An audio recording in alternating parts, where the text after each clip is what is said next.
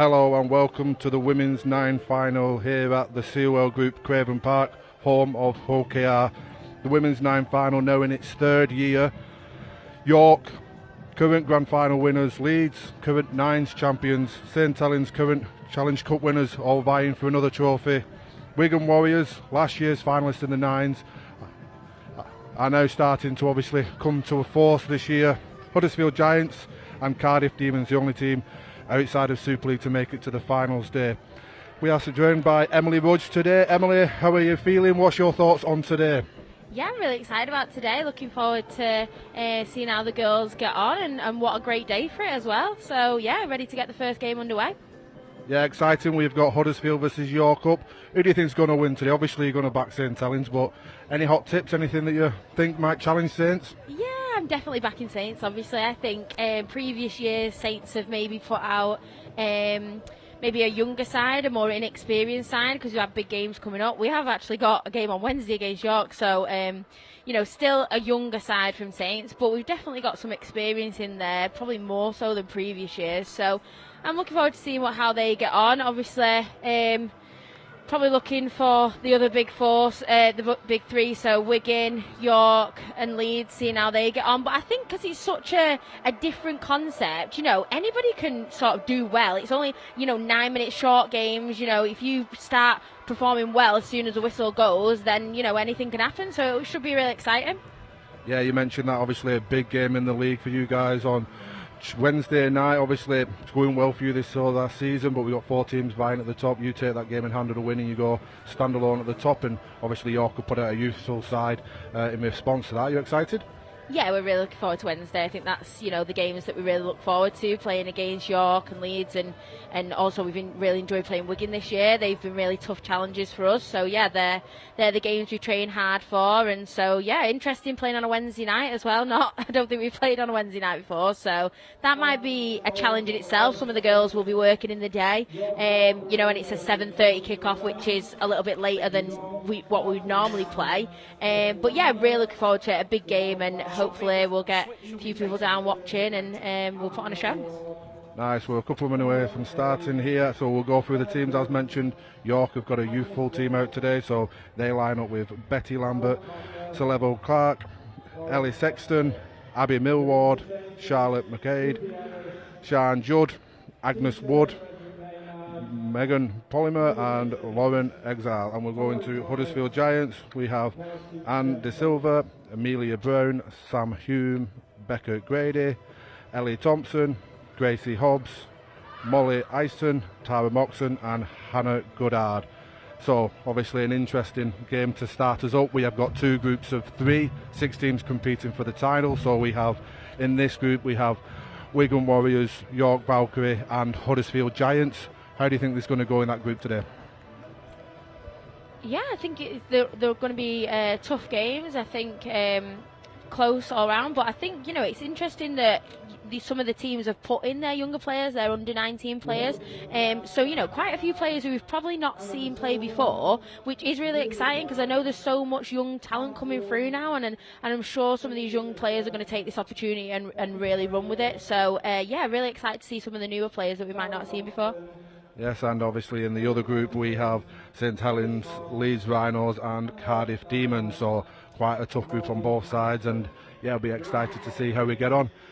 Just looking obviously into the teams and some of the coaches of this teams, we've got Laurie and also we've got Lindsay Anfield in charge of these 2 respective teams. We would have played with them in 2013 in the World Cup. I would have been involved again. How exciting is it to see some of these female coaches as well being successful in their field?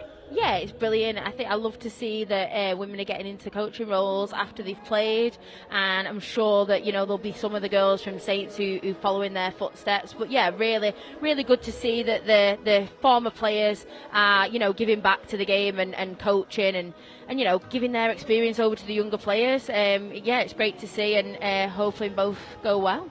Obviously, don't want to talk too early, but have you got any plans afterwards? Is it something you want to get involved in? Obviously, vast experience, our most capped rugby league player at the moment internationally. What's your thoughts?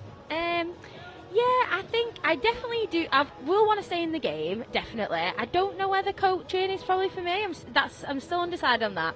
I do feel like Jodie will probably go into coaching, and I can definitely see me helping her out if that's the case, because we do work well together, and obviously we're best mates. So yeah, I can see me helping out. I don't know whether I'm like striving to be a head coach. I don't think that's maybe how I see myself, but I definitely will stay in the game some way or another. Great stuff. And just obviously those that are new to this, we'll go through how we got here and how the competition started. So you have 16 teams took part across the women's pyramid in the festival that took part early in the year, and 6 teams made it through to the final. 4 winners, which is St Helens, York, Cardiff and Wigan. They topped their groups, and Leeds and Huddersfield were the wildcard spots. Teams obviously just walking onto the pitch for the first game of today, so exciting stuff. You've played in nines before, or you watched nines. What's your thoughts on how would you approach this game? What will you do differently? How do you get started? Because 18-minute games, 9-minute halves is obviously quite tight. Yeah, I would just stick the fast ones on there and let them run. Yeah, I think, I'm obviously a forward. We've left out a lot of forwards today at Saints, and we have sort of more of a backs game. I think we've decided to play. So, I mean, it's interesting to see what the other teams have done, but yeah, it's obviously a really fast games. I think it's key to roll on, roll off subs and get people working hard for short stints, and then swapping it about and just moving the ball around. There's so much space. I think it's really important that skill's good, and the try should follow after that. Yeah, so Huddersfield are due to start in the maroon, kicking off to York in the black.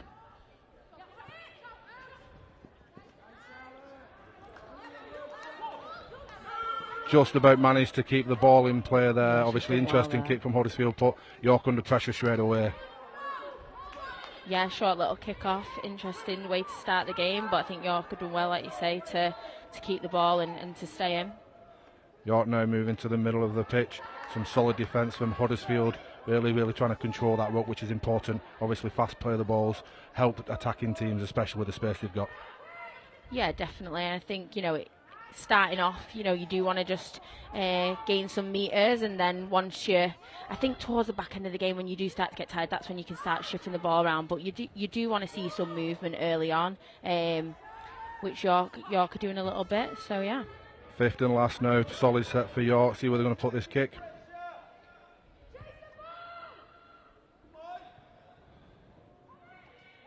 Good kick chase, good pressure, well taken by Tara at the box. Where the back wasn't easy, that obviously under quite a bit of pressure. Yeah, York did well then to put her under pressure and just try and force a bit of a mistake. Huddersfield trying to go round them, going early there, trying to spread the field a little bit wider.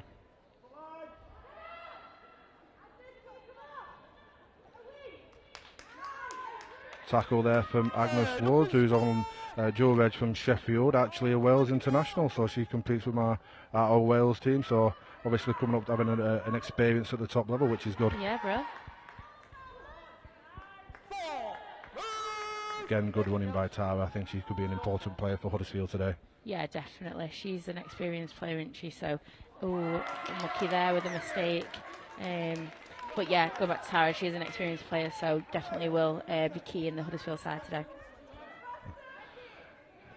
Yeah, and like I say, Sam did well there. Sam got to the line. Obviously didn't manage to take it, but that's what you need to be able to engage the defence to try and maintain that space on the edges. York's first chance here into the middle of the field. Yeah, it's good defence from Huddersfield, just pushing her back and working her on the floor. Yeah. And another mistake, unlucky. So obviously it's quite early in the morning today to a certain extent. We're obviously used to playing 3 o'clock games and double headers and playing on the evenings and stuff. Do you prepare differently? Do you have to get into your routine? Do you have to change the way you eat? Yeah, definitely. I think it is different depending on what time of day it is. If it is really early game, like you say, the girls won't be used to that, and it will be definitely different preparation to a sort of a midday game, which we're used to playing. Probably got up quite early to travel here as well. Look at half break there from Amelia, but the ball goes to the floor. Sorry, carry on. Yeah, probably a little bit of nerves as well with it being the first game and early on, and I'm sure some of these girls are maybe the first time they're playing together, so just getting used to sort of clicking with each other and the communication and making sure that's on point so that they can perform well. Yeah, another good chance here for York to try and mount an attack and try and get some first points on the board.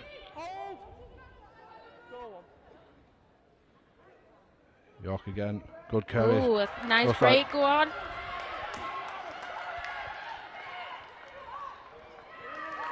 Oh, lovely try there, lovely break from York. Huddersfield did well, but couldn't quite catch her. And yeah, great try. Good try there from Lauren, obviously run straight through the middle again. For those who are new to the game, if you do score in between the posts, there is a bonus box. Bonus box is 5 points, so they might have missed a chance there. They might do that at the end of the door. And also, there is no conversion of a cone. It is a drop goal. So obviously that makes the game a little bit faster. So we are 4 minutes into the game, and Lauren obviously taking up the first try. Yeah, I mean, credit to Huddersfield there, because obviously they did chase all the way back and probably did force her to score outside of that bonus zone. So yeah, you know, depending on what happens in the rest of the game, that could be key moving forward. Oh, lucky, mate. And the conversion is missed. So obviously the door is now opened for Huddersfield, but kicking as you were saying about having some backs on the edges, obviously some fast people, just a big strong running front row there straight through the middle of them. Doesn't happen very often. Yeah, definitely. I think Huddersfield probably a little bit disappointed probably with that defence. I know we definitely would be if that was Saints. I think sometimes in the nines you expect them to score on the edge, but if they're running straight through the middle of you, yeah, that's not ideal.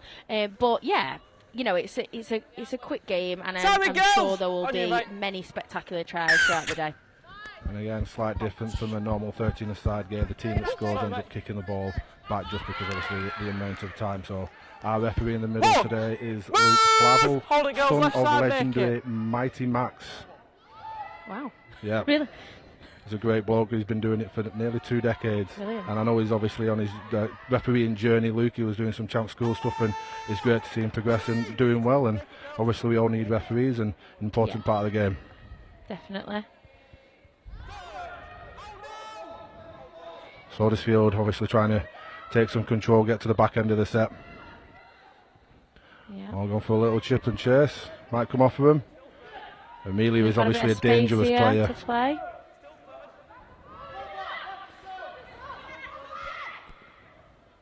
Oh, lovely little hands again. Offload. They've got quite a lot of space now. Huddersfield, can they use it and get some points on the board? Again, another offload. Obviously, you would have trained a little bit with Amelia Brown, devastating runner. Obviously, Huddersfield's top try scorer for a number of years now. Very important is it to have, obviously, the quality and calibre of Wigan that we've got started coming through the game now. Yeah, definitely. And I think, lovely take there on that kick. And a great little try from Huddersfield. Yeah, lovely kick there, lovely kick. Obviously into the corner.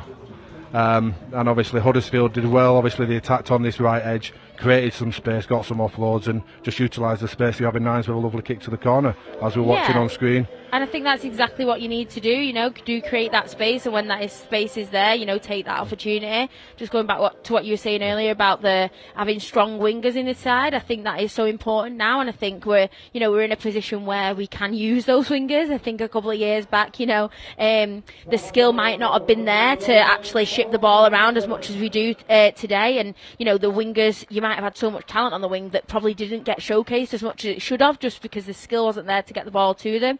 But I think the skill level across all teams is really up to the last couple of years, and that obviously means that we are seeing now some great wingers throughout the league. Yeah, and obviously fantastic kick there from Sam Hugh to obviously get that points on the board. Unfortunately, she missed the conversion attempt, which again, just to reiterate, is done by obviously a drop goal rather than a conversion. And again, another short kick off that's going to pay off for her there. Lovely kick. In a bit of space as well, and the opportunity for an offload. And York's defence at the minute is pretty scattered, so they've done well to take her down there. Again, Amelia Brown causing some challenge on that York left edge. Oh, that's unfortunate. Great opportunity. Yeah, you need to take those chances. Obviously, going back, Emily, you've been around quite a while, like I've been around, and obviously the game is significantly different in many ways than where it was when I think I watched your first game when it was on a school field in Beaumont, and there was 10 internationals and dogs walking across the pitch and stuff. So, yeah. How do you find it? Oh God, it's worlds apart. I think me and Jodie always say that we're so honoured and privileged to see both sides of it. You know, there's a lot of younger players who come into now and they just see, you know, the amazing facilities and everything, the support that we have, and they've not seen that other side where we know where it's come from, where there was no physios, no support. You know, you did play on a park field, you had to walk the field at the start of the game, check for dog poo and glass, you know, you had basically, my mum and dad would come and watch and about 3 other sets of parents, and that was it. And now we're playing out of Super League stadiums. We have incredible medical support, you have great crowds, loads of fans outside of your family, so yeah, it's brilliant, and I love to see days like today where it can be all showcased and the talent from the girls can really shine.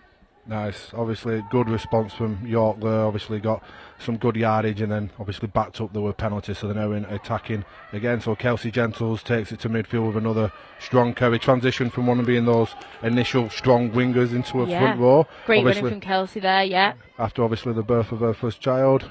And York are looking pressing here. Oh, it's a good try.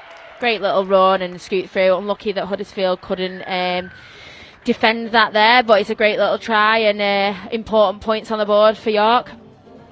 Yeah, obviously, again, strong running from our front rows again that managed to create that space. Got a quick play of the ball because she managed to get a nose through, and they just capitalised that. They just went hard and strong at the moment, York, and it's paying dividends for them. Yeah, and I think, you know, especially for Huddersfield, it's hard work in the nines, and you have definitely got to make those one-on-one tackles, and you can't, you know, sort of, you know, when we're playing 13 aside, you've got your teammates there to help you defend and work the floor. You have got to make these one-on-ones in the nines, and you can't afford to have 3-4 in a tackle because it just leaves too much space. So I think, you know, York have really capitalised on that and done well there. Yeah, obviously, first half, a bit of a nip and tuck game. I think the second half is going to be obviously quite an interesting. You have a minute to turn around now, quick talk, so there's not a long time straight back into it. Some of the legs will start to be burning 9 minutes of basically constant sprinting. So what would you be saying right now? Yeah, I think just keep the momentum going. I think York look like they've got good shape. They just need to take their opportunities when it comes. I think Huddersfield maybe look a little bit slower in attack, but they have had some good opportunities. And when they do make a break, you just need that support. They've done it a couple of times with the offload, and that's really paid off for them. So yeah, just more of that really. And I think, like you say, it is tough. So rolling on and off the subs, I think, is also important from, you know, the coaches and the backroom staff. I think they've got to be key in watching who is looking tired and like the flagging and get them off and get some fresh legs on, because I think that can, you know, really make an impact and a difference in a game. Yeah, because this is potentially game 1 of 4, so there is 2 group games. Yeah. If you finish 1 and 2 in your groups, you then go through to the semi-finals. Obviously, 1 taking on the runners-up in the semi-finals, and then a final. So 4 games, 18 minutes. Obviously, lots of squad rotation, as you say, is really important. So if you was in the Huddersfield camp now, if you was in the huddle, what would you be saying? What would you be delivering to your teammates? What would you be saying?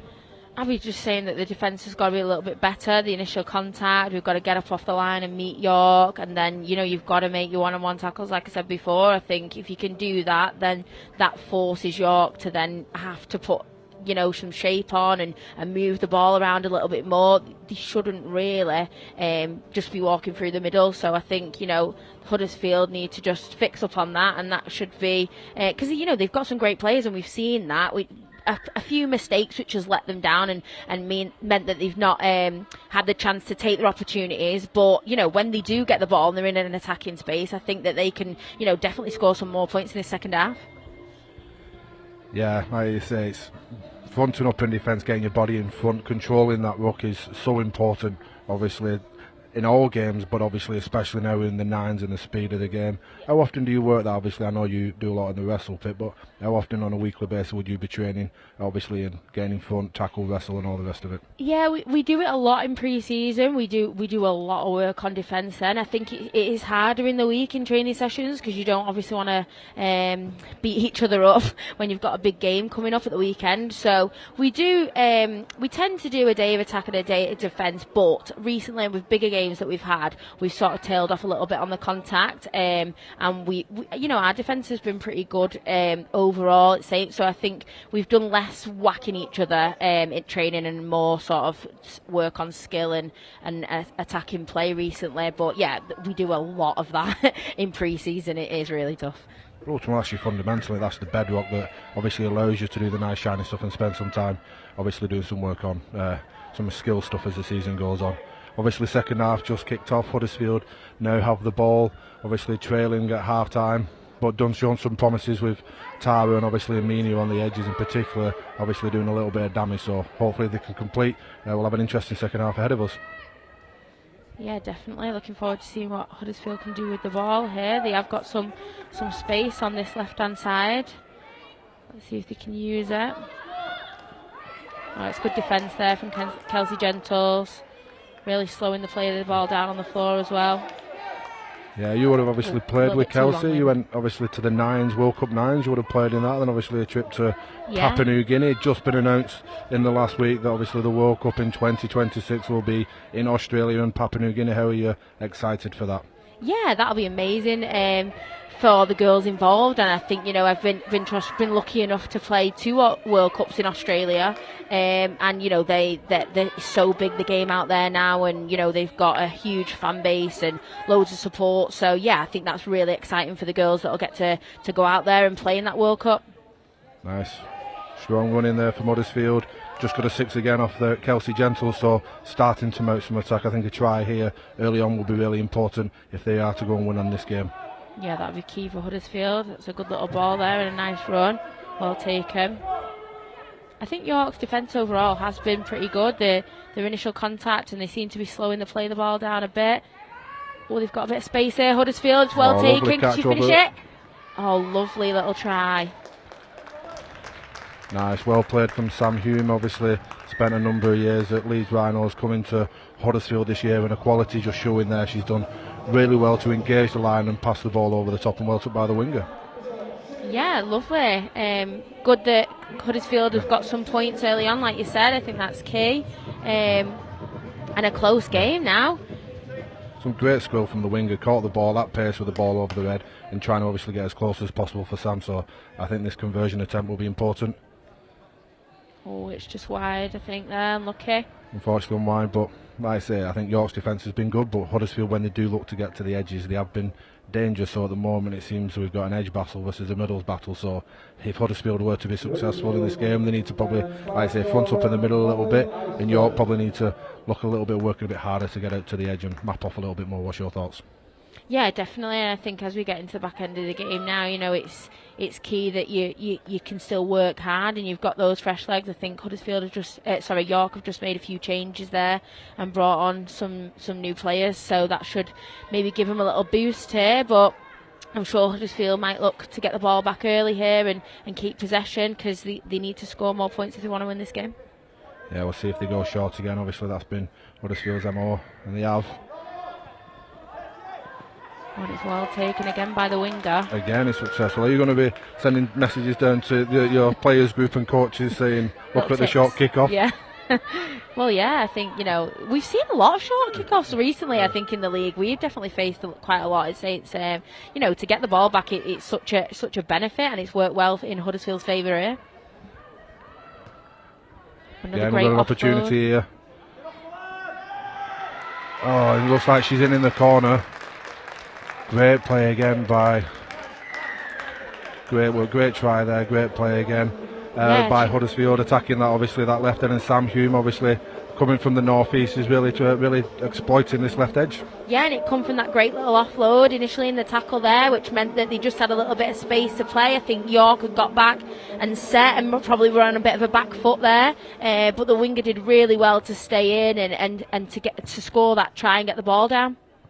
Yeah, I think that's Molly's second try, and she's really impressed me so far, taking the ball above her head to score in the corner, and then having the confidence and then the ability to stay in under pressure is quite a high skill, so yeah, Molly's obviously doing really well there. And also, she's kick-started that really as well from the short kick-off and picking that up, so she sort of started that set and finished it, which is, great work from her and her teammates as well. Yeah, and the conversion not successful, so we are now 12-10 to Huddersfield, so 2 points, so this game is far from over, and obviously a long way to go yet, even though there's probably only 5 minutes left on the clock, but it feels like there'll be a long time. Oh, and that's a bit of an error from York. I think the ball is going to stay in, but they've got a long way now to get back up to their try line. That's great defence there from Huddersfield. Yeah, some line speed here might go. Obviously put York under a bit of pressure, and it has. Oh, that's a under pressure mistake there from York. I think they'll be a little bit frustrated with that because now they really are under pressure on their line. They've got to work hard to defend here, and what a great opportunity for Huddersfield. Again, good attack there from Amelia. Obviously, they changed it up. They went long. Amelia worked hard, put a big hit, and put York under some pressure, and they obviously backed that up with a knock on. So another chance to really cement their lead here, Huddersfield. Definitely. Oh, and they've kicked early in the set, but unlucky there. Oh, and I think we might have a little bit of an injury in the corner, maybe there. But yeah, I don't think she got that ball down, did she now? We're watching the replay. Bold kicking early on the second after that pressure, but probably chasing the clock and just couldn't manage to take it in her hands, and obviously slight knock on. Touch judge did a great job there on the point, obviously, and told the referee, but obviously we have a little bit of an injury here in the corner, which is never nice to see. No, hopefully she's okay, but I think, probably the other girls are quite glad of the break at this point. I know definitely York, probably that's a bit of a pressure release from them. I think kicking that early in the set, I think that I'd be definitely quite pleased with that if, especially not getting the points. So now they're going to get the ball back and they only had to actually defend 2 of the tackles. So yeah, I think a bit of a pressure release there. I don't know whether that was the best decision from Huddersfield, but they're still in the lead. So, and a couple of minutes left for York to come back. Yeah, obviously, I know one thing that's been discussed quite a bit. I know yourself and Jodie have obviously talked about it on the socials about obviously how Saints and obviously the progression in Women's Super League, but how Saints in particular have been looking after you with in regards to medical and making sure that you're back as soon as possible. So how do you think that, and what's the importance do you kind of value on that?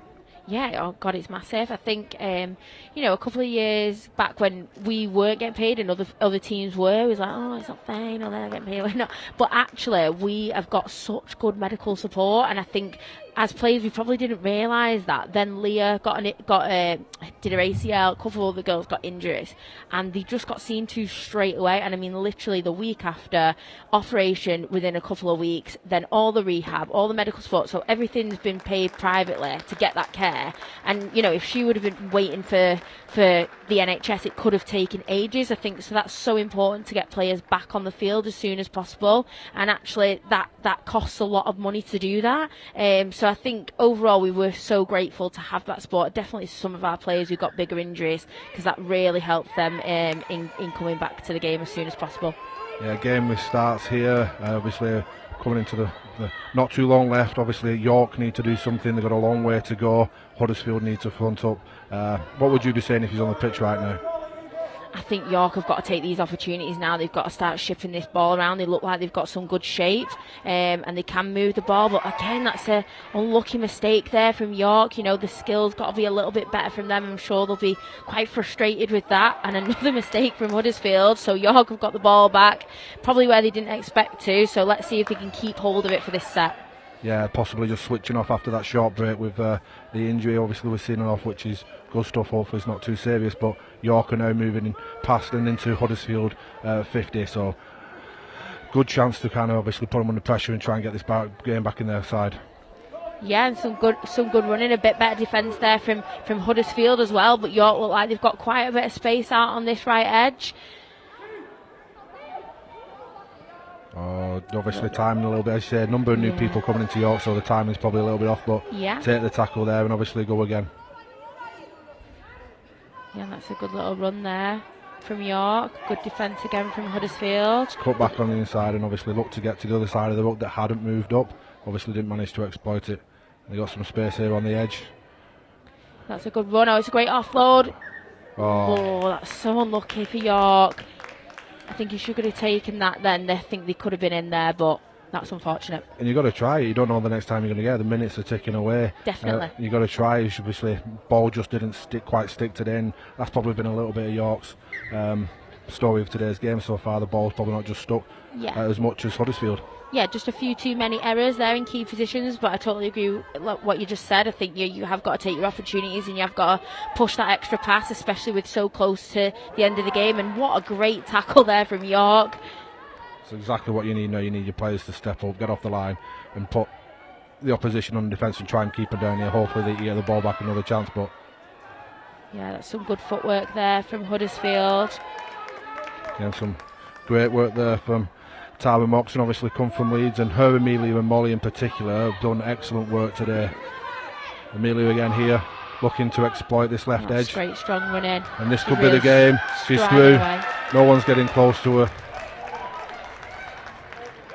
Fantastic work. Again, we highlighted her at the beginning of the part of how much of a devastating she can be, but ultimately that was also started by Tara on that right edge, got an unusual ball, picked it up and obviously just ran hard and created some space, created a disruption in the York defence. Yeah, just watching the replay here now, it's fortunate that the York player couldn't quite complete that tackle there, and then a couple of other missed tackles, and then once she gets a little bit of space, she's just striding away, and it's so tough to catch her in that position. So yeah, a great try from Huddersfield, and that'll probably seal the deal for them in this game now. Yeah, with the bonus points gives them an extra point, makes that a 5-point try, and obviously hopefully Sam will slot this over. No, so the game is still open. I think, no, that is the game, that's time, so good first half. I think Molly, obviously the young Molly on the wing, has scored a hat-trick, a DICE graduate. She's in the DICE programme, which is obviously the youngest and most talented athletes in our sports. Obviously they had a camp this week, I was lucky to go in there, so obviously back in your day a little bit, there might not be, they get to spend 3 or 4 days together, have some expert coaches, and obviously it's great and it's fantastic, and clearly it's paying dividends today, some of the work that they've done, and obviously today we'll see a litter of DICE players across all teams. Yeah, I think that's really exciting. I love that they've got that programme now and younger players can have that sort of extra coaching support and all the other support needed to be the best version of yourself. So I love that the girls are involved in that, and we're seeing now girls come through that programme, and there's so much talent, and it can really be nurtured at a young age. So I'm sure the future will be very, very strong for Women's Rugby League with having players like that and programmes that can support them. Yeah, obviously final score there, Huddersfield Giants 16, York Valkyrie 8. So obviously Huddersfield have now got one foot in the semi-finals. Both teams will take on Wigan Warriors, who are looking quite formidable at the moment. You had the first double derby game a couple of weeks ago on the Friday night. What an experience was that for you? Yeah, loved that. Loved Derby Day. I loved playing at the Wigan Stadium. That was a great opportunity for everyone involved, and a great chance to showcase women's rugby on Sky Sports. So yeah, it was a good game, and I think Wigan, like you say, have really upped it this year. I think they're now a really tough side to come up against. So yeah, looking forward to seeing them in this setup of the Nines, because I know they did really well last year, and they've got more young talent that's come through. They have got a lot of pace at Wigan. I feel like a lot of good players who would benefit from having a lot of space on the pitch to step the way through a defensive line. So yeah, I think Wigan will be really strong today, and looking forward to seeing what they can do. Great stuff. We're just minutes away from the next game, and we'll join you again in 30 seconds. But thank you very much, Emily. Thank you for your time today, and hopefully we'll see you soon. Yeah, see you soon. Thank you.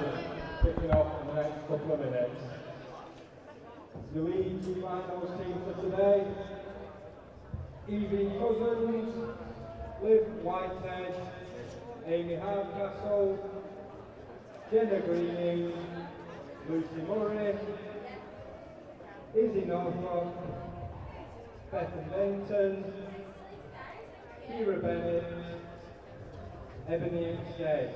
Your interchanges: Ruby Walker, Ruby Bruce, Grace Short, Ella Donnelly, Sonia Hoyle, and Sophie Robinson.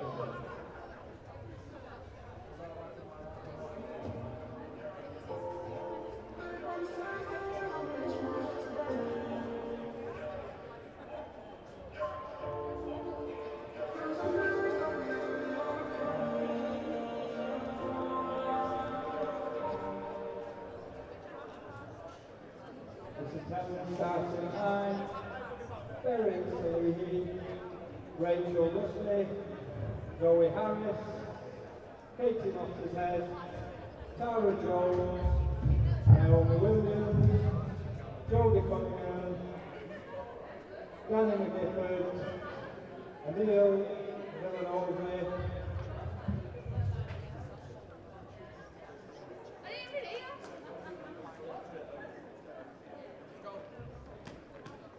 the interchanges, Dick Birchall, Caitlin Taylor, Lucy Gibbons, Amy Taylor, Grace Allen. And here we are, obviously game 2 just about to kick off. St Helens versus Leeds Rhinos. They obviously met in the group stages at the festival stages where St Helens comes out top, so I'm sure Leeds will probably obviously want to take back and take revenge of that game and obviously put a good foot of putting them into the finals. We're joined by Beth from Wigan Warriors. How are we doing, Beth? You good? Yeah, I'm really good, yeah, thanks. Great stuff. Obviously St Helens Leeds, one of those classic games.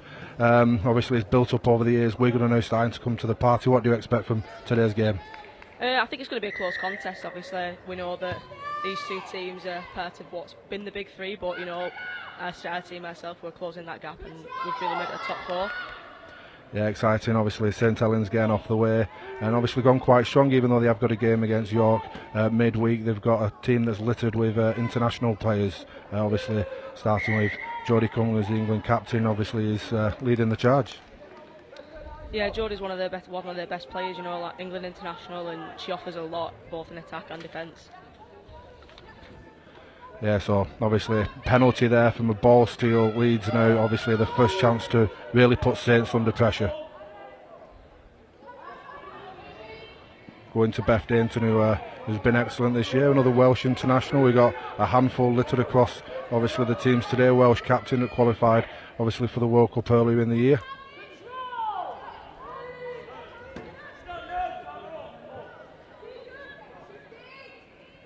Lee's taking it back to the middle, lovely carry in behind the ruck.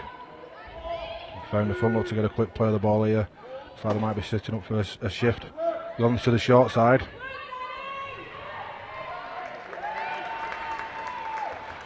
Lovely pass by Beth there. Well taken by the winger and obviously just executed really well. Some smart players there from Leeds Rhinos, and that's probably going to be a shock to St Helens. Yeah, definitely. They wouldn't have expected that so soon, but they have to see how they respond to it, and hopefully they'll sort themselves out and get defending. Yeah, fantastic there. Ebony obviously completing the try in the corner, but a lovely work try and a fantastic pass from Beth. So obviously, what would your thoughts be now if you're a St Helens, game started, penalty, then lead to a try? What's your talk in the huddle? I'd be saying we need to do up, we need to number up properly because they had that overlap on that outside there, and they need to make sure that first contact's really good as well. Yeah, unfortunately the conversion isn't successful, so 4-0 here for Leeds, and obviously they are going to kick the ball back to St Helens. Obviously for those that are just joining us for this game, it is 18 minutes, 9-minute halves, and obviously when you get the ball, when you score the try, you kick the ball back. So we saw Huddersfield do quite a lot of short, tricky kick-offs. Leeds haven't gone for that today.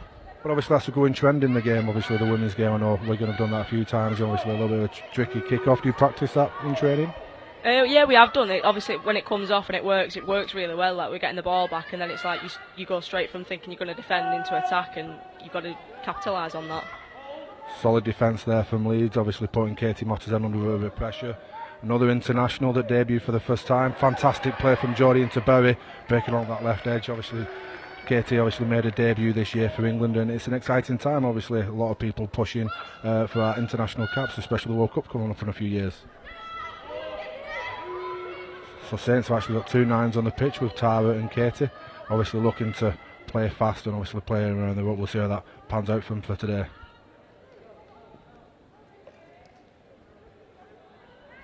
And Saints looking to be expansive early on, trying to get the ball to the edges, but some solid defence from Leeds Rhinos dealt with it quite well.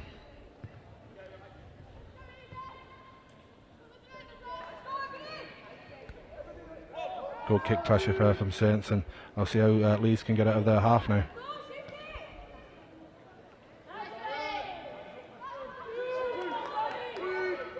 Again, well done from Leeds, obviously just looking to go to the edge. Another Dice graduate obviously taking part, and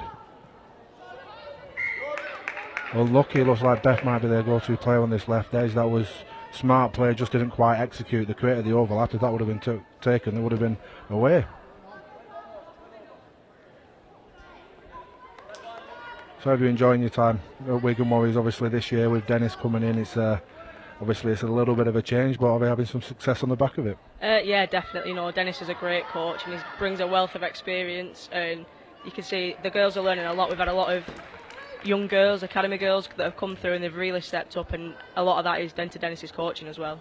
Nice, fantastic stuff. Saints went early there, tried to get around the edge when that is the fear. If you can map off well as a defence, you put them head obviously into the 14th, defender, which is a touch. So well defended there from Leeds, really on it seems this morning.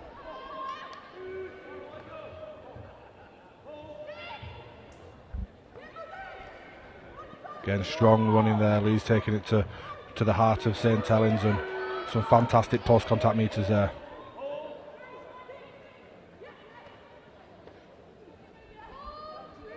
Again, Kira Bennett, obviously really one of the informed players, and obviously come through this new generation of players, really starting to move this Leeds defence around through the middle and causing St Helens some problems.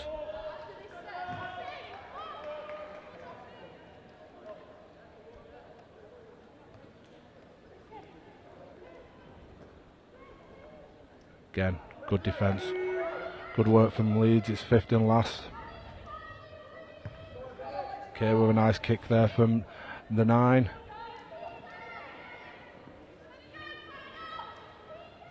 Now it's Saints' turn. Feels like this might be where we are for the next 4 or 5 minutes. Both teams completing the sets, being strong, looking together back end of the gates. And as I said, that the commentators' curses come in and obviously put the ball down. Big chance for Leeds now. What's your thoughts? Yeah, I think they've turned that ball over there. Leeds have got it now. They've got really good possession of it here now. Not fair to go from the try line. So let's see how they attack. Big hit there. Yeah, obviously they've got a lot of work to do here. St Helens, we know Leeds are phenomenal in attack, so we'll see where they get to. And they look to possibly have an overlap there. They didn't execute. Held up over the line. No double movement there, so possibly a chance gone begging there for Leeds. Might end up ruining that at the end of the game, but possibly a let off for Saints. Yeah, definitely. They've got the full pitch to go though, so let's see how they work here.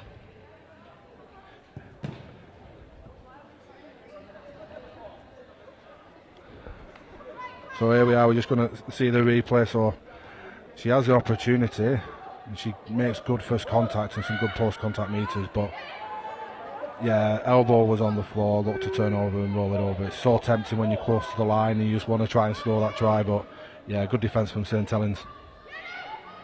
Nice little run around there from St Helens. Hasn't come off, so obviously Berry was a Wigan Warrior for not so long ago, and obviously transitioned to the dark side, some might say, at the end of the season. How's it like in camp? Obviously a lot of you girls come up playing with each other, seems to be a nice friendly vibe. What's your thoughts on? Yeah, it's one of them, people go and look for another opportunity, but everyone's still friendly with Berry when we see her. But she was a great fullback for us, but we've had other people step into that role, and Grace Banks has been doing really well at fullback. So yeah. Feels obviously, I know we're jumping maybe a game ahead, but feels like it could be a day for Grace Banks with her electric speed. Oh, definitely. Grace's speed is unreal. Like, she gets that ball in an open gap, she's gone. Again, some more fantastic defence on that right edge for Leeds Rhinos. Obviously showing him the space, but obviously they got enough speed, enough determination to make sure they're not getting around him. So that's the second time St Helens have gone to that left edge, and Leeds have defended it really well. Good set though for Saints. Obviously they managed to take him up the field. Big defence now required to put Leeds Rhinos under pressure.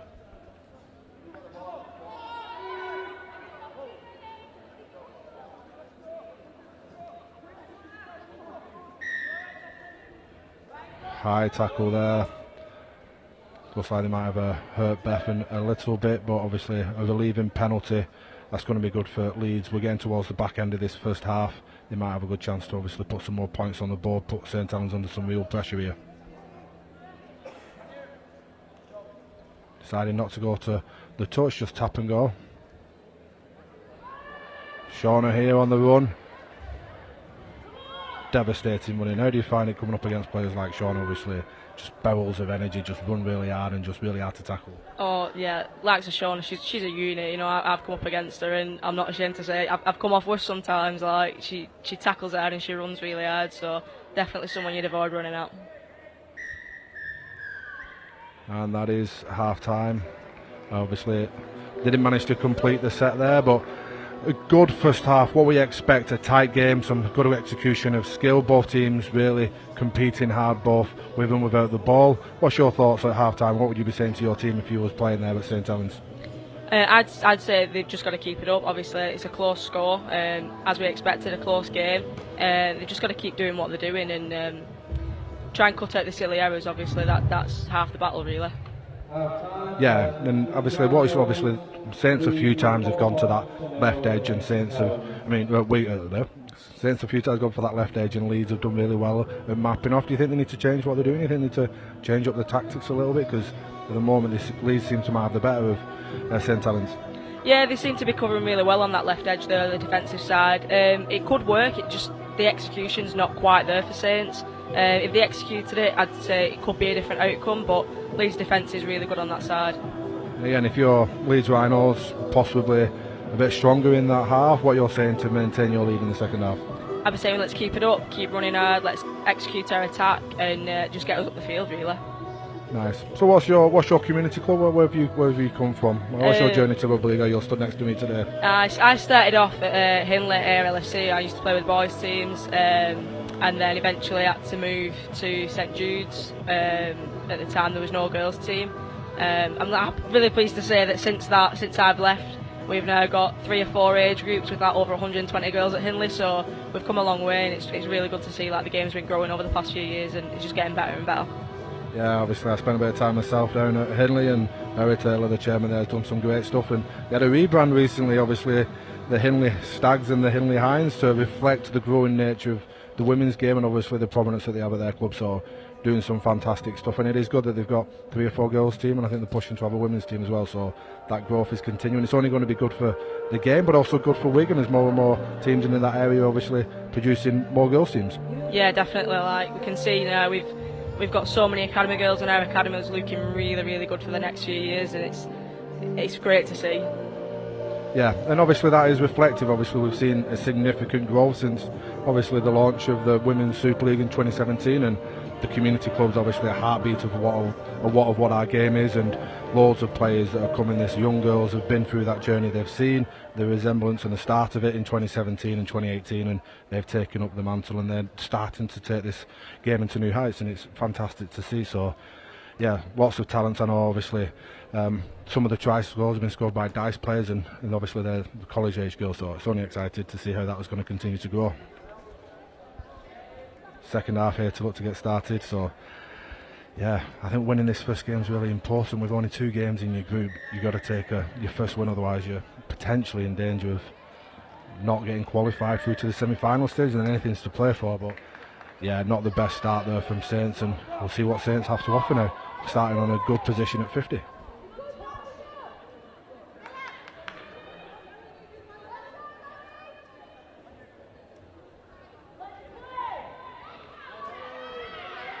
Strong carry there into the middle of the field. I think that's from Lucy Gibbons. Strong carry there, young player, and obviously going straight to that edge. That seemed to be better there from Saints, a little bit sharper, set up with a quick play of the ball, and obviously look to play a little bit flatter at the line. So we're now taking it back to midfield.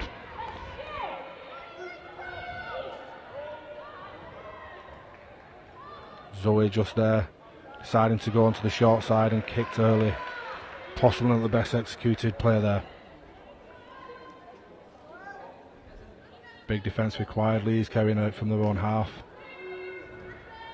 Again, just want to try and get out of your set here. Get out your half of your set and take it up. And again, commentators comes into it.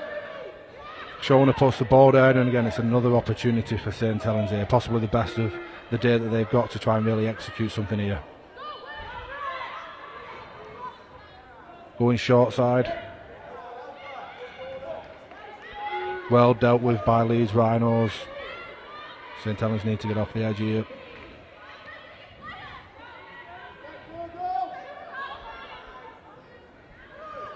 We've got space and we've got numbers on St Helens right. They've set it up beautifully. Can they execute? Ball to Zoe Harris. Out the back. Lovely tips. Great defence from Leeds Rhinos. Possibly out the back was the better option there. Yeah, I agree. I think they're at the back would have been the better option. I think they had the numbers on that side and probably could have been a try gone begging though. Yeah, they have another chance. So here we see out the back from Zoe, and obviously nice little tips ball, but we had Jodie Cunningham at the back there, and they had obviously lots of space on that edge. Again, Zoe taking it to the line. We got the space. Is that down? It is. Again, some fantastic defence from Leeds Rhinos, but just a little bit too close to the line.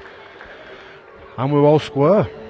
Yeah, I think she was lucky not to hold her up there, but great determination to get over the line there, yeah, from Saints.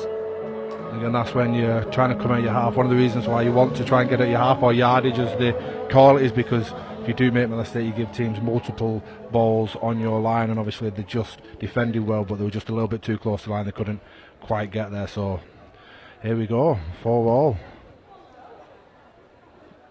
Unlucky there from Zoe. The kick is unsuccessful, so about 6-7 minutes left of this game. It's going to be a real nip and tuck. I think we might see a little bit of flair coming out, and I think who manages that situation the best over the next 2 or 3 minutes will probably come out victors in this game. Yeah, definitely, I agree there.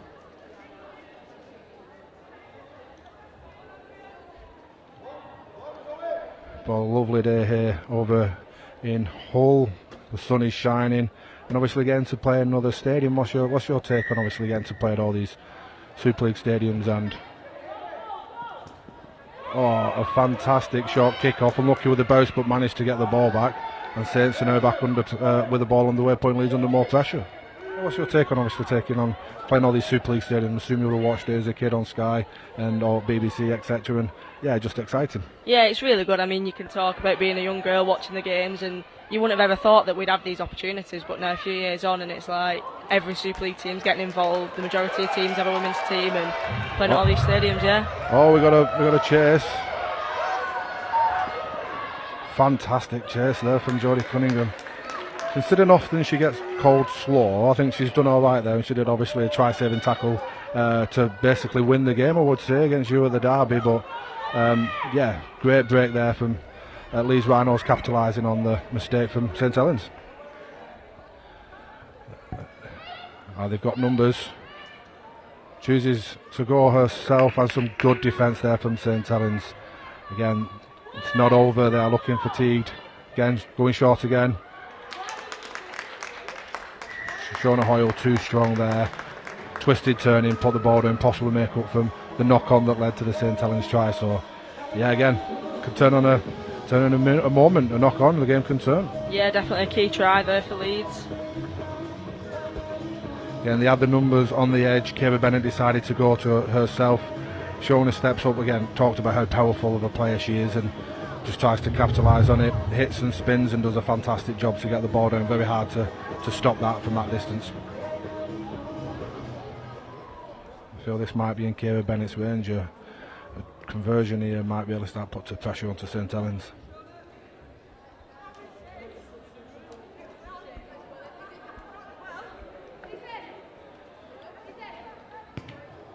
And again, I might need to stop talking every time I say something the opposite. Yeah, not the best of kicks, but again, not long left in this game. Minutes do tick away fast in 9-minute halves, and yeah, we need to see something from St Helens here. Otherwise, Leeds will take the first spoils of the day in Group A. Yeah, definitely. Saints need to get over that line and get over that line quick. Like we said, this first game, it's really crucial for this. Naomi with a strong carry into centre field. Staines still got two recognised nines on the pitch with Tara and Katie. Again, going for the run around. Lovely little dummy from Zoe Harris.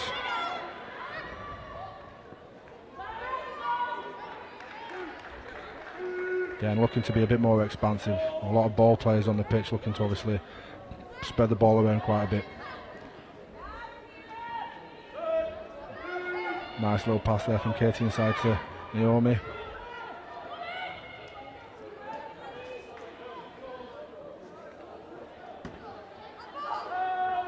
solid defence from Leeds Rhinos, so fronting up really well. Oh, we've got an opportunity here, Tara, with one of her trademark runs. Good defence from Kira, 5th and last.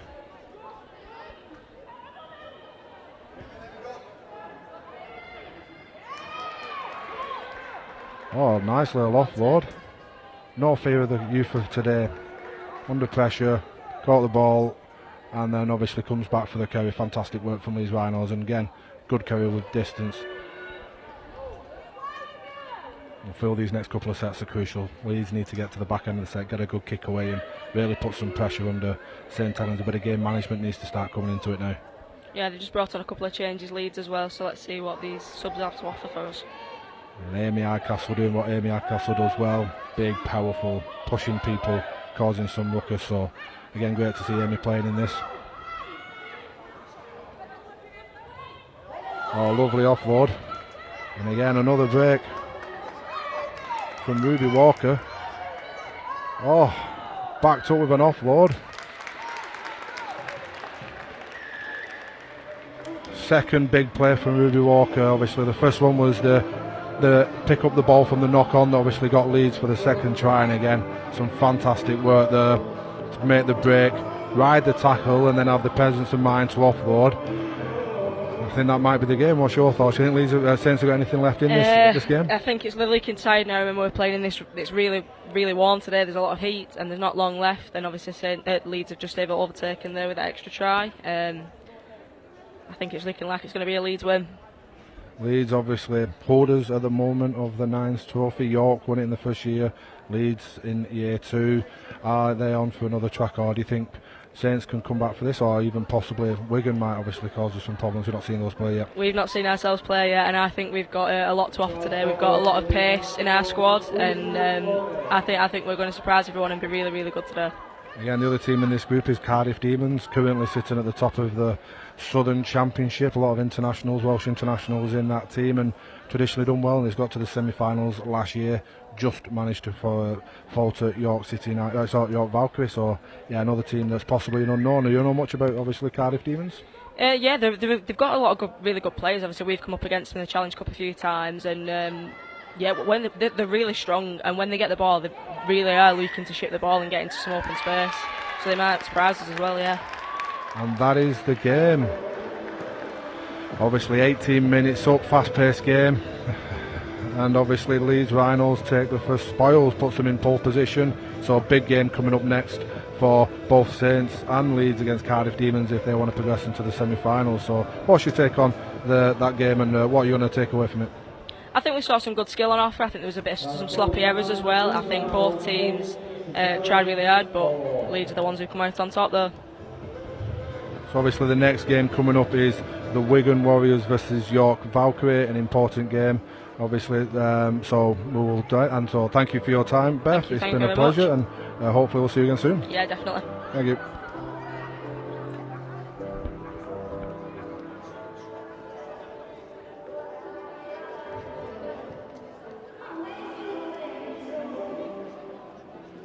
Apologies.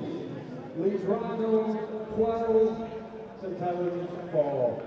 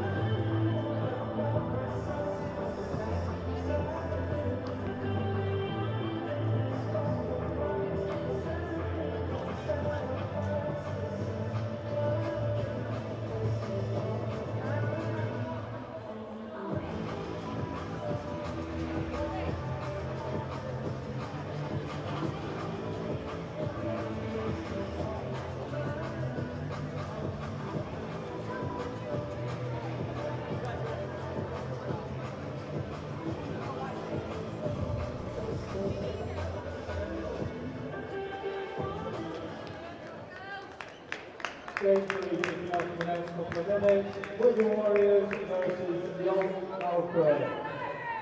The Wigan Warriors starting 9, Tracy Banks, Anna Davis, Molly Jones, Eva Hunter, Mary Coleman, Keris Jones, Izzy Rowe, Paris Marsh, Jenna Augusta. Your interchanges: Ellie Derbyshire, Vicky Molyneux, Rachel Thompson, Caitlin Hilton, Gracie Bradshaw, and Georgina Wilson.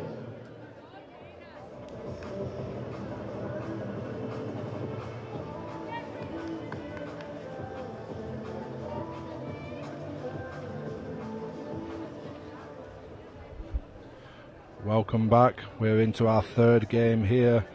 York Valkyrie are taking on Wigan Warriors. York's second game, taking on Wigan in their first game, a must-win game for York.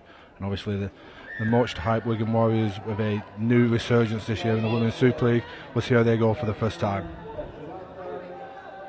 Well taken by Anna, and they're taken into midfield.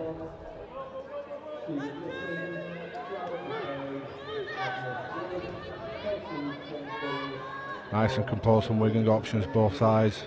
Izzy really looks to take on the line early. And fantastic break from Izzy there, using all her pace, using the threat of Anna to create a little bit of space. And first set, first points to Wigan Warriors. Fantastic work there, and with a bonus points try. So great work there for Wigan, maybe living up to their pre-match hype.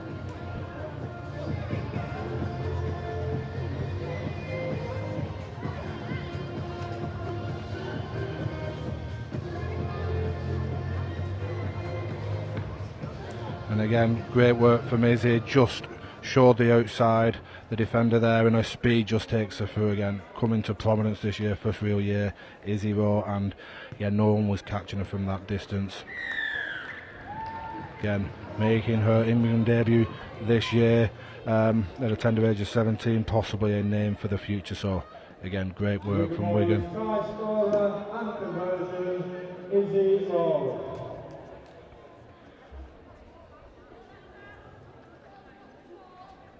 Wigan Warriors here looking to kick the ball off, and again with the conversion takes it 7-0, so a task here for York Valkyrie. Lovely deep kick, and York looking to return the ball. Now just past the 20, good defence there from Wigan Warriors.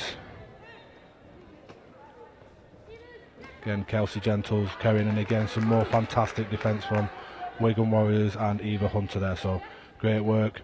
Agnes from York making an incisive run from dummy half there. York needed that because Wigan was starting to get on top.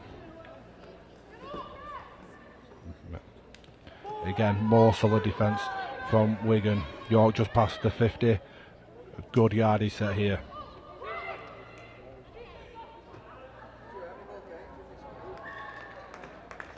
Again, gone outside, and it is Wigan's ball. Another chance to attack. First time they had the ball. Izzy Rowe with her insightful run put them on the boards, and we are joined by Andrea Murray. Hello Andrea, how are you doing? Hi Tom, I've just run up the stairs a little bit out of breath, but looking forward to seeing the rest of this game. Nice, and obviously you've got multiple roles here, the RFL and across the board. You do some work with Wigan Warriors. Are excited to see this young team play today? Yeah, I think some of these girls are absolutely made for nines, you know, as much as they're doing amazing things in the 13-a-side game. This could definitely be their patch today, so possibly showing it already here with Grace on the left. Lovely play there from Fubister, and again fantastic finish from Grace Banks. We spoke earlier about the threat that Grace might have, obviously an electric speed, and again some of the young halves really starting to play. Izzy Rowe on the first side, on that right side, and then some fantastic play there from Fubister. So yeah, again excited young players really starting to come to the fore.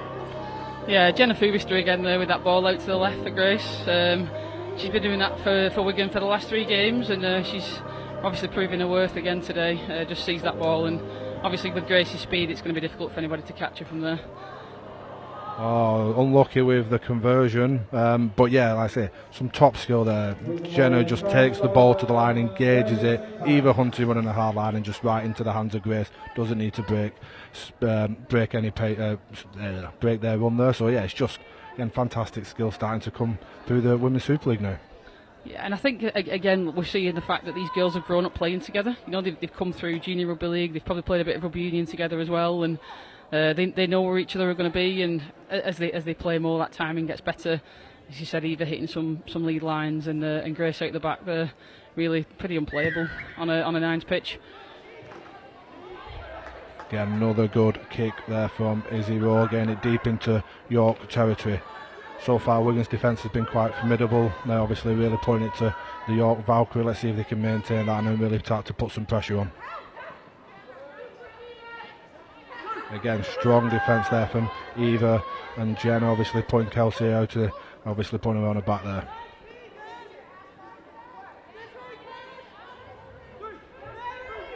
And York now just creeping up to the 40-metre mark, looking to try and create a little bit more space by getting a little bit further across the field, making those less numbers, making some more runs from around the ruck, obviously looking to tire the legs a little bit more. Obviously that's smart playing nines.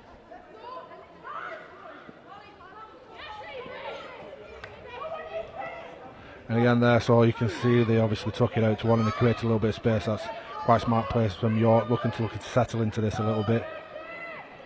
Good cover across there from Molly Jones there, and the crossfield kick really doesn't go forward very much, but dealt with, and I think we're looking for a handover here. Wigan will start again with the ball in hand.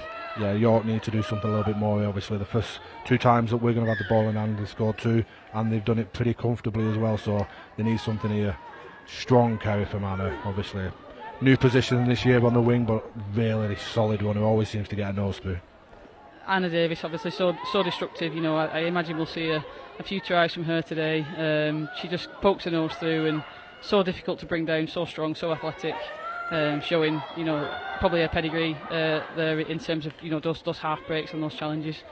And how good is it to see Kerris Marsh back on the field, obviously a mainstay of the Wigan Warriors teams through the early parts of, and again some great play here, and Eva Hunter manages to get away again, really having an informed season, really come to the fore, devastating, scoring tries for fun at the moment it seems. Yeah, Eva's just back from a break with an high ankle sprain, a syndesmosis I think as the Australians would call it, but yeah, she's just raring to go out there and you know, on the end of those balls, as soon as she gets into any kind of space, she's away, and yeah, exciting things to come hopefully towards the end of the season for Eva.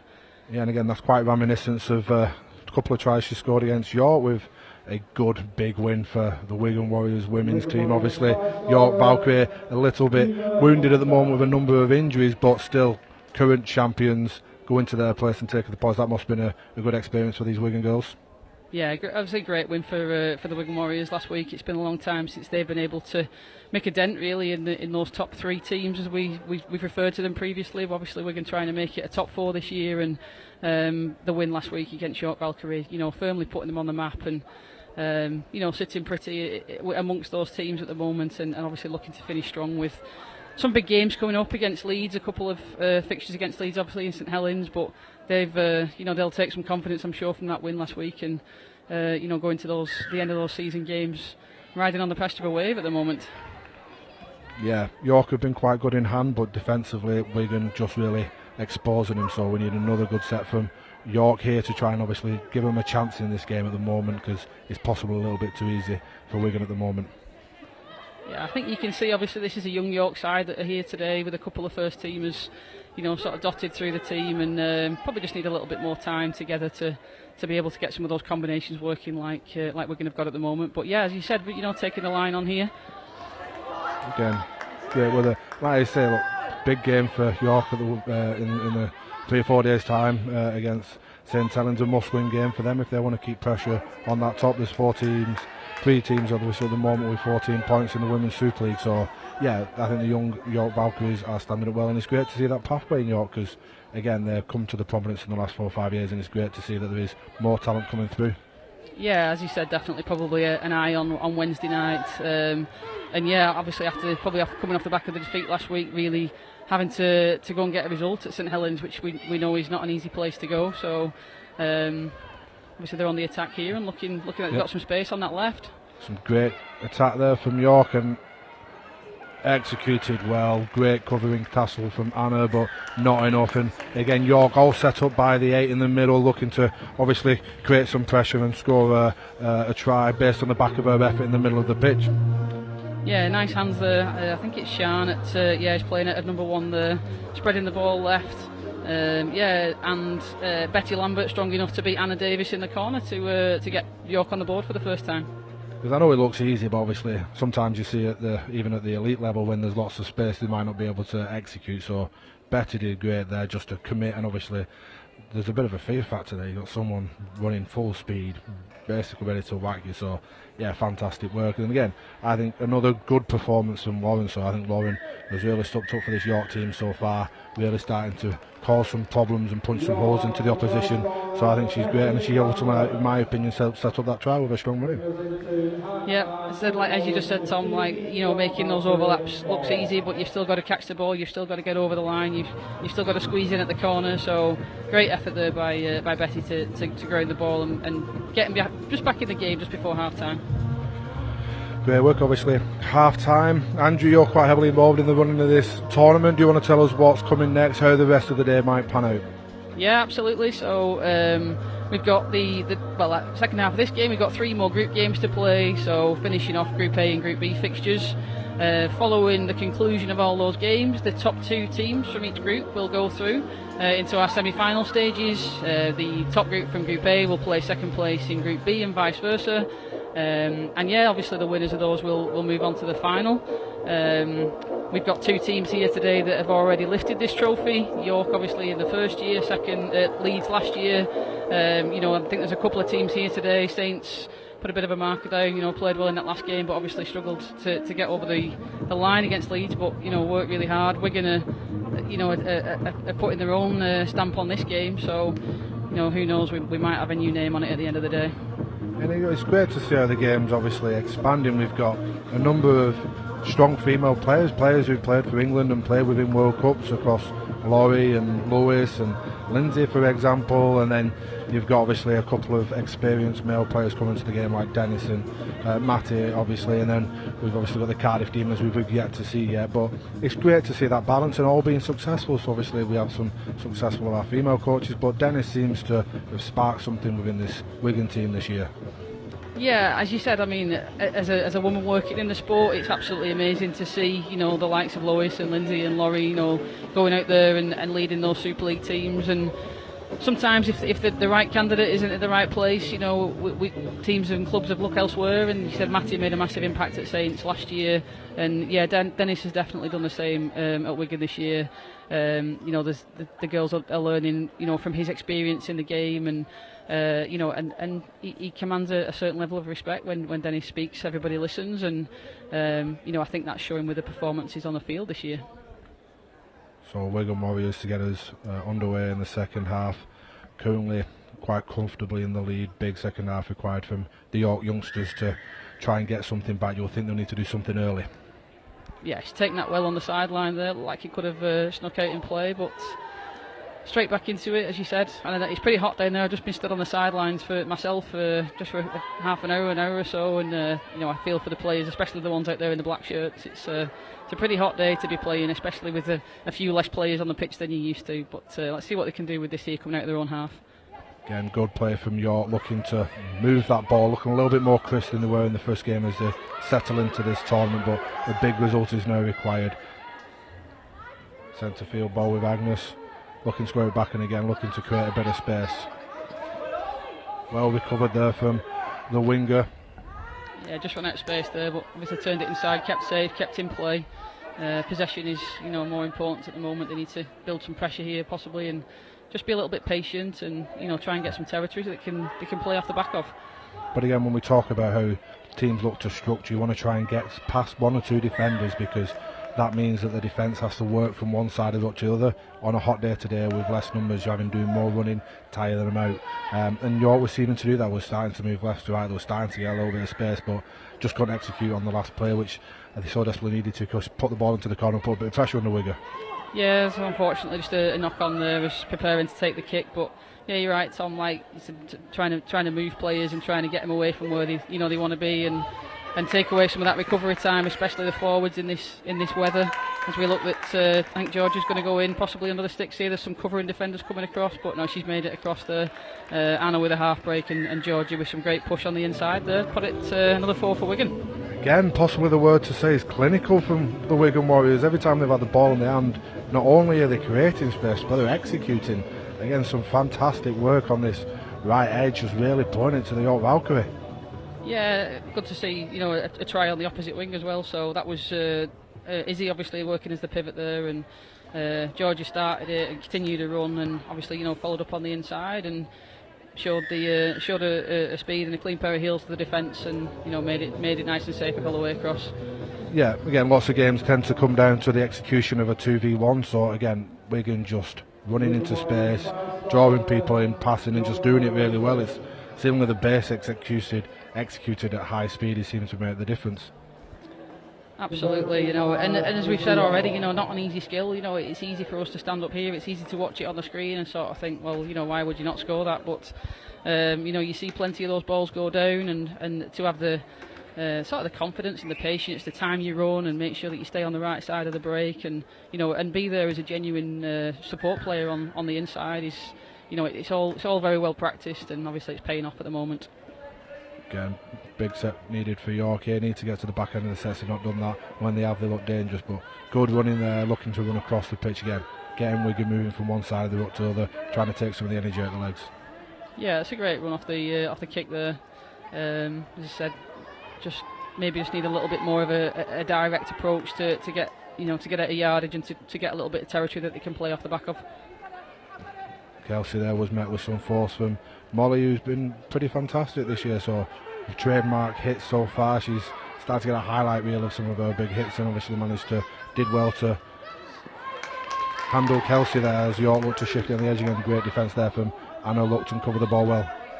Yeah, it's a lovely pass over the top there, a bit of a rainbow pass going on, and she stepped inside Vicky here. Great running there from Agnes on loan from Sheffield, and again another good career, looking to capitalise on the quick play of the balls. The tackle from Anna giving them a set of 6, so they've got a real good chance here, York, to try and put some pressure and get some points on the board. Yeah, the referee wiped it clean, so as you said, I think this is probably tackle 2 or 3, so they've got this is what they need, this is what they've been looking for, and see if they can do anything with it now. Go wide early, they got the space, and they look to get the ball down. Nice try there from Ruby Ellis, and some good player there from York. Again, quite simple, got the ball out early, just give someone some space and said just go and do something, and Ruby does it there.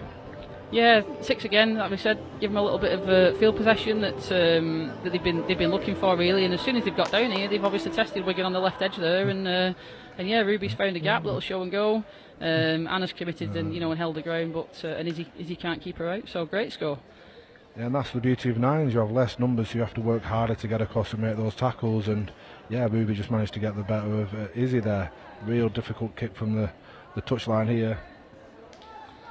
Yeah, the drop kick conversions are proving, I think, to be a challenge today. Obviously, it's not something that the players will probably practice too much in training. I know a couple of the girls after training on Thursday at Wigan just stayed behind and had a bit of a knocking it to each other, but different set of different conditions, obviously, when you're on a pitch and the pressure's on. Yeah, and we've seen York are going to kick off, and we see Rachel Thompson obviously back on the field after quite a long absence. Obviously, long-standing relationship with Wigan, and obviously emotional when she first went as the first captain there. And I mean, it's great to see on the pitch and doing well this year. Yeah, Rachel's sort of found a new position this year. She's playing most of her time out of 13 at loose. She does sulk a little bit when she has to go in the pit with the forwards, but that seems to be helping her on the pitch. She's commanding the middle area. She's good with the ball in hand. She's a smart rugby league player, is Rachel, and she's tough as well. She's been through it with her knee. She's come through the other side. Yeah, and it's great to see her back and and being successful and really being a massive cog in this. The performances of the Wigan team this year. Looks like she might be playing 9 at the moment. And she'll play anywhere if you give her a cherry and white shirt. I think Molly's playing prop. Yeah. Obviously, I think Dennis has just looked to put some of the more experienced players onto the pitch just to steady it down and control it for the last minutes of this game. We're coming into the last 2.5 minutes, and again, good defence from York, though. They managed to some of the backs got in for Wigan, some of the fast ones, and they managed to handle it quite well. They got another chance to try and do something, get some more points on the board here. Yeah, again, good to see them. They've not given up. They've carried on working. It's a short game. You've got to just really work your socks off, haven't you, from minute one till the final whistle. And it can be really tough. They're not used to playing it. I'm sure they don't play a lot of it in training so much, but it's a great opportunity if you find a little bit of space. As obviously Wigan forced the knock on there. Just to mention, I think Gracie was in that tackle there. Gracie Bradshaw. This is her first appearance for the first team for Wigan. So good to see Gracie out there as well, getting a chance to show us what she can do today. Great stuff, and again some solid defence again there from Wigan, and matched with York there. Well done from Kelsey, obviously returning the favour from an earlier tackle from Molly. Yeah, put you on your back there, Molly. Just showing her who's boss. Good one there from Vic Moore with the offload. How important, from your experience, she is to this team? What does she bring other than just what she does on the ball with the ball in hand? Vicky Molyneux is she's huge for this team. Or just Jenna just making a breakthrough here. I think she might have the speed to take her on. Yeah, 5 points there for Wigan. Puts it down in the bonus box. But yeah, so how important Vic Moore is for the likes of Jenna Fugus, who's burst onto the scene, obviously really starting to set Women's Super League alight. But how important is it to have someone like obviously Victoria Molyneux just talking through and controlling and helping those people grow? Yeah, as I said, Vicky brings so much, experience-wise. Obviously she's been around the long game, despite the fact that she had a break in the middle of that her playing career to go away and have a child, and she's come back, and she just leads by her actions. Vicky, obviously she speaks in the changing rooms, and she has the last word before the girls go out to play, but she literally just goes out there and shows everybody else what she needs them to do, because she's willing to roll her sleeves up and do all the tough stuff. She plays through the pain barrier often, and she just refuses to leave the pitch. It's huge for the likes of Jenna and the young forwards coming through to have Vicky there as a role model. Just of how you conduct yourself, in rugby and in life. I think there's more to it than what you see on the pitch. She's a great person off it. She coaches at Rochdale Mayfield 14s. Gives a little bit back to the sport in that way as well, and she's there making that tackle on Kelsey. Good one there from Kelsey. We're coming into the last seconds of this game now, and yeah, quite a clinical performance from Wigan. I think possibly put the first marker down for the tournament so far. Yeah, biggest scoreline so far, obviously. Just as we said, like a lot of the youngsters here just sort of made for this game, and yeah, they'll be pretty pleased with that win, I think, and as their first outing at the Nines finals. So yeah, 5 tries for Wigan Warriors there against the York Valkyrie. They will be up again next against Huddersfield, so again another big game. See if Wigan can maintain that momentum into Huddersfield. Had a strong first game, obviously. So yeah, thanks for your time, Andrew. How are you enjoying the day? Oh, well, thank you for having me up here. I'm glad I climbed the steps now. Yeah, obviously the weather helps. The rugby's fantastic. There's some great people around this place. The atmosphere's really nice on the sidelines. Everybody's supporting each other, and yeah, this is hopefully the action gets better as we go along. And I think we're in for an exciting finale as when we get there. Couldn't quite call it just yet as to who I think is going to be played in that final, but there's definitely 2 or 3 teams that definitely in with a shout of taking this Nines trophy home today. Thank you very much, and we'll be back in a couple of minutes for the next game, which will be the Wigan Warriors versus the Huddersfield Giants.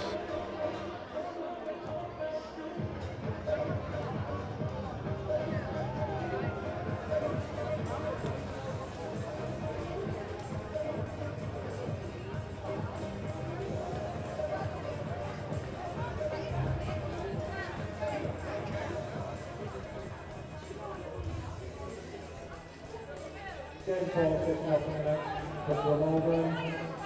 Cardiff Demons versus the Leeds Rhinos.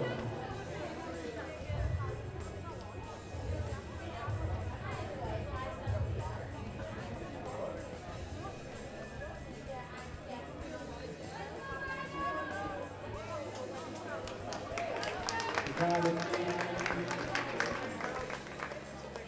Leon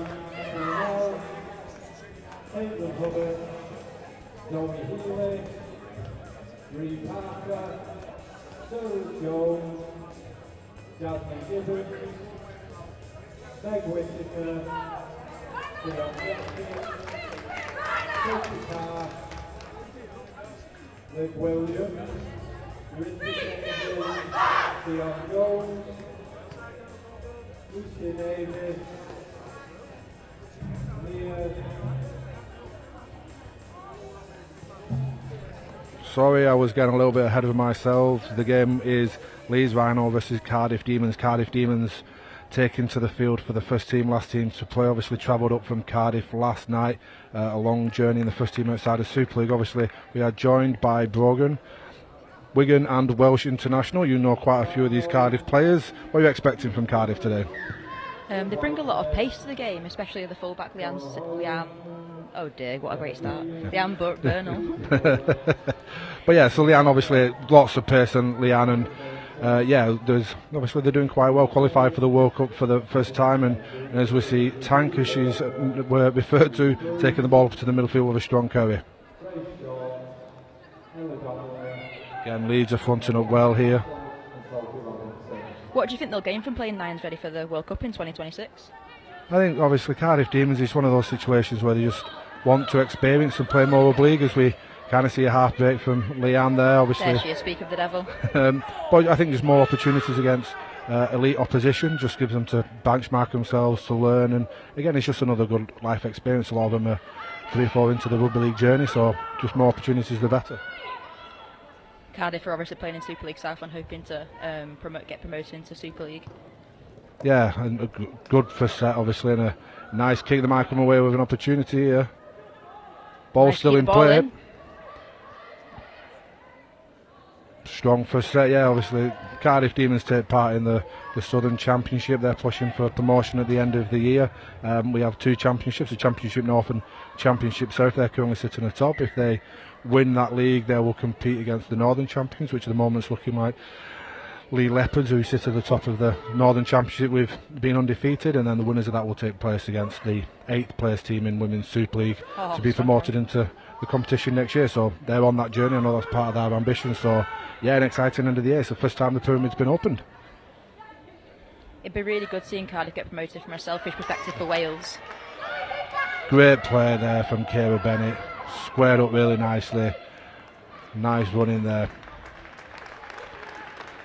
Obviously some lovely carry there from Izzy. He took the ball to what's he called, the line there from Kira. Nice short ball to Izzy, who's been phenomenal this year, obviously knocking on the door of England and just executed, and obviously first points to Leeds Rhinos after a solid first set from the Cardiff Demons.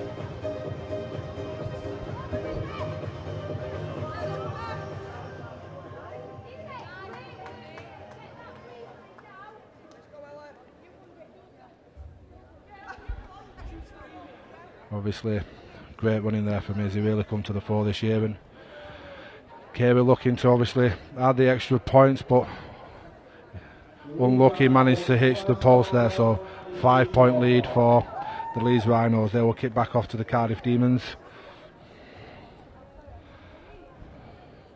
So obviously there's some of the drop goals not managing to go over at the moment, and it leaves the door open for the Cardiff Demons. Strong obviously in attack, didn't manage to obviously execute in defence, but some nice plays for some England players there. It's a skill not often used in rugby league, is it, drop kicking? Something the girls aren't used to and don't practice very often. Cardiff with the ball. Strong carry from Katie, who takes it into the middle of the field.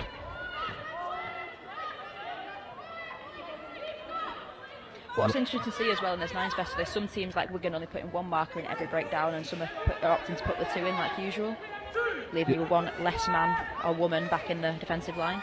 Yeah, there's a few different tactics at play, and obviously Wigan have managed to obviously had a strong first game there.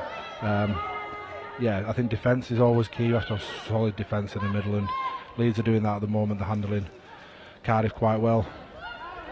Nice play there from Sarah, creating some space on the right edge. Can Cardiff execute? They got the numbers. Got numbers out wide if they can run straight and straighten up and give that sugar and pass. Solid defence from Leeds Rhinos there. No panic, just mapped off, just kept on working hard to get across. You've always got a decision to make as a winger, haven't you? You've got that decision of can I back myself to get round the wing, or is it touch and go? Are they going to push me into touch? Well held. Solid return there. Kaylin does a good job to obviously make that tackle, because if she didn't, I think she would have run away. They're not outnumbered on the wing. That looks forward to me. But the referee's allowing it to play on. It looks like the touch did give call forward, but the referee overruled it and played on. Again, Leeds are so devastating. Just playing fast. Hands up rugby. Worth noting, Bethan 13 for Leeds also plays for Cardiff, so she's plays for Wales international squad, so she's playing against some of her teammates here. So she'll know the way they play, she'll know how to exploit them, where their strengths lie, where their weaknesses lie, and that's a try scored. Another try there from Leeds Rhinos. Again, going from one side of the field to other. So great work there, obviously executed. Went down this right edge. There was a possible suggestion of a forward pass, but the referee played on straight across. So they're really trying to stretch Cardiff Demons, and again, just managed to get behind the ruck there and get the ball down. Leanne did have enough to stop the tackle there. Tall order now for Cardiff Demons to come back and obviously make amends in the second half of this first half. And again, we see the conversion go wide, so the door is still open. A couple of tries and they'll be right back into this, but at the moment Leeds are just exploiting them a little bit too much in defence. What do you think that is, Brogan? They're doing the fundamentals right. They're ending the sets well. They get into fifth. They're kicking. They're ending in a good ball area. Leeds are just really good at running onto the ball. The way they attack the line at pace, and the way they look for gaps and exploit lone defenders. Yeah, we're just watching that forward pass again. It was borderline. It could have gone either way, and obviously it goes the way of Leeds Rhinos too. Obviously it doesn't go in Cardiff's favour, but obviously they need a strong set here. Jan receives the ball. She's got space and she's got the feet to back it up. Straight away looks to try and go around him. That's Leanne's style, just full out attack. Powerful, fast, good footwork.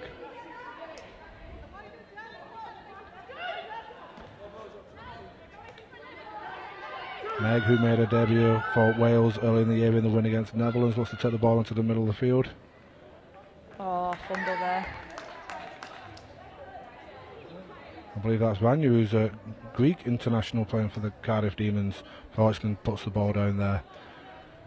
They have been exploited a little bit at the moment. Cardiff Demons in defence obviously need a big set here to try and combat obviously Leeds' threat.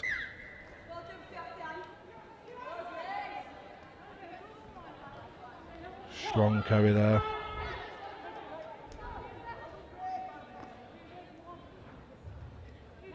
Bounces one off. Yeah. It makes such a difference the pace you can play the ball when you find your front. That hitting in and dropping yourself to the ground and hitting the deck on your own terms. Oh, she's found a gap, she's through. Again, nice 1-1 finish. Teamwork. Oh. What a shame to not get the try off the back of that. It was her break that made that got the through towards the try line. Give a ship. Tried to receive it back and unfortunately went a little bit too high for her fingertips to catch it. But again, quite simple.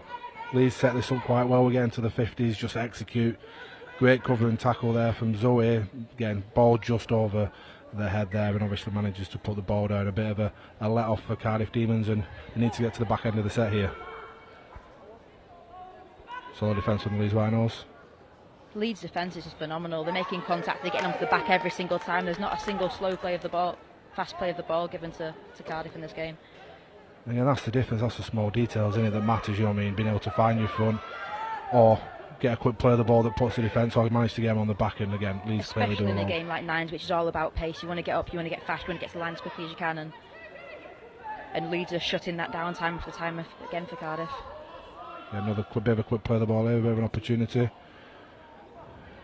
Oh, penalty there. High to me, yeah, ref's giving it. Get a set restart from there. Got it high. Again, as we were watching on the screen, Sarah does a good job of skipping over to try and spread the defence out, and yeah, Leeds just get caught high there, just get into the space, and again, some good footwork here from Sarah to take it straight back in after the whack to the face.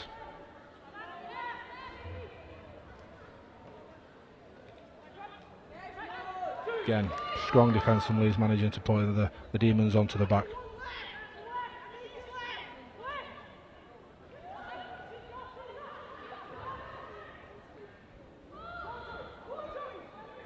watch that touchline. Yeah. Nice just play keep from the yourself in, Cardiff well Demons, but well matched by Leeds Rhino again against St Helens. The edge D was really good, mapped off really well and never panicked, just kept on working as a unit to get across and deal with any threats, and they're doing the same again today. Cardiff are going short side, they create the opportunity, but again, some fantastic defence, no panic, just manages to deal with that situation and read it really well on that edge. And there we are for half time. So what's your rating on the first half so far, Brogan? Leeds just are too dominant in defence, aren't they? They're strong and they're so good at getting two people in, getting them to floor, pin them to back and peeling off nice and slowing down the game. Cardiff, on the other hand, aren't doing the same. They're like letting Leeds be dominant in their carries, they're letting them find the front, get up and play quickly, and it shows. So what will you be saying? So what do Cardiff need to do to try and speed up the work? What do they need to do to try and combat, obviously, the wrestle and the tackle from Leeds Rhinos? Find the front on their own terms. It's hard. It's you kind of have a decision to make. Do you spin out of a tackle and try and find your front that way? Do you hit into contact and hit low and dive to the floor and then get up and play it before they can kind of dive on top? There's obviously lots of different techniques of how you can kind of find your front, and sometimes it's just about being the stronger player. Part of their story that they need to obviously get right in the second half is getting, obviously, let's play the balls. If you was in Leeds camp, what would you say right now? Say that again, sorry, Tom. If you was in Leeds camp, what would you be saying coming into the second half? Obviously, good first win against St Helens, in charge at half time of the second half. What would you be saying in Leeds? I'm a little bit biased, but I'm going to say the team that people are watching out for is Wigan. So far, they're only kind of playing teams who aren't, I don't think, evenly matched with them in terms of competitiveness and strength. But the likes when they come against the kind of smaller, faster teams like the likes of Wigan, that's what I'll be looking out for. Keep using these as tester matches and use these as a chance to go against some faster, smaller players and how they can spread in defence and how they can map up and then face against the likes of Wigan. Nice. Obviously, you're relatively new into your rugby league journey. How have you found it so far? Obviously, coming through Salford to Wigan, Welsh International. How have you enjoyed your journey so far? Yeah, obviously I've come from Union originally. It is a very different game. I always thought, having come from Union, that I always thought that league was a slightly wimpier sport. I didn't think the contact was as impressive. I didn't think it was as hard. And after having played it, I completely disagree. Every time I get hit, they hit you where your vital organs are in your chest. It does hurt, and it is a lot more intense. And the speed of which you've got to run and get back on side, and that constant moving forwards and backwards, it is exhausting. But I love it. Obviously, I'm not the biggest player. For those who can't see me back home, I'm only 4'11". I'm not even. I tell people I'm 5 foot, but I'm not. I'm that like little inch off. But yeah, so playing against some of the much bigger players, and I play in the middles. I play either loose forward or half, and that's a scrum half, and obviously that's quite in the middle of picturing all the biggies. Yeah, obviously shorter than 5 foot, playing in the middle. Obviously, you're nursing an injury at the moment. How's that coming? How's that coming along? So I did my ACL. I ruptured my ACL in the third Challenge Cup game of the season. I've just been signed for Wigan for a new club, and then did my ACL in the third Challenge Cup game, and actually haven't even managed to start the league with my team. As we all know, kind of ACL is the big one. It's a full 12 months out of action. I've had my surgery, and to be fair, I'm ahead of schedule so far. I should be able to start running in September. I can't even play walking touch. It's rubbish. You can't even, because you can't twist to play walking touch. So completely out of action. I miss it, but it's good to be able to stay connected with my team and come watch things like this and get involved in every way that I can. Good to see you ahead of schedule as we get back way here with Cardiff Demons at the Sewell Group Craven Park at the home of Hull KR for the Women's Nines finals. Cardiff kicked off to Leeds. Leeds looking for a first strong carry. Good kick chase there from Cardiff. Managing to get them on the back this time, that's better. Slow the ball down a little bit more. Do you think that's what the coach of Cardiff's been saying to them at half time? Look at controlling that ruck pace and getting them onto the back and keeping them there a little bit longer. Yeah, I think so. Again, it was a little bit too fast there, but yeah, I think Ian Newbury, the coach of Cardiff Demons, will be talking about trying to control that, but get them, slow them down. And Hooker there spotting that gap where the marker wasn't onside, not paying attention, making a nice easy 10 metres by herself. Yeah, and as you can see, as the game's starting to speed up and as they're not really controlling that ruck, obviously the play the ball speed's a bit fast and they're struggling for line speed at the moment, Cardiff. And great play there from Leeds Rhinos, lovely little face ball out to the edge, and Ebony Steed, again, an up and coming talent. A lot of people talking quite highly of what she can bring to the game. I know she's on the dice camps and defensively she's been very solid today, but adding some points on the side of the board as well there. Do you want to explain what the dice pathway is and what the pathway is for girls going up to Women's England? Yeah, so as we see this, again, lovely pass there straight across, and again, good commitment, just bringing inside, create a bit of space between her and Leanne to put the ball down. But yeah, Dice is obviously for the most talented players college age group, and they go in part of a 2-year program where they come together every half term or so. They do some training in camp, so I was in camp last week with them, and they get to obviously talk about loads of stuff. They then talk about what they do on the pitch and all the rest of it, but they also get additional stuff like how to deal with resilience and mentoring and food and nutrition and all the rest of it. So it's a way to really accelerate some of the best young talents to come through the game, and obviously a lot of them are now starting to come through. So Kara Bennett was possibly the first one to come through that program, then to transition into first team and then into England, and obviously the pathway is coming through. Stu Burrow, who is the England head coach, headed up that program and still heavily involved. He's now headed up by Connor, and yeah, it's just accelerating. And I've been involved in the game for a number of years, but the fact that they get to win camp and they get to spend some time together, 3 or 4 days, it's just a really important life skill and just a good experience for them. It's really exciting seeing how women's sports developing, and like the diets camps and the youth that are coming through, like the Wigan academies.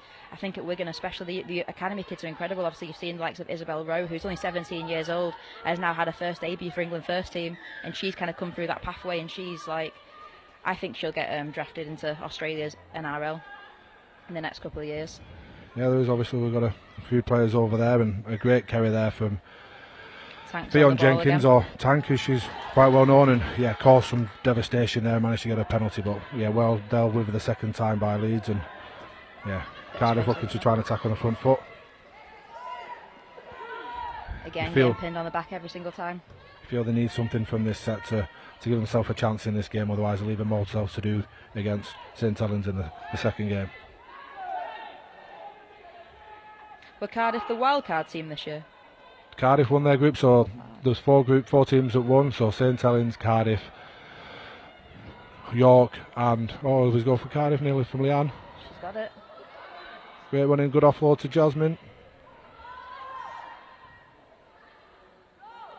Again, no, the 2 wildcard spots was Leeds Rhinos and the Huddersfield Giants. Nice player there. Fifth and last, they've got space on this edge, can they If execute? they can get up and play the ball quickly, they've got loads of space. But Leeds doing really well to scramble defence and get themselves around. Go to a kick into the corner. Oh, couldn't quite get a foot to it and touch it. Out Doesn't it quite goes. execute, but a better set there for Cardiff, looking to obviously create a little bit of space on that left edge, and Leanne managing to do what Leanne does really well, which is exploit space and obviously be a devastating runner. Let's talk about the psychology behind rugby then. So a lot of teams, when you're getting quite this far behind, what's going through your head at this point? I don't know, you tell me. There's different ways. Sometimes there's not much time to think. Do you know what I mean? You can feel the difference in team morale sometimes when you can see try after try, people's heads go down. It comes down to, I think, experience sometimes of how you can dig yourself out of that dark hole and motivate the people around you to keep your head up and go again and never give up. Yeah, and here we just see some space. Easy break there, little show and go, and through she is. Yeah, a bit of mismatch of pace Bit of there. dive there from Leanne.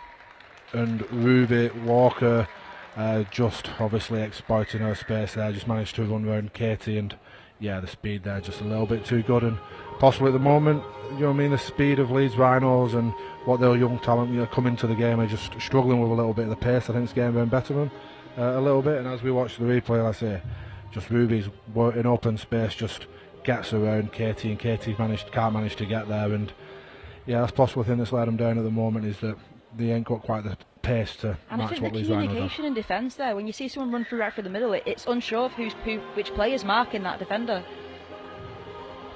And there's so much open space when you're playing nines, obviously the same size pitch but less players. You've got to communicate better in defence and know who you're defending. And I think Cardiff are lacking that a little bit today. Yeah, and I say one of the points around what does Cardiff need to do and what do they get out of this? Again, this is another benchmark that just the physicality of what Leeds are managing to bring in regards to speed is something that they need to work on or continue to work on. It's coming into the last 3 minutes here. Ree Parker taking the ball to the middle of the field. And I think some points will be a positive sign for Cardiff going into that second game, just to give them a little bit of confidence. But at the moment, I think they're probably going to go and do a bit of work in defence in between the games. Bit of a hesitation there. Good strong carry, found a front. Can she get up and play it quickly? They've got numbers on the wing if they look right.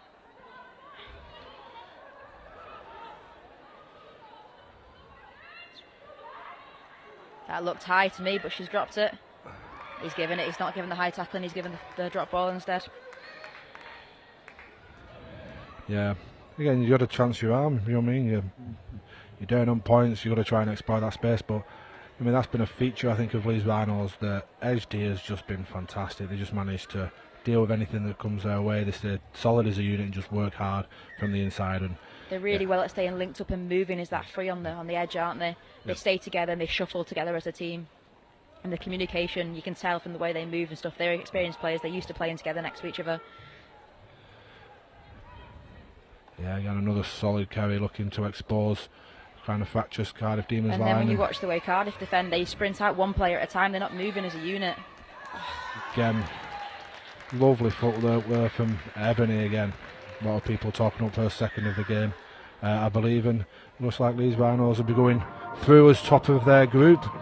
Obviously, we'll find out who goes through in the next group, but looking strong at the moment, Leeds Rhinos. Possible taking it home for the second time. What's your thoughts?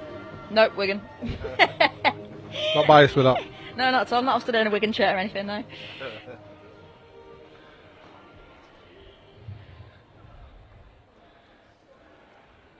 As this conversion gets kicked, we'll be coming into the last minute.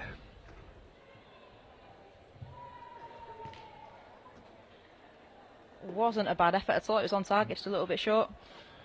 Yeah, I think there's been some struggling possibly. Some of these teams might need to speak to Faye Gaskin and obviously look to some of her skills, and obviously the now famous drop goal last year for the Challenge Cup semi-final. I scored a drop goal in nines last year. Did you? I'm a terrible kicker, yeah. I was surprised.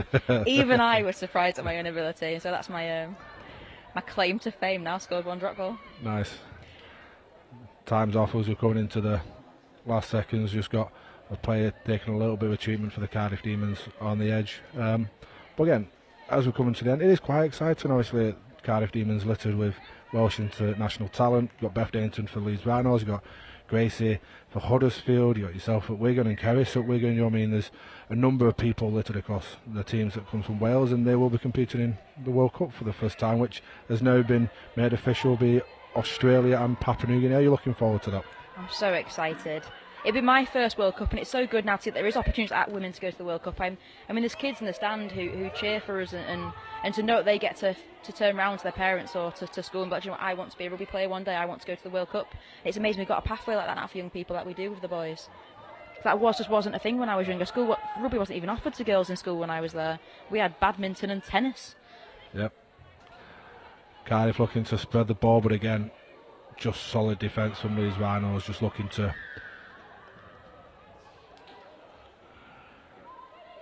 Penalty can be given to Leeds Rhinos there. Was it for a high tackle? Is it Leeds Rhinos? Oh, for hair pull. I think it's Referee's given us the hair pull signal. Yeah, so Something you don't see often in the men's game, is it? No. Especially not for you, Tom. You can't No. see Tom, but Tom hasn't got any hair. Yeah. Yes, no. But, yeah, like I say, penalty there. A little bit disappointing from the Cardiff points of view, but coming into the last set now, and a devastating one from Amy Hardcastle. But, yeah, That's like I it, say, final whistle blows. it's an exciting time ahead. Obviously, the women's game only continues to get bigger and better, and obviously I look forward to seeing your journey on this programme and being alongside you. So thanks for being here with us today. Thank you very much for having me, Tom. Take care. And we will be back for the next game in a couple of minutes.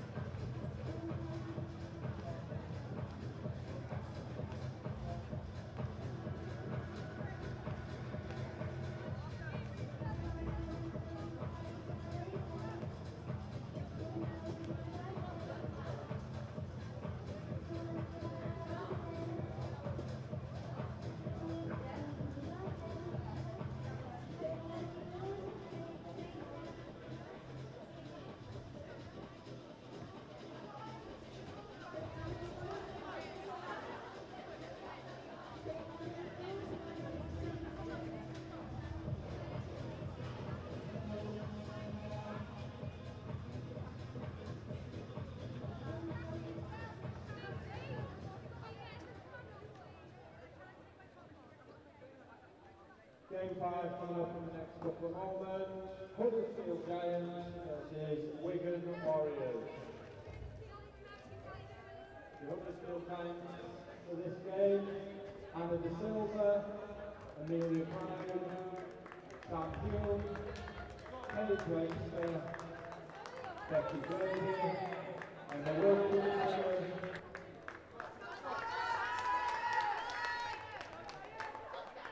Tara Moxley, Alana Rolla, Molly Eisenberg, Richie Kennedy, Freddie Watershead, Anna Dollard. Game 5 looking to get underway here with the Huddersfield Giants versus Wigan Warriors. Both winning their first games. Wigan Warriors looked particularly threatening. I'm joined by Phoebe Hook of St Helens. Hello Phoebe, how are we doing?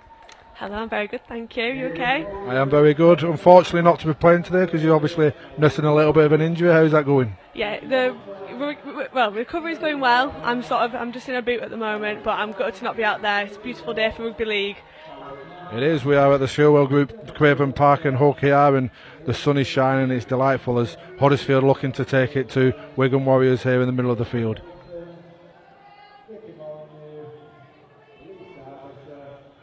Again, nice play from Huddersfield there, building on their strong first performance and just looking to move the ball a little bit.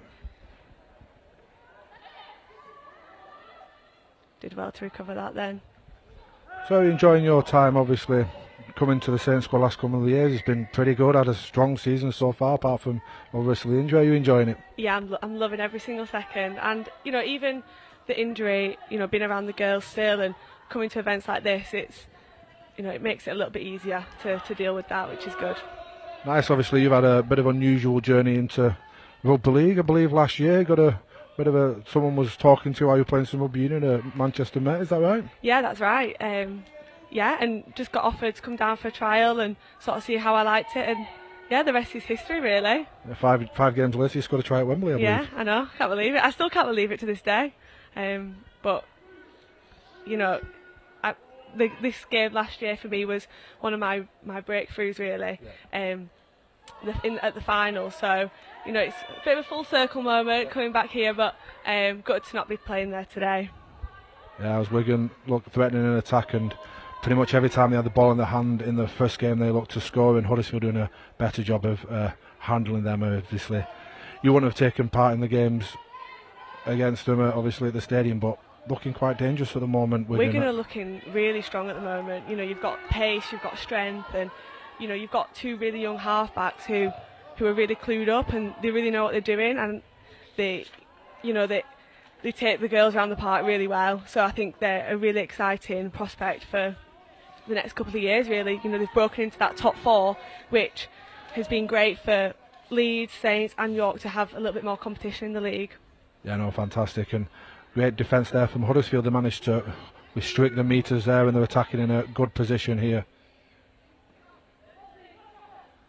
Again, Huddersfield a good team, obviously beat Leeds Rhinos last year, bit of a struggle start to the season, competing against some tough opposition, but I feel they're going to have a good second half of the season, and today could be a kickstart to that. Yeah, definitely. They've got the skill, they've got the pace. Amelia Brown on the wing, she's a great player.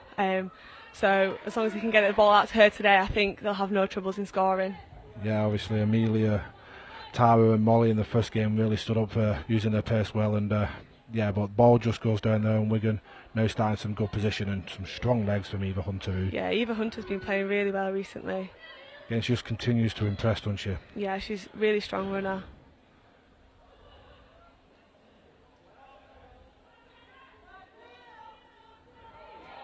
Yeah, some good play from Wigan, just looking to keep the ball alive, and again some solid defence there from good defence. Huddersfield, and Tara Moxon. Yeah, Tara puts them into the edge, and again it's a solid start for Huddersfield. You know what I mean? I think we got some players like say Amelia in particular, we know is devastating with the ball in her hand, and it'll be a good challenge today for them, and I think it might be an interesting game this. Yeah, well,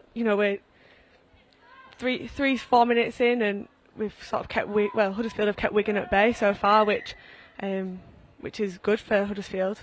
Really good defence being shown. I'm not sure we've got time off there, but the game continues.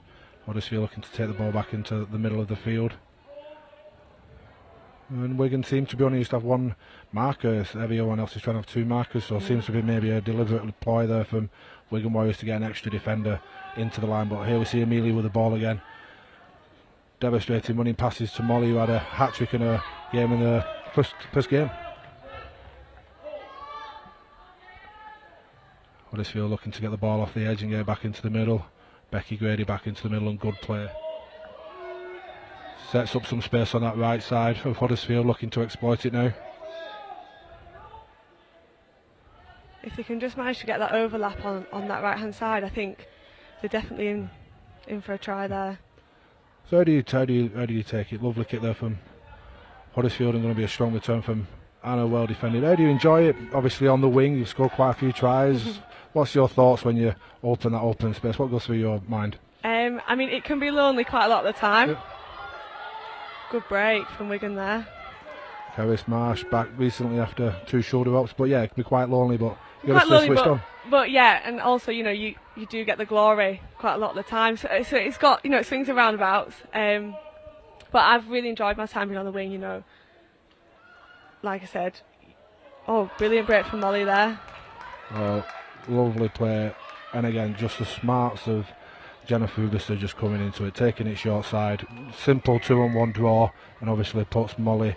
Molly's also she was good last year and obviously started to make a bit of noise, but this year in particular I think she's been phenomenal in defence and really starting to get that reel up and going. Her defence has really shone. I know, you know, in the game that we played against them the other week, Molly in particular was really good at reading, you know, our attack, and even in the game today, before this one, you know, her defence has been outstanding, so I'd say keep away from her. Good conversion there from Izzy to take that to 7 points with a bonus point try, and again with 6 minutes into this half and first try, and Huddersfield with some chances, so again a nip and tuck game. Huddersfield will need a big solid couple of sets. They need to obviously they need to get out of their own half and then put Wigan on some pressure to give themselves a chance to score, but yeah, it's solid for 6 minutes so far. Yeah, I don't think Huddersfield look far from Wigan at all. I think they've definitely got it. They just need to, you know, get it out to the edges and try and get round them. Becky receives the ball, looks to return it. Takes the ball, looks up inside 30.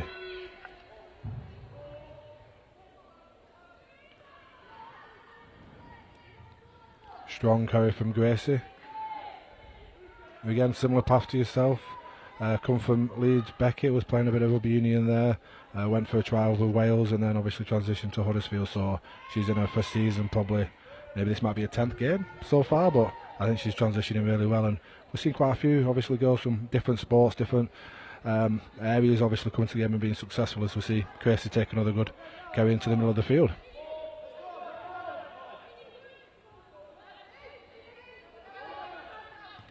Nice kick there from Huddersfield into the corner. Ball just manages to roll out, but a solid set there from Huddersfield, managed to get down, and big defence is now required to put Wigan under some pressure. Yeah, they want to try and keep Wigan back in their half in the set. So obviously you've been lucky enough to go to Wembley twice, the first 2 times. How was that? How's that experience? Obviously,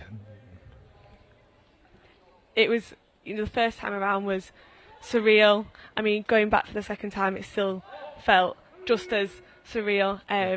But it was, you felt a little bit more comfortable. You knew the surroundings a little bit more. But still so amazing, and to come back, you know, winning 4 in a row, and to, you know, get another try for myself as well. That was amazing and something that I'm so grateful for. Yeah. How was that though? How was that? You're looking up and all of a sudden you see a stadium that's like 90,000 people and it's just a massive thing. Does it nervous? Or when you got into it, was it? Oh, great break there. Again, good effort, but another bonus point try there, and again, Wigan just looking a little bit too strong when they have the ball in their hand. Sorry, going back to your question.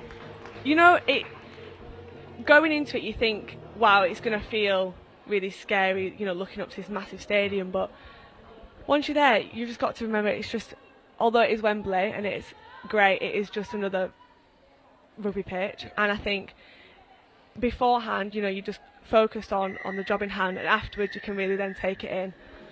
End of the first half though, and again, great try for Wigan. Obviously, that bonus points and obviously drop goal obviously extends their lead and putting a little bit of pressure into Huddersfield. But yeah, like as people say, a game of rugby league, you know what I mean? Even though we're playing nines now and there's obviously another 9 minutes to go into the game, there's so many minutes on the pitch, 9 or 18 minutes, and it's still the same size. So no matter if you're in a big stadium or not, it's still the same effectively, isn't it? It's just how do you manage that?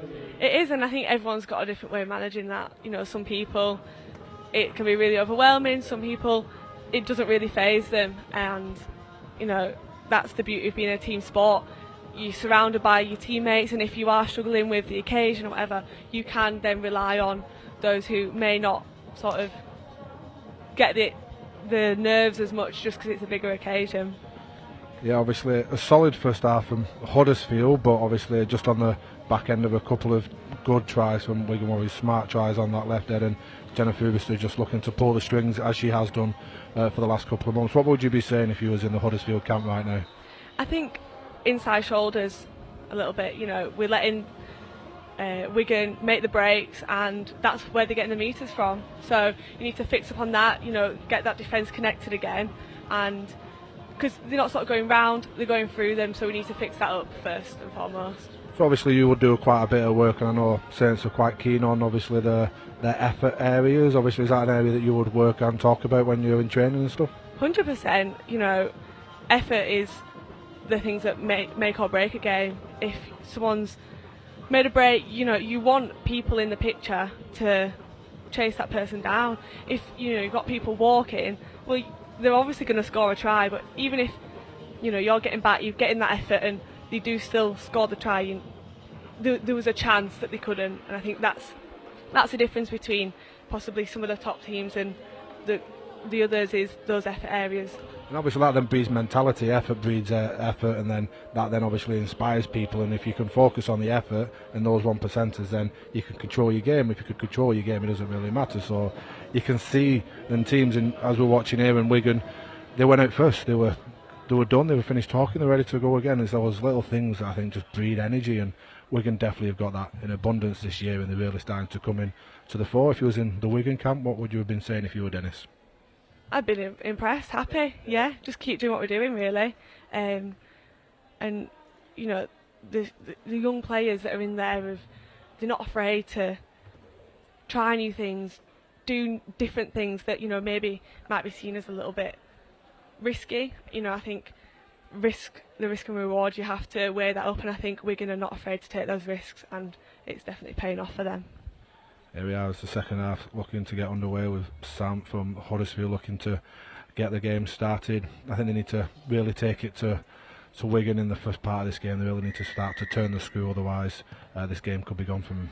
Yeah, they need to get up and stay together and keep that energy high. Nines is a fast game, and sometimes it's hard to keep up with. But like we said, those effort areas, and they should be okay. Good effort there from both Grace Banks to get the game started, and Vicky Molyneux obviously a stalwart of the game. And again, Wigan looking to play fast, finding the front, looking to play the ball, and they're putting Huddersfield under a bit of pressure here. And with 9 players, they start to take your legs, and again Wigan just doing it. And that's it, they're shifting the ball, and then they make that break, and away we get another bonus point try. Again, effort breeds effort. You start off with first kick off, Grace Banks comes up, gets the nose through, plays the ball fast, backed up by Vicky Molyneux, does exactly the same, comes over to Molly, does the same, and all of a sudden 3 tackles in a row, and the Huddersfield lads under a bit of pressure, and Wigan size it up perfectly. They just look to play in front of them, pass the ball, execute a simple 2-on-1 where the spaces, and superbly finished. And that was through shipping the ball out, and it's simple, isn't it? You don't have to do anything crazy, and I think that's what maybe Huddersfield are slightly lacking. Just getting that ball out wide. They're sort of just taking one-up carries, and in a game like Nines, you can't really do that. I think that might have been Ruby Hunter, the no-name, scoring that try, which possibly assumes this might be her first game for the first team as well, which special moment scoring a try on her debut. But yeah, it's just small details. Getting them to play the ball fast, looking to go against the tired line and just executing well. And I'll be honest, Wigan seem to be doing that really well at the moment, and it'll be interesting to see how they progress in the semi-finals and the finals. Oh, lovely kick there from Izzy. She looks to take, obviously, the ball, obviously, out back and get a drop out here. More pressure for Wigan Warriors onto the Huddersfield Giants. Yeah, they're definitely building that pressure, and let's, hope that Huddersfield can withstand that.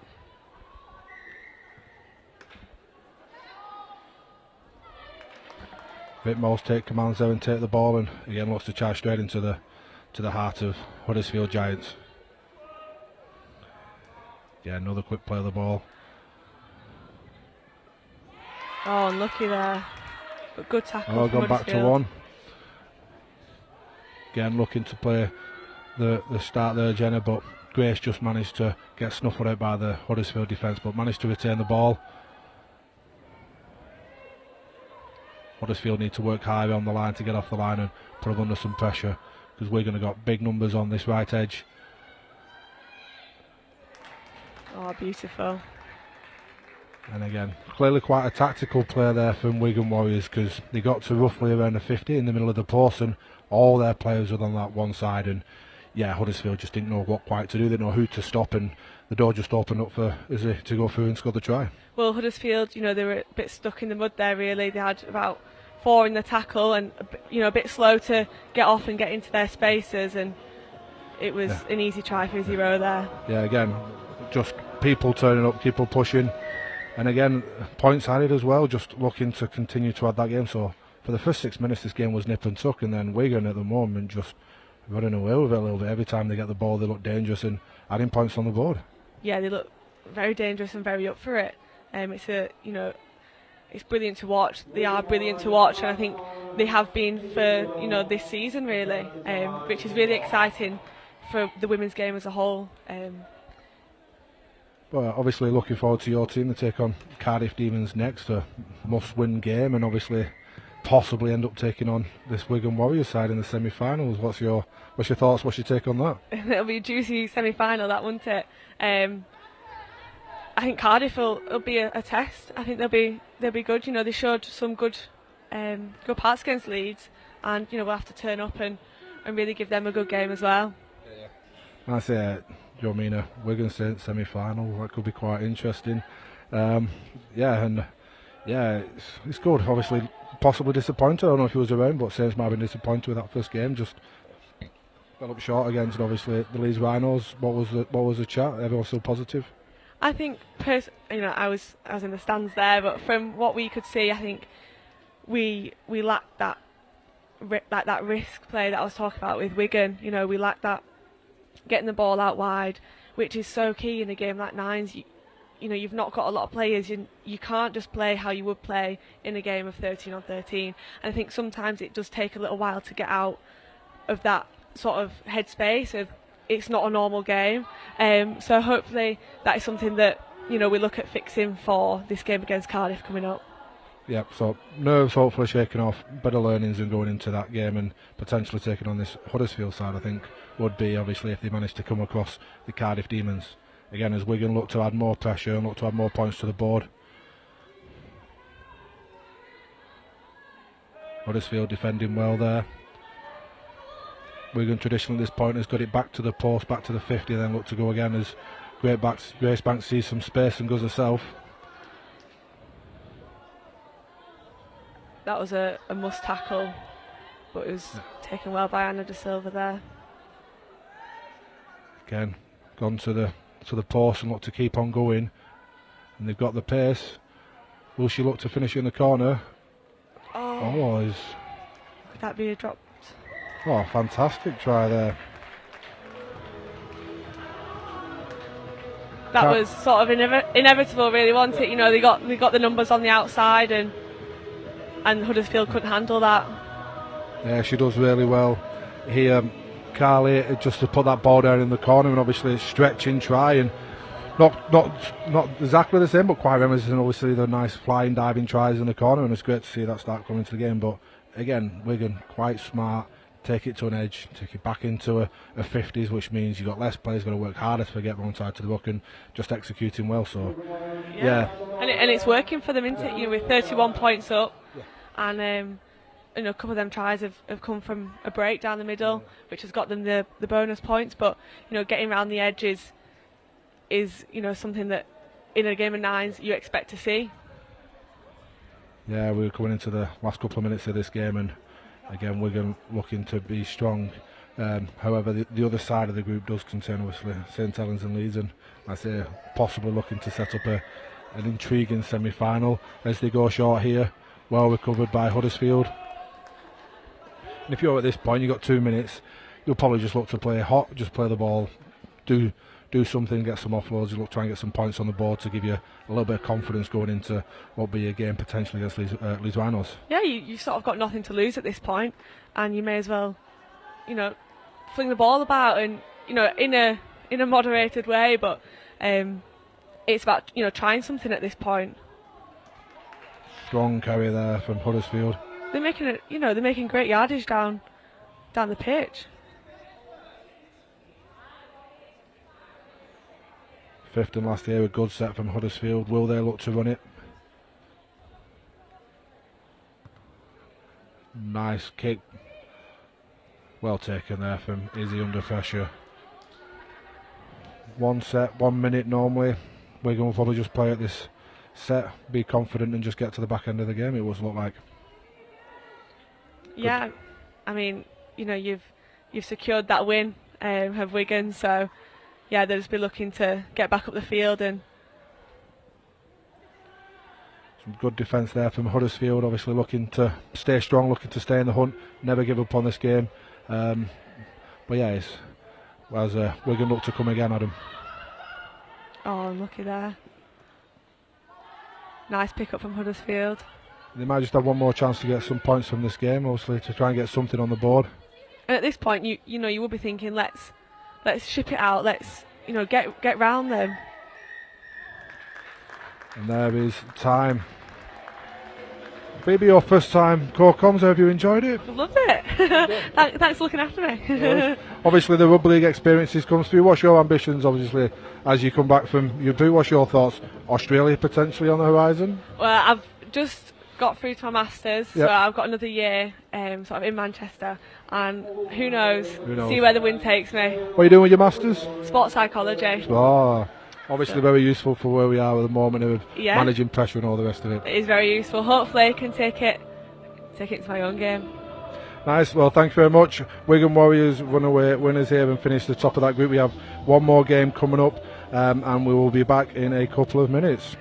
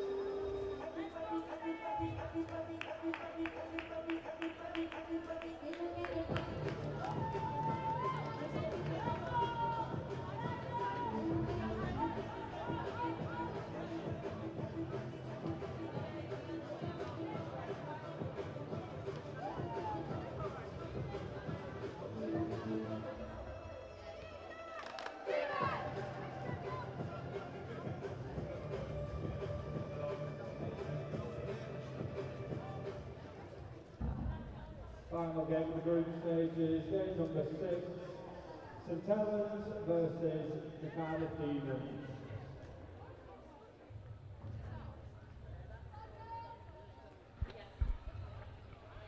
Hello and welcome back to the last game of the group games. St Helens are taking on Cardiff Demons, a must-win game for both teams. I am joined again by the excellent Emily Rudge. How are we doing, Emily? Yeah, good, thank you. I forgot to switch the mic on then. But yeah, thanks for having me back. So excited to see Saints play in this, like you say, must-win game. obviously the winners of this game will be taking on the Wigan Warriors. We've seen their phenomenal form being carried into obviously where they are at the moment in this Nines tournament, and yeah, are you excited for that? Yeah, I think Wigan have looked really good. A big scoreline there against Huddersfield, and they look really organised, really good skill, strong runners. So yeah, that'll be a tough game for whoever faces them. Obviously, I hope it's Saints, but we'll see what happens in this game. It looks like Cardiff Demons have reset a little bit, looking to play with lots of tips and play in front of the line. Obviously struggled to get quick play of the balls against the Leeds Rhinos. Look to reset, and possibly, if they can execute, might cause some problems.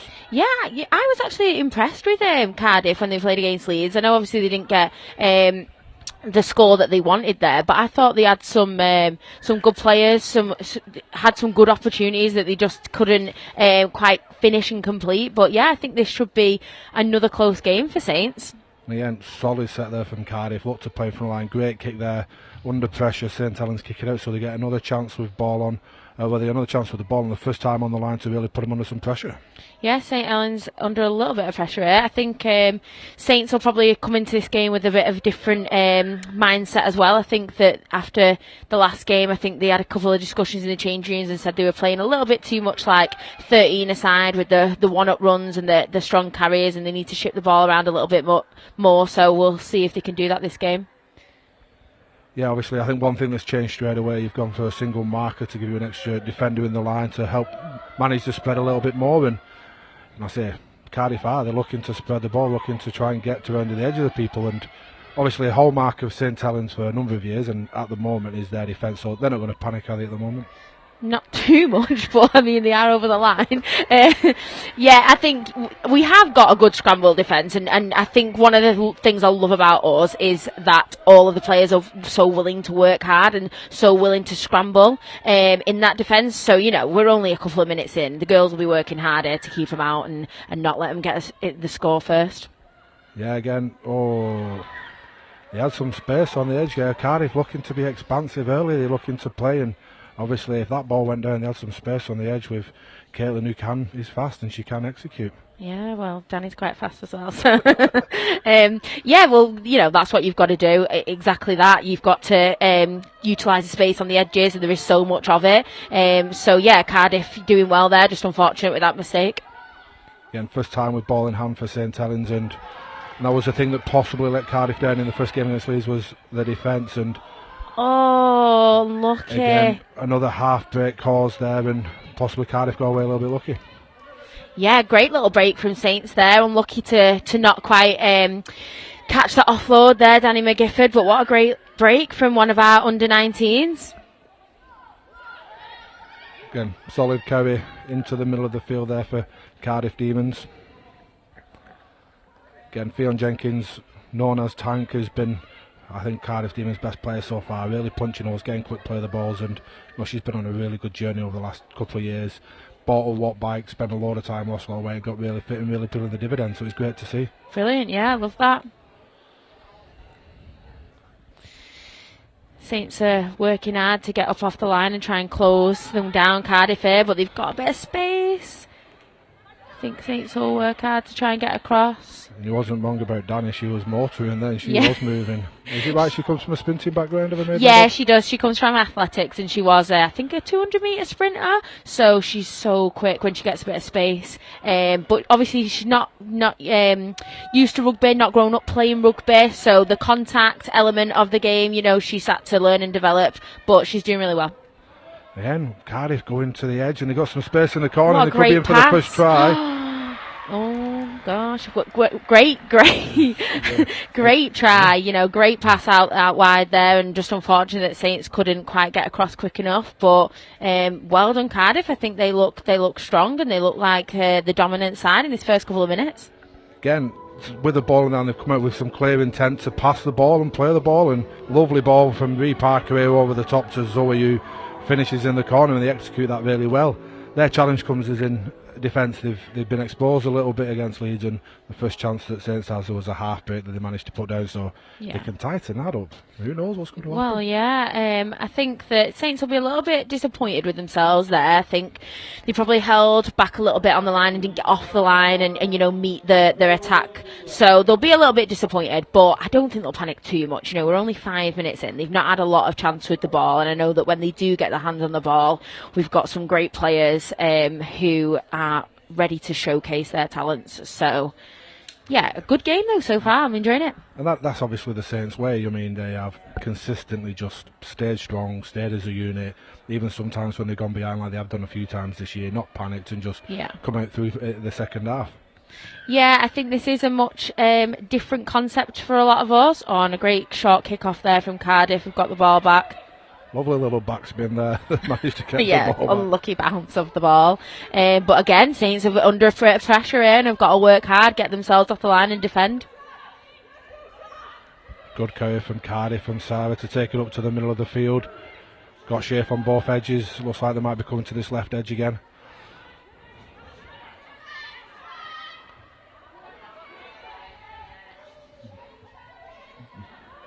Some strong runners in Cardiff as well, bumping off a couple of defenders, making us really work hard to get them down. Again, lovely little sea ball there to obviously create some space, and they've got some space on that right edge. Can they execute again? It's a good run. Parker. Oh, unlucky. Yeah, it's the right idea, obviously, to go out wide and try and get that pass away, but couldn't quite complete that. So Saints are in a difficult position here to try and get out from their own half. So let's see what they can do. Yeah, if Zoe would have taken that, there would have been a chance, I think, on the inside. Yep. Naomi was chasing hard and obviously lost her hip. So this is Cardiff's challenge now. They've got to be able to keep them out in this defence. Yeah, totally agree.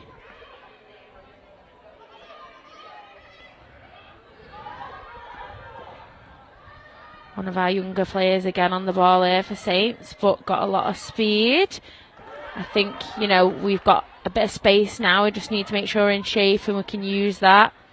We've got quite a lot of experienced players on the team. So...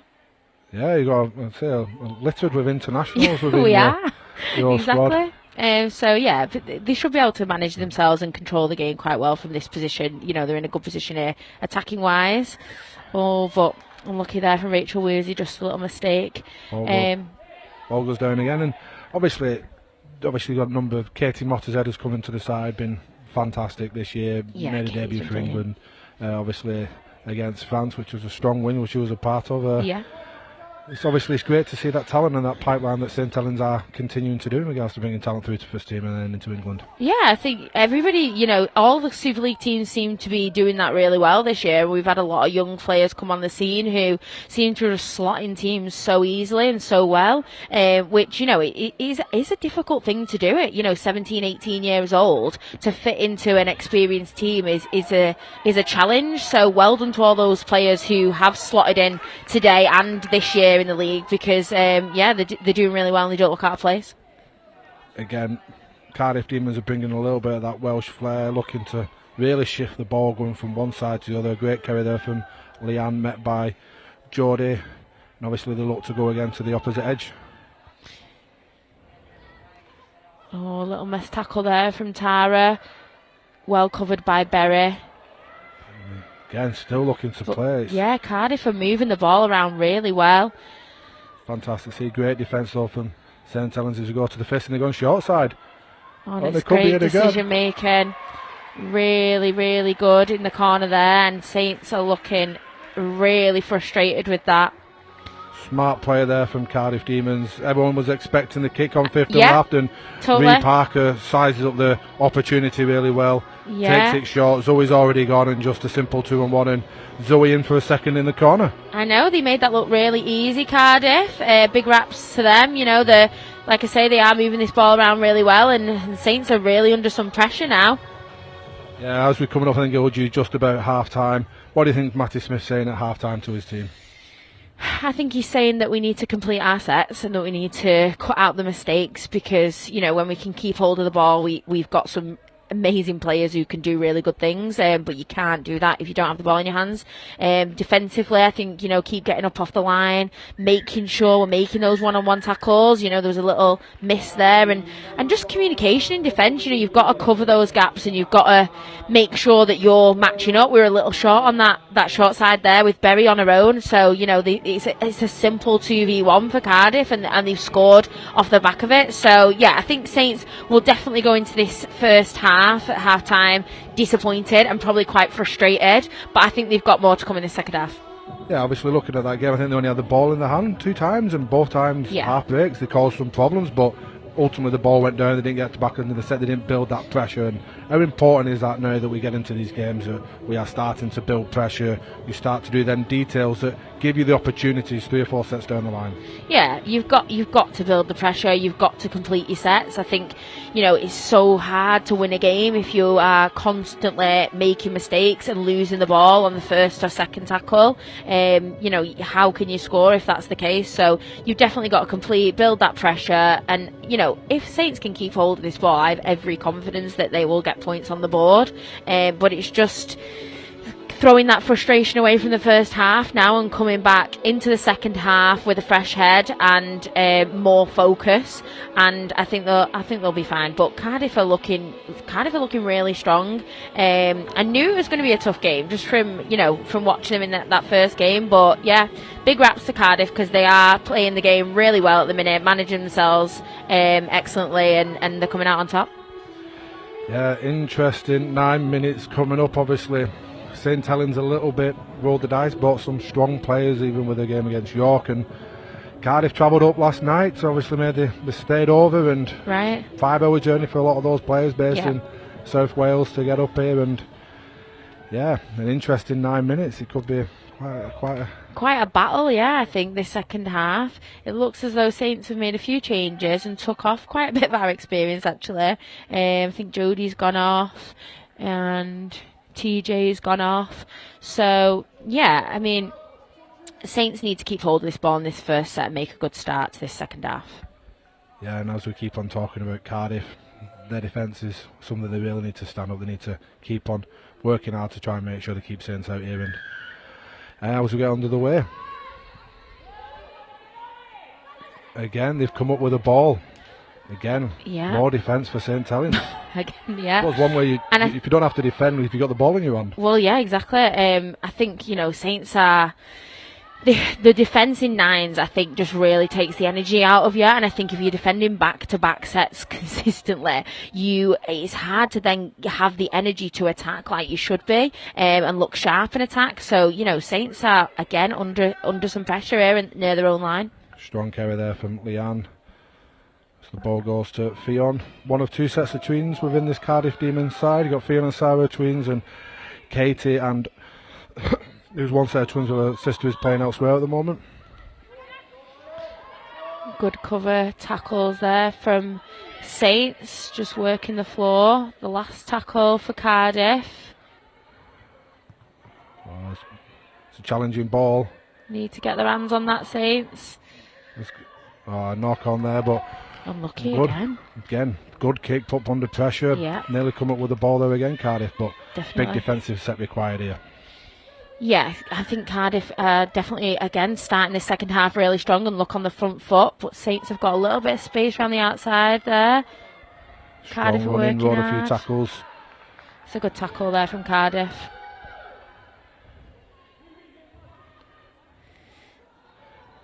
Again, Saints looking to take it back into the middle with strong running there from Pip, an Irish international.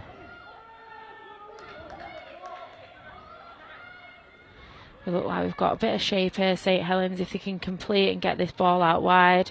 Naomi Williams just keeping it safe there. A good defence from Cardiff. Well wrapped up, obviously looking for the offload. There is a bit of space in the middle. Lucy Gibbons, I think that is taking the ball in, who's obviously really had a decent first game against Leeds in the first game. Yeah. Nice starting run there from Katie Masters, well done. Yeah, good little run. They're quite close. I think this is the closest they've been to Cardiff's line, but this is the last tackle now, so can they complete? Can they get points on the board? Oh, nice little try in the corner there for Saints. again, run the ball on the 5th. You know what I mean? They obviously look to take the ball there, moved them. Obviously, nice running there. Obviously, a few half breaks. Cardiff Demons line under pressure, and it's so hard when you're on your line to get across. And again, well sized up by Pip. Take it ball nicely, give Rachel Woozy enough time to catch and pass out onto the wing there, and game on. Yeah, definitely. I think the Saints will be a lot happier with that, and I think the scoreline definitely looks a little bit closer than the game has felt so far, just from that one try. So, Zoe's not quite been able to convert there, but yeah, I think that puts Saints definitely in a better position. Not loads of time left on the clock, but probably enough time if they can get this ball back to put some more points on the board and see if they can get that win in the last couple of minutes. Yeah, a kick there would have been nice. Obviously, it's still a 1-point try. 6 minutes left in this game, and yeah, can Saints get the ball back? Can they do a short kick-off? Are they going to do something fancy, or are they going to put it into the corner and make Cardiff come out from their own line? We're not usually a short kick-off kind of team, to be honest. It's not something we often do, but I mean, when the time calls for it, yeah, I don't think that's quite gone 10. So, yeah. Like I said, not really a short kick-off team.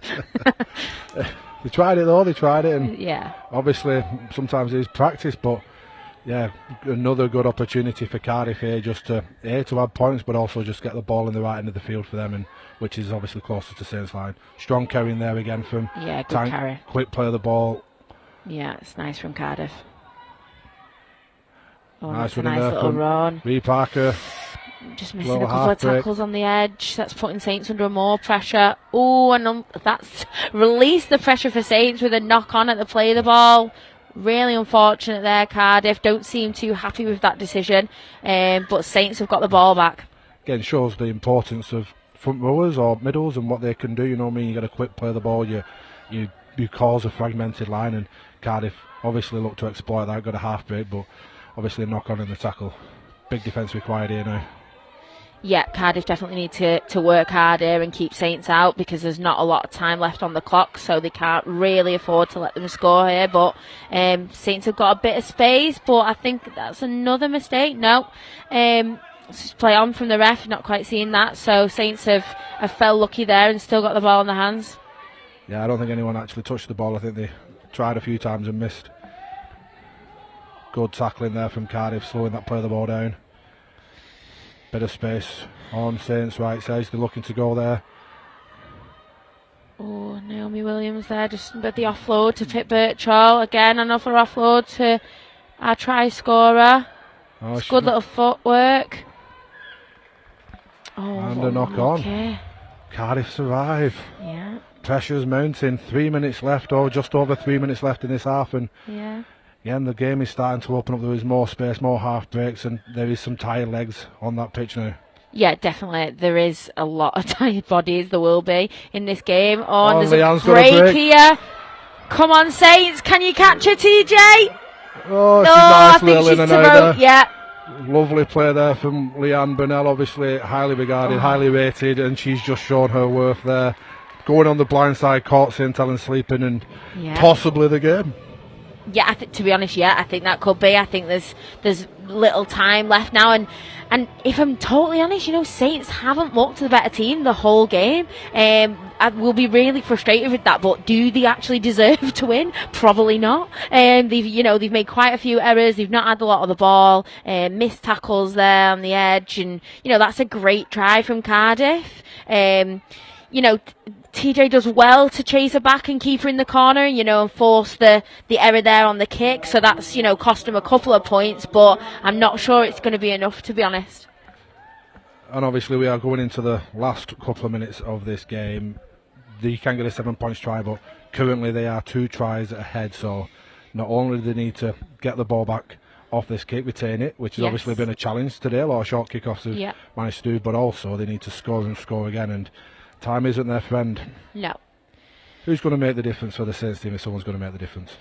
we've got quite a few good individual players, but I think, we need to come together as a team now. We need to complete this set, and we need to get points. I think we have, by the looks of it, still not got a lot of experience in the side. I think there's 3 under-19 players on the team at the minute, so it's quite a young and experienced side, and difficult. Like I said, it is a challenge for them players to step in, but well taken there from Saints. Let's see what they can do in this set. Saints come to the ball with a 40.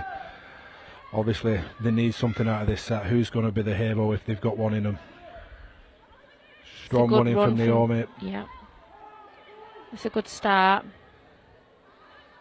But Cardiff are getting up. They're looking keen to defend. I think that there's a lot on the line from here, and they know that if they can work hard and defend, then they're gonna win this game. So they go to the edge here to Berry, and great chasing down from Leanne. It's a great cover tackle from Cardiff. 2 players left of this set. Can they do something? Can they put themselves in the mix? A bit of space on the edge. Out wide. Zoe Harris, Zoe. Great step. Oh, and she's gone right under the sticks as well. Brilliant try from Zoe Harris. Will that be enough? They needed that. At least it's in the mix. It's the most exciting of the game so far. On our clock is 30 seconds, but I know that isn't always 100% accurate. She's not kicked it. Cardiff are probably going to take as long as possible to walk back up. Yeah. But they will get a chance. There will be at least a handful of players to try and be a winner. And Zoe Harris obviously come up with the goods there. Great shift to the edge for Berry. They've got a half break, and Zoe just executed well against the tight Cardiff team. Yeah. I think this is time again for another short kick-off. Will it come off this time? Yeah, Cardiff, it needs to come off this time. Cardiff, as you said, the space in the middle, there's a big gap in the middle. Someone from Cardiff needs to move forward. Come on, Saints. And TJ looks like she's after it. Oh, she's got her hands on the ball. Never write off the Saints is the saying, but if they can take this in the last couple of minutes. Oh, my God. Again, a little bit of possibly inexperience there from Cardiff, because there was a big space in the middle, right in front of them, and they executed it well. Zoe Harris coming to the fore, coming to be the hero. They got space on the edge. What intercept from Cardiff! Oh my God! The moment we thought Saints were going to score, and in fact, Cardiff has stolen the ball and gone straight under the sticks. I can't believe it. Leanne out on her feet, lying there. She needed to though. Like, looking at that, if that would have gone outside, I reckon Saints get in this game over. Oh my God, that's game over. We're done. We're done. Again, shows the promise. Obviously, you've played Wales a few times now, and as we see here, beautifully sized up by Leanne and just executed. I was like, come on, Saints, come on, just one more pass, Saints, and the last pass got intercepted and puts Cardiff under the sticks. So yeah.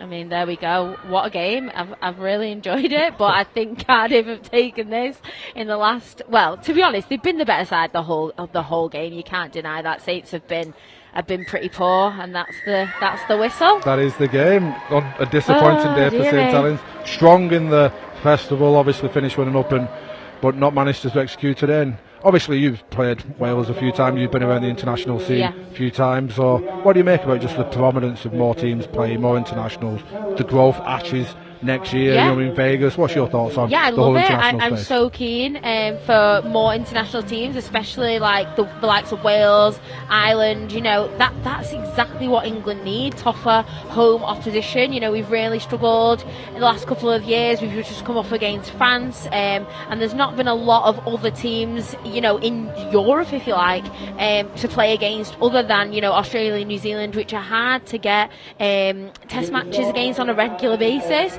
So definitely having a strong Wales team is, a benefit for everyone. It's great that they've got their international team now, and it's great for England women as well that they've got tough opposition to come up against. So I'm really happy that Wales are doing well, and to be honest, I'm pleased for Cardiff. I'm not pleased that they beat Saints, obviously, but I am really pleased for the girls, and I think, they have made a long journey to this Nines, and they've done really well in that game compared to their first game, and they've really stepped it up, and they've got success from that. So big raps to Cardiff. They totally deserved that win in that game there, and I'm sure they'll be absolutely buzzing with that. Nice, yeah. Second time they made it to the semi-finals of the Nines, and obviously back-to-back quarter-finals, so that team clearly starting to do some good stuff in Rugby League. Thank you, Emily Woods, again for joining us. Thank you very much, We Tab. have a quick break before we come back to the semi-finals.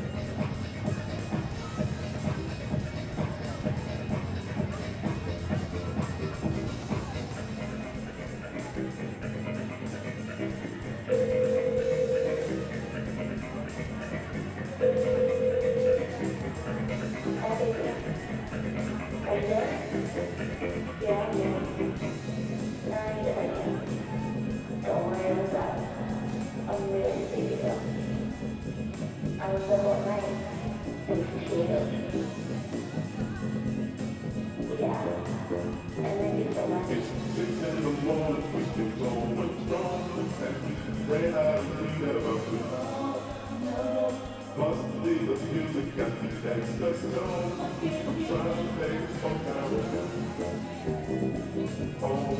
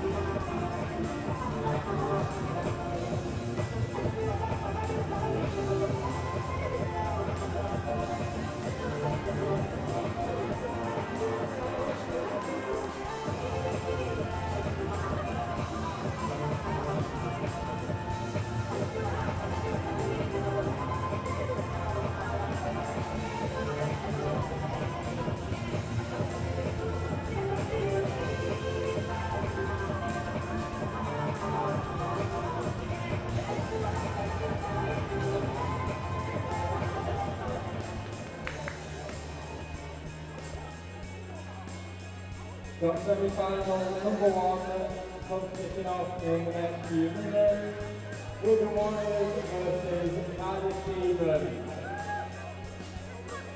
Wigan Warriors squad for this game, starting 9, Gracie Vance, Anna Davis, Molly Jones, Eva Hunter, Mary Coleman, Derek Jones, Izzy Ross, Harrison Mark, Jenna Colbuster, Richard Changes, Hayley Miller, Elise Derbyshire, Vicky Molyneux, Tracy Bradshaw, Georgia Wilson, and Ruby Hunter.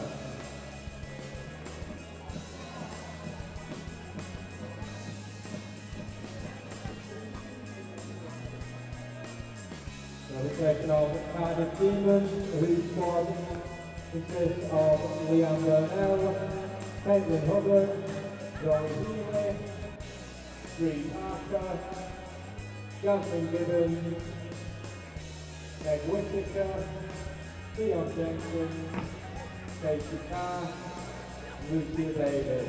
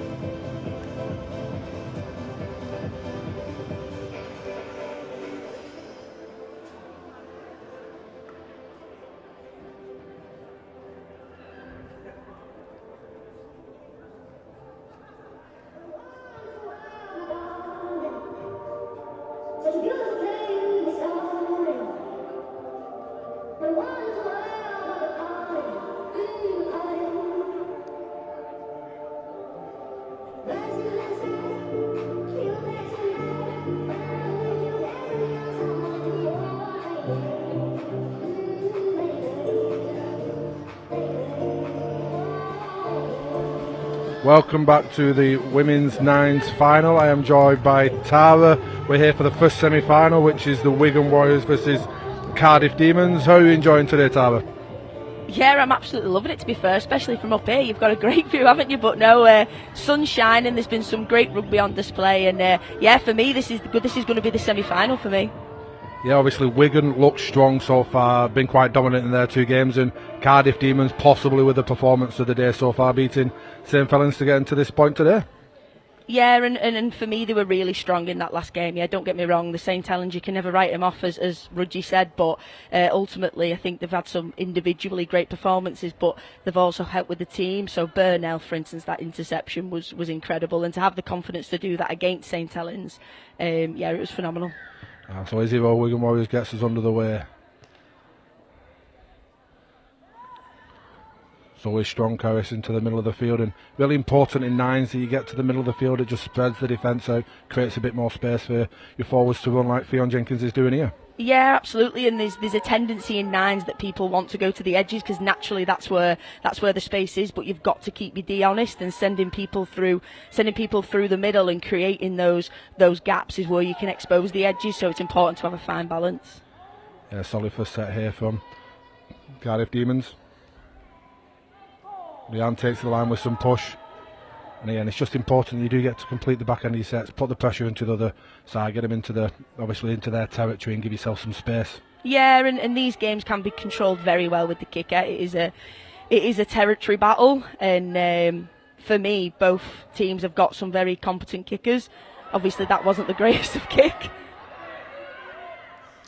Yeah, well done there from Jenna Fugast. Obviously, just took that kick on and obviously passed the ball off to Murray. Now we're going to see what Cardiff's defence about, and Wigan starting in strong position at the 50-metre mark.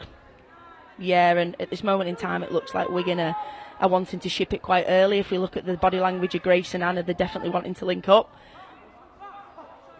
Lucky there, Kerris obviously runs and they managed to get the ball back, but on the back of another quick play of the ball from Wigan, which is going to be warning size for Cardiff, but they're mapping off quite well here. Yeah, good D there from Cardiff on an edge. Anna is not an easy athlete because she is a massive athlete to take down, and they've done it quite competently then. Yeah, that was a front row on the edge as well, so I think she was hanging on for dear life. Well, they got some space out here.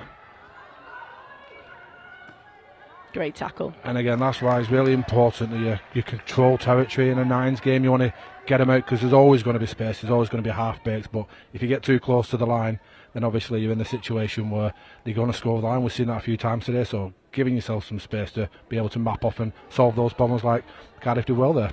Yeah, absolutely did, and obviously you'd go with the Wigan having 2 dominant halves, and that Wigan would be the favourites in this, but we can never write off Cardiff. I've heard from Carrie in our team that's played with a lot of them, that a lot of them play sevens, so tactically they'll be great in knowing what to do in this game. And good play of the ball there from Cardiff, and yeah, we have a lot of players at Cardiff that play sevens and a lot more now committing, and Leanne doing what Leanne's does and threatening defence and get Cardiff up over the 50-metre mark now. Yeah, she's exciting to watch, she's Burnell, isn't she? Very exciting. Good footwork there from Sarah to create a little bit of post-contact metres, and they've got an opportunity on the right side if they want to take it. Yeah, Wigan are doing very well getting the numbers right there, constantly moving in the D-line, which is obviously causing problems for Cardiff. Yeah, I think Wigan were the first to have only one marker in defence. I think a lot of teams have copied that now. Smart, you know what I mean? There's always space, obviously 4 less players on the pitch, so yeah, just giving them a bit more people to move is helping them, I think. Yeah, absolutely. That's a great tactic to have, and I remember when we played, we had 1 marker as well. Eva Hunt obviously taking the ball and been quite devastating. Obviously, tough game for you last time you played him, but Eva had come to the fore. She had a great game that game. Oh, absolutely great. And I've just been speaking to Rachel Thompson then about Eva. She's a great athlete, and I think she's had, did Andrea mention a high ankle sprain, which has obviously put her back, but now we're really starting to see that them lines of runs that she hits are just, they're a half-back stream, really. They really are. Yeah, definitely. Obviously, big game coming up for you here on the weekend. On the weekend on Wednesday against St Helens. Are you looking forward to that one? Yeah, we can't wait. Obviously, it was very, very disappointing. Was the result on Sunday, and we've had a lot of self-reflection.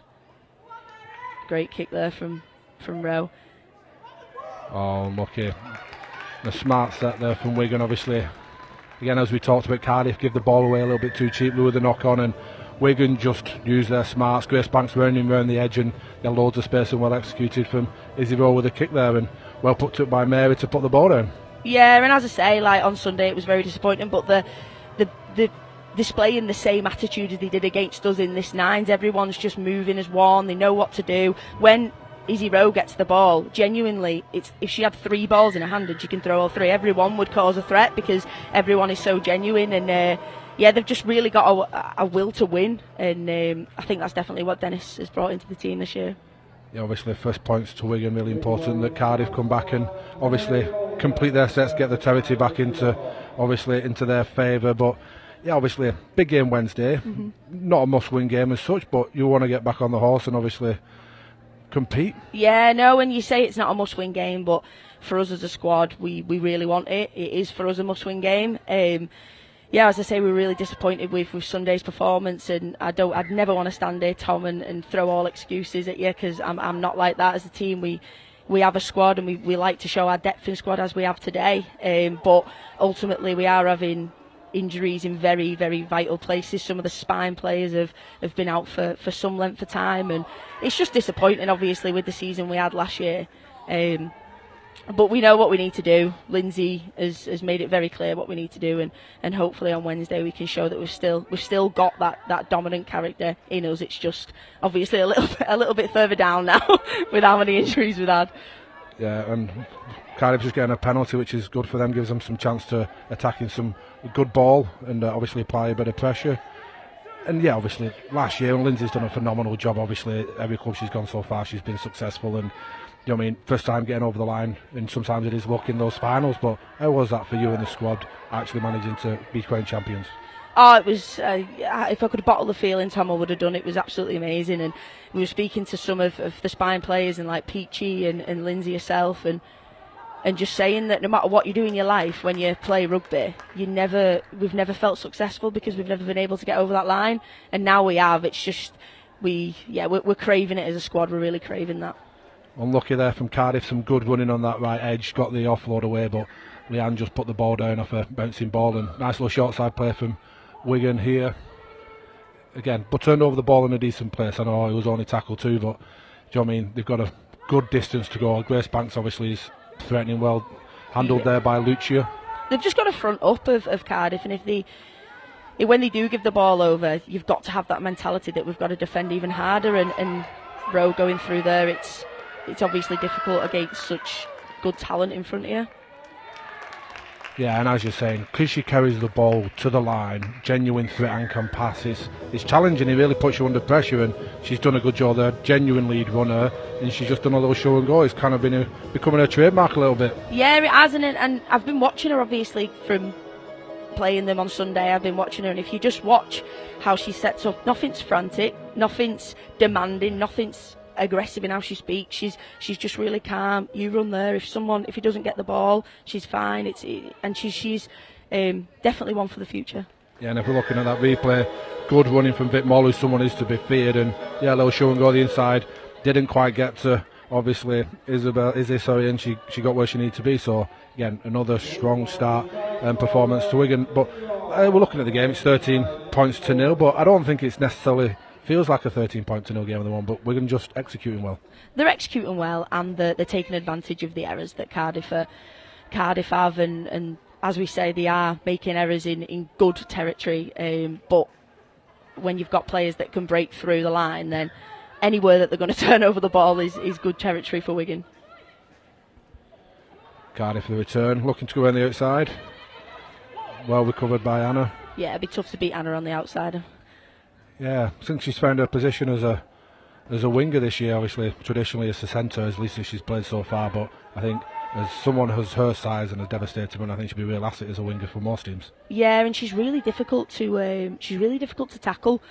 She's got very long legs, very long levers, so wing suits her perfectly in my eyes, and well, it does because she's playing phenomenal there.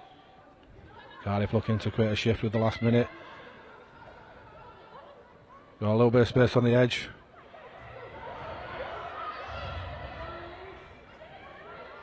Again, nice play from Cardiff. Bit of a scramble defence here. Can they execute? I think that possibly should have been a penalty. Referee doesn't give it.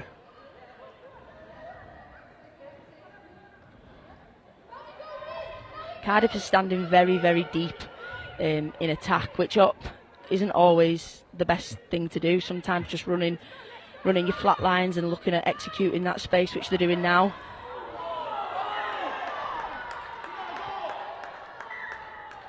Oh, half time there. I thought possibly could have been penalty for a high tackle, but half time and a strong finish to Cardiff Demons. Obviously, Tara, a little bit unlucky to miss out the mid-season international, injuries slightly plagued. What's your thoughts of the future? Obviously, exciting time coming up, Vegas, Ashes, all the rest of it.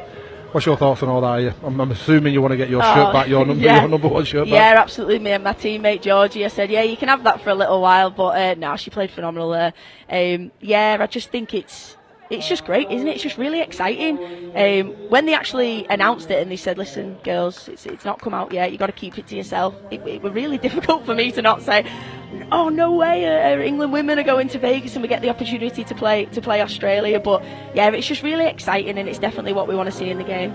Yeah, obviously like you, I heard quite early on and I was just like, this is phenomenal. The journey that obviously we've been on, and when it was at the start and the games and how that was compared to the trip to Vegas, that stage, the Ashes, all the rest of it, is just, that journey is just phenomenal, and the girls are now starting to come through and they're going to experience it. It's just quite remarkable, I think.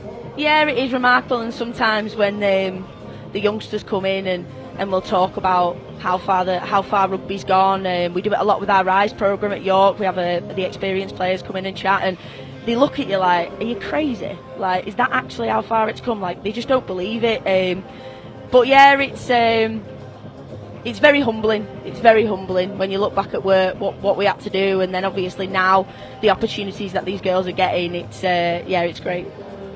Yeah, obviously Wigan ready to go and again, energetic. So if you were Ian Newber, the head coach of the Cardiff Demons, what would you be saying going into the second half? 9 minutes to keep the dream alive. They've just got to limit the errors. They've just got to limit the errors. I think they started the game off really well. They obviously seen that the backs outweigh the forwards in that Wigan squad, and it is obviously it's a game 4 backs is 9. So, but it's about creating that space on the edge, and to create that space, you've got to work down the middle, and you've got to cause a threat. And I think that's what they limit the errors and just stick to what I think was the tactics that they wanted from the start of the game. Yeah, obviously, you're Cardiff. You're behind and you're presented with that pitch, which there's quite a bit of space. Yeah. Surely you've got to go short here, haven't you? Absolutely, you've got to go short here, yeah. There's a lot of space. I don't know if anyone's actually ready to go short, though. By body language, it doesn't look it, does it? Well, they've gone long. Play the territory game. Yeah, back the D. Strong carry there from Mary, which, again, that's her trademark. Strong runner, gets quick play of the balls. Yeah, and again, in the Wigan squad, there's nothing special. Everybody just does their role really well. They know what the strengths of the squad are, and they utilise them, and it's great to see. Great play there. At least Derbyshire has got some lightning pace come from Lee Leopards in obviously the off season, and yeah, again, good asset for Wigan, and just a bit too smart. Cardiff clearly had a plan to kick deep D up, and Wigan had different ideas going them. Absolutely, and I think 1-0 to Wigan there when it looks at the restart, because if you are going to kick long, you've got to back your D 100%. And would I have from the first half performance? Potentially not. I think the short kick would definitely have been the better option there.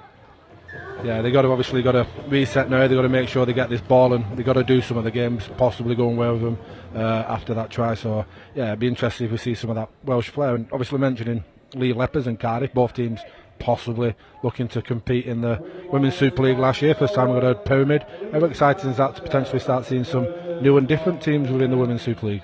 Yeah, and we were talking just earlier on about the fact that now with Wigan, how they're performing this year, genuinely at the end of the season, if it looks to those, we've now got a genuine top 4 team.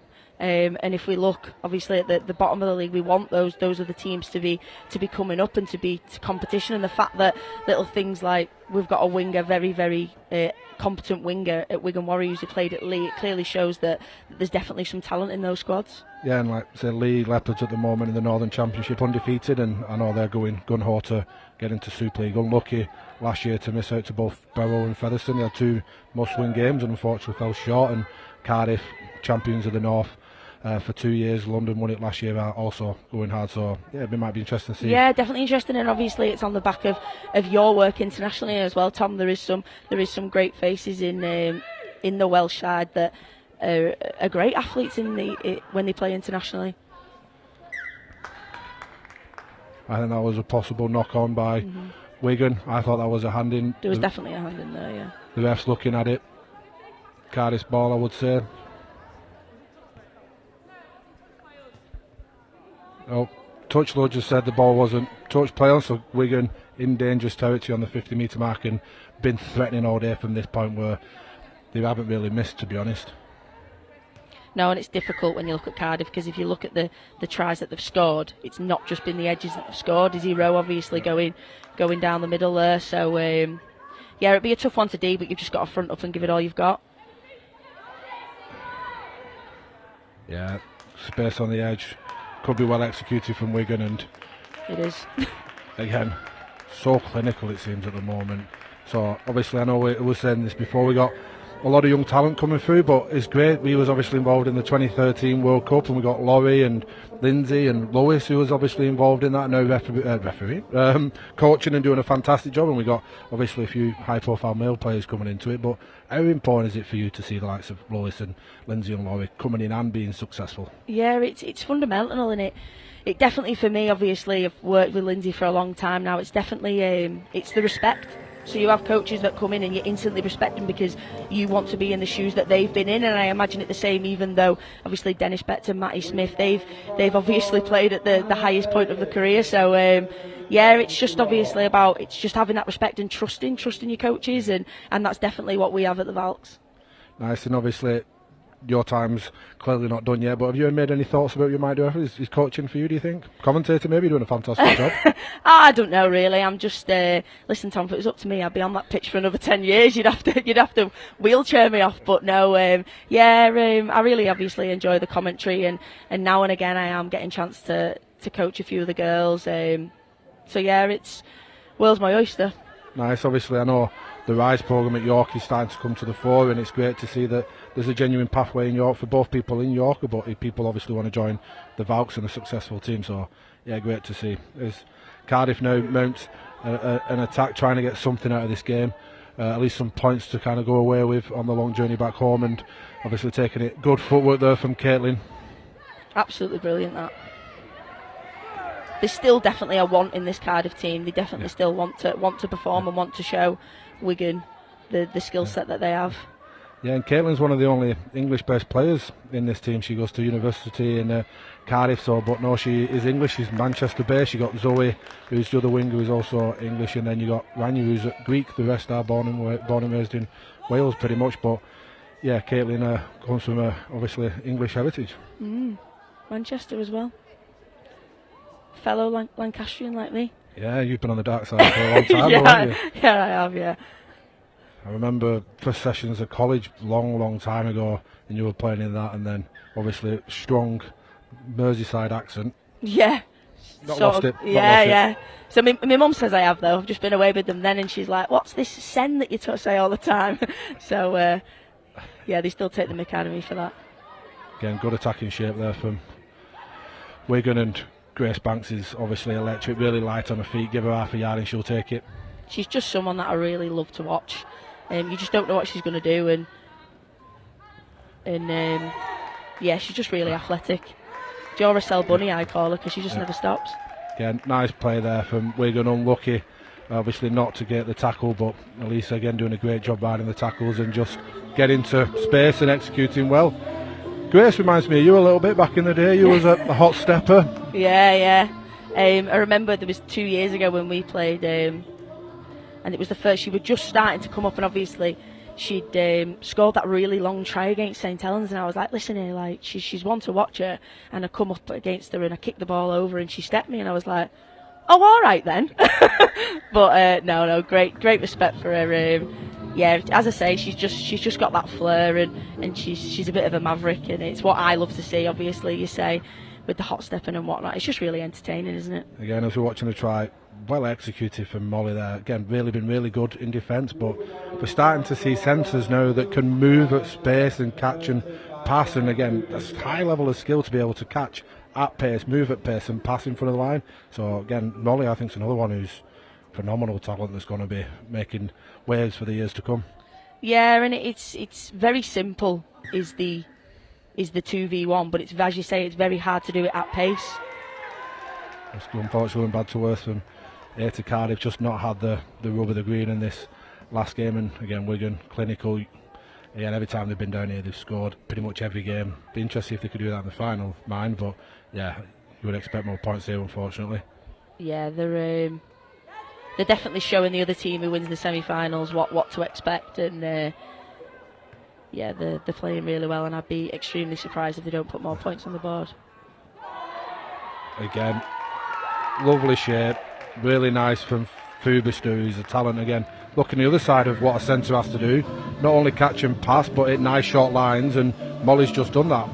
Yeah, and I say at York that centre is one of the hardest positions, and it's very underrated. You've got to D potentially in one of the most difficult places, but you've also got to know whether you hit a line strong or you stand back and you distribute to the winger. So in both both attack and defence, it's a very tough position. Yeah, obviously a lot of block shape where you have one in front, one out back off the half. A lot of that is to try and make your centre and or your half make a decision, make two people, try and tackle two people effectively. If you got it wrong like Cardiff do there, then you go through the middle. So do you front up and hit the lead runner, or do you map off and go and get the person out back? And again, yeah, and I think it's to do a lot with how you play that play in the game, because if you say, for instance, always hit out the back, then it's very readable. But if you hit the lead line and obviously stay true, then you get more success. We got Leanne going here. Here we go. Banks versus Burnell. Oh, she's done her, but great covering tackle.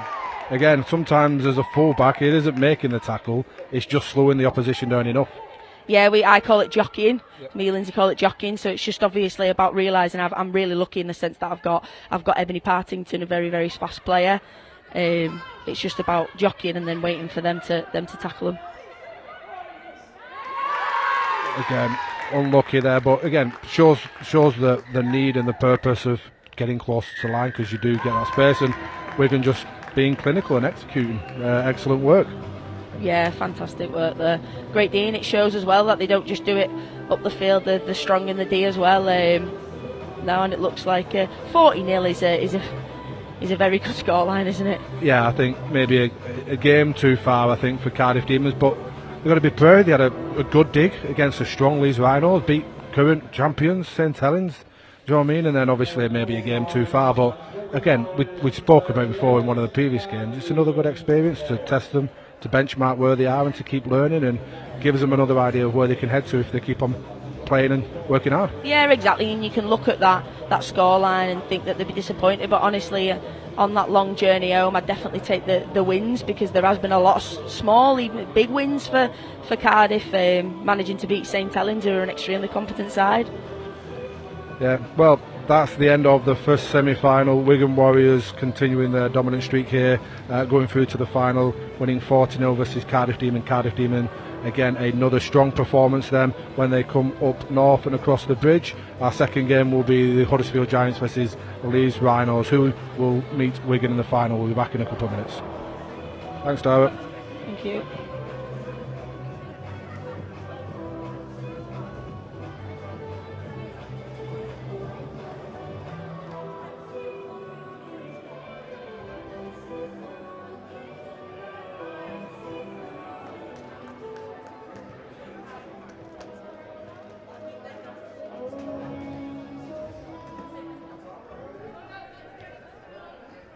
Second semi-final, Leeds Rhinos versus Huddersfield Giants. The league starting time, Evie Cousins, Liv Whitehead, Sophie Robinson, Jonah Hoyle, Bethan Denton, Kelly Brown, Ruby Bruce, Ebony Smith, Ruby Walker. Your interchanges, Kira Bennett, Izzy Northrop, Grace Shaw, Lucy Murray, Jenna Greening, and Amy Hardcastle.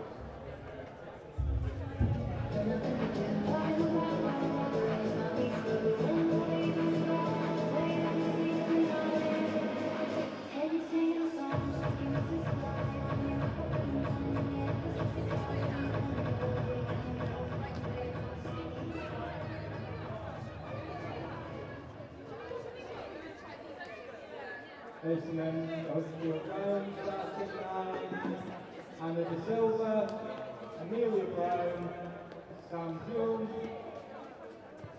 Becky Brady, Tara Moxon, Ellie Thompson, Grace Hobbs, Anna Dollard, and Molly Austin. The interchanges, Ruby Towson, and as we head out for the second semi-final here at the women's nines final at the Sewell Group Craven Park, home of Hokiar, Huddersfield Giants will be taking on Leeds Rhinos. Leeds Rhinos have looked strong and confident so far. Huddersfield with a good win over a young Valkyrie side. So yeah, it'll be interesting to see how this game pans on who is going to take on Wigan Warriors. We are joined by Tara from Cardiff Demons. Hello Tara, how are you doing? Hiya Tom, thank you for having me. I'm doing really good, thank you. Good stuff. Obviously long journey up last night for the Cardiff Demons, but you must be proud of the performances they put in today. It's been absolutely incredible to watch how far the girls have actually come. So obviously being the non-Super League side here today, I think we've actually impressed quite a few people. But yeah, it was a long journey up yesterday. We just enjoyed and embraced the whole day, to be honest.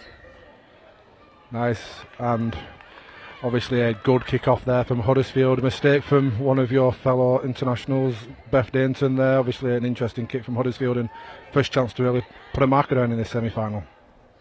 Yeah, silly error, but I'm sure Beth Dainton will make up for it in her next tackle or next carry.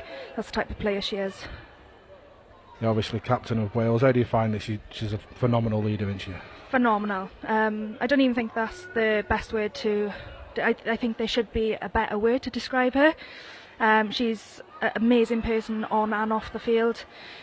She's a massive leader within the group of our girls. Everyone looks up to her. And yeah, she's phenomenal. Nice word. Hopefully we'll get that clipped and she can hear that later. as Huddersfield attacking again, Amelia Brown been dangerous all game, and obviously most games that she plays in, Huddersfield got a real chance to put a marker down as they go into the final 10. Back into the middle of the field.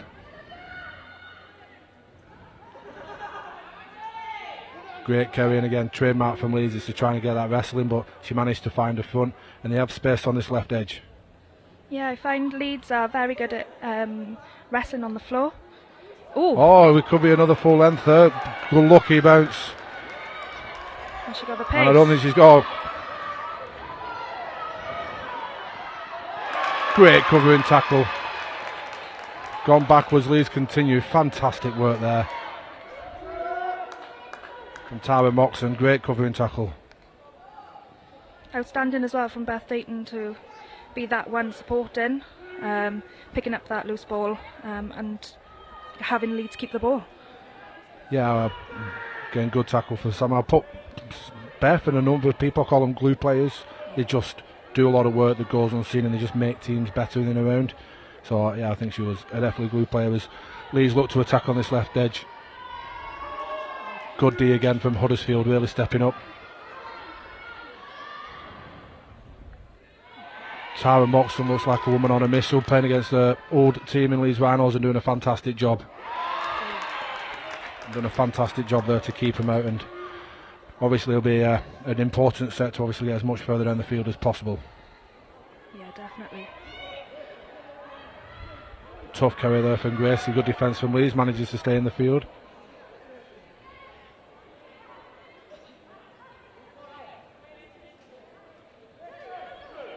Again, good defence. I was saying, like, Leeds clearly do a lot of work on the wrestling the ruck, trying to get you on your back, turn you over. How have you found that when you've played them in the past or watching it? As we see Tara again phenomenal play so far. Yeah, she's having a really good game here. But with the tackle and the wrestling on the floor from Leeds, we've actually watched a few clips back and learned a few things ourselves. Obviously, with majority of our team being in Welsh camp with Beth Dayton, she's one of the players that teaches us how to wrestle on the floor and how they do it so well in Leeds. So, yeah, it's very, very good. Again, Tara with a good run has caused a penalty and a relieving penalty for Huddersfield, who now looking to start to move the ball in a good position, and again possibly starting to turn the screw a little bit here, and maybe started the stronger of the two teams, I would say, so far in these first 4 minutes. Yeah, agreed. Strong carry. Again though, Leeds putting them on the back, slowing them down. Yeah, it's the slow balls. I think that's where Leeds defence are looking strong, because they're not letting those other teams have the fast balls, so they're letting their team get back to the set on the line and have that forward push together. Again, looking to go to the outside back, the back to Amelia, who's a devastating runner. Nice little short pass. Good defence again. Another trademark of this Leeds Rhinos team so far is that their edge D, they map off really well. They don't panic, they all just work hard for each other from the inside, and not many teams have managed to get around them so far for that today. No, you can see the communication. They're very good at communication, and when you're mapping in defence, you need that communication from your inside to push out. And you can tell that when we played against them earlier, and every game that they've played in, you can see the communication from the sideline. Again, chance for Leeds to start to build a bit of territory, build a bit of pressure onto the Huddersfield line. Good D though from Huddersfield, met that strong, got the bodies in front.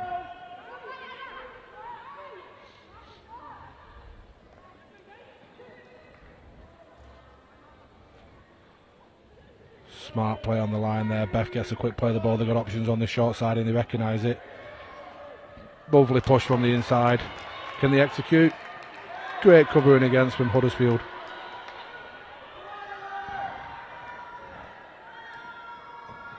Fantastic try there from Leeds Rhinos on the back of obviously Beth, and quick play of the ball that set everything off and hit a nice short lead tips. Got a body through, got a quick play of the ball, and then they just ran in front of them. And again, quite simple in the end as we're looking at the replay, but Beth there again, backs up, hits the space, and she just does a fantastic job just running into the space and scoring it down. Again, another DICE graduate doing some, or DICE student doing some fantastic stuff.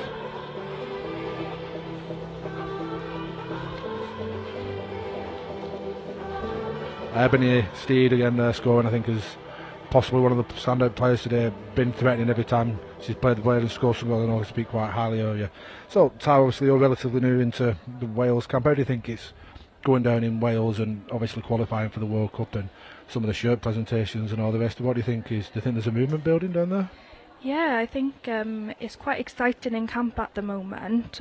So with myself only getting into the Welsh squad in March, I'm quite new to the game, but since being involved, you can see the progression already. Obviously I know we've been building over the last 4 years, and with us now as well winning that game against Ireland and then against Netherlands to make it to the World Cup. I think there's a lot of excited players. There's a lot of battles now for the shirt. We all want to improve, and we all want to make each other that better player, and we want that seat on the plane. Nice. Again, we see the ball returned after a kick-off, and Leeds Rhinos got the ball in powerful position to add on to their points. So they get a nice drop-off play there, takes them up to the 10-metre mark. There's space on and numbers on this left edge, but they go short side. They still might get through. There is still space on this left edge if they want to go, but they go short again.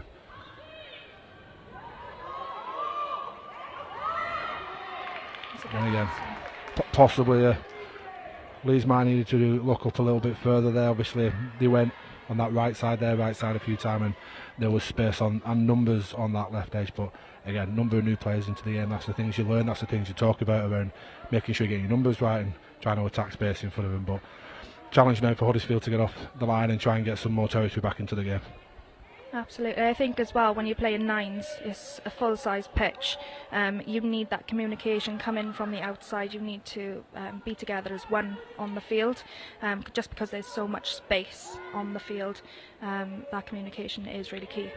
Yeah, and sometimes there's an illusion of space. There's space there, and you think there's space there, and you go there, but it's quite easy to put off and map off. And if you haven't got the players, you haven't got the people to pass into either. So, yes, I think some of the still principles apply around trying to split the numbers, make people make their own numbers, and trying to attack mismatches. Absolutely.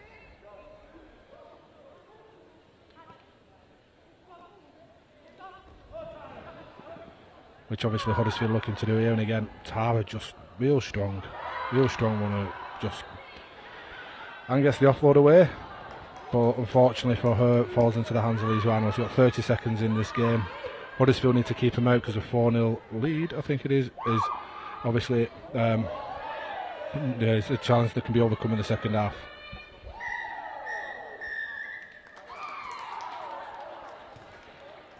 Good first half. So Tara, obviously, how long was your journey up here yesterday?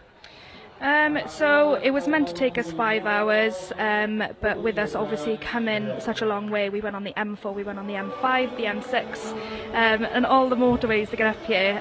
So we did hit a few bits of traffic. It did actually take us 6.5 hours to travel up yesterday. We got up here, had some lovely food, just a bit of team bonding, before getting a good night's sleep ready for today. Nice, 6.5 hours, that's some commitment now. Yeah, it's quite the travel, but look, we enjoy the sport, and we're willing to travel as far as needs be to play the best teams. We're just lucky that we get this opportunity to come here today and play against some of the best, and yeah, we're really grateful for that. Nice, obviously interesting half, nip and tuck at the moment. How do you see it going in the second half? If you're putting your money on it, would you be backing?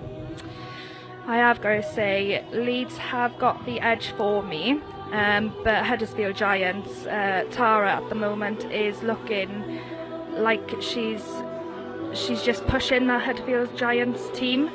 She's doing a lot of individual plays, and I think they're shining through there, but Leeds have got that team structure, so my money is on Leeds. Possible going favourites into this game, as we've seen him make a few subs. Bethan Dayton is coming off, and we see Amy Hardcastle coming on. Obviously not a bad replacement, and Kayla Bennett as well, so it looks like they brought a few players in to try and finish this second half. But again, a performance to be proud of so far, Huddersfield, and a few things go their way, they might be looking at a final in 9 minutes time. It's definitely not beyond them. Yeah, the score's still quite low, so you never know what can happen. It is 9s, so we shall see.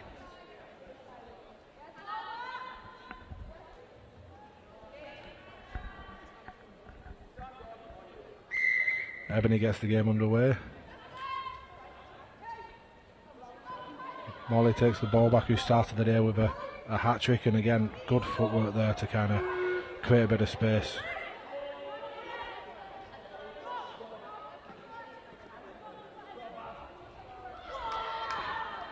You don't want to give Amelia any space. Another great run in there, cause some space, good quick play of the ball, and Huddersfield will look right up for this in the second half.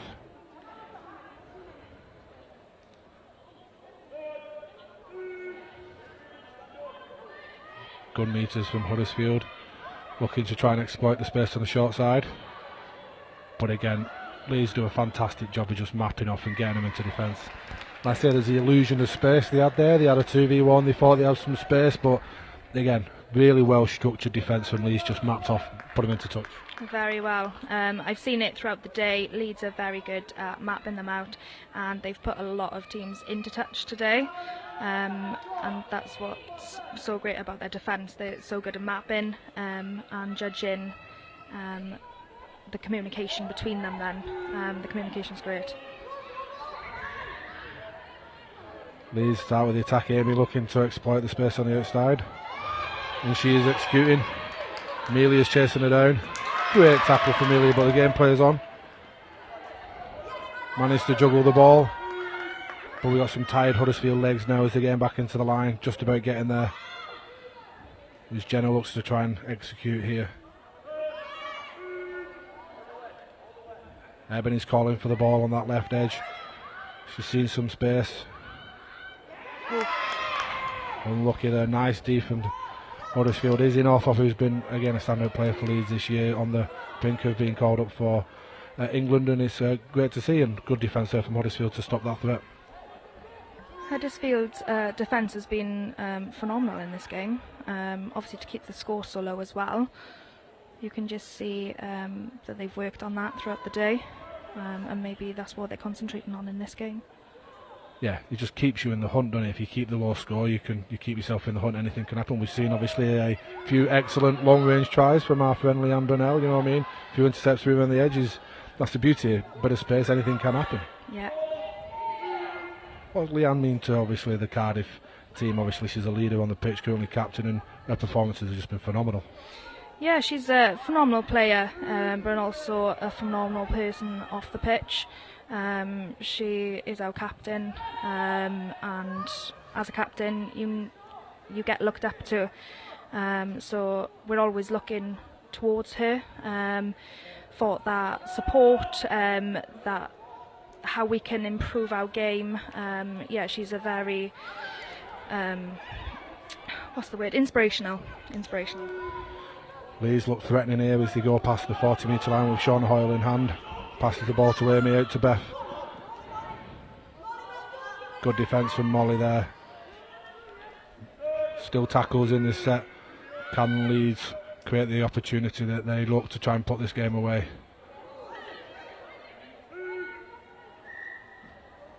Not quite sure what happened there. Looks like there might have been an accidental trip, but the game continues. Leeds still with the ball. Ship it out to the left. There is space if they can get there. Good pressure there from Amelia just to force that pass and make there, and then obviously looks to recover. Fifth and last. Are they going to play? Ebony has been devastating all day. Good defence there. Very good defence from Huddersfield Giants. Again, game's on a knife edge. 5 minutes left in this game. Some tired legs, but within a blink of an eye, they could all change. Absolutely. Who's your money on then, Tom? Depends what happens with this. I think it was a shoulder and rid up, so I don't think it's going to be a card, but I think it's definitely a penalty. Yeah.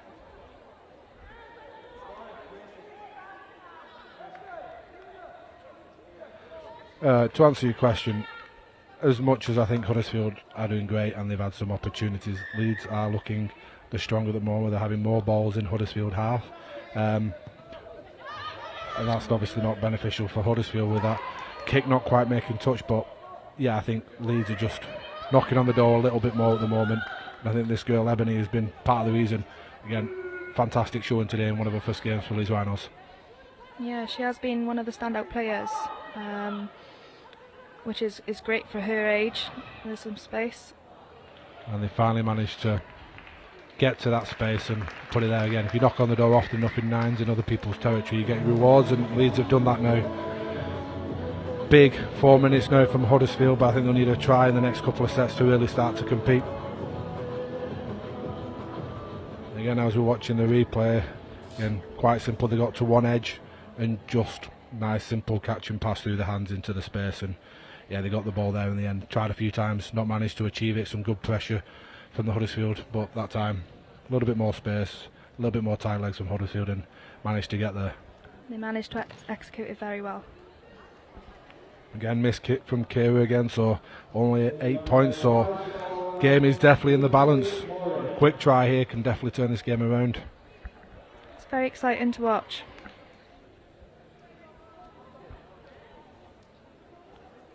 Trolltower obviously new to the sport this year. What's the best thing? What do you think you enjoy the most about it?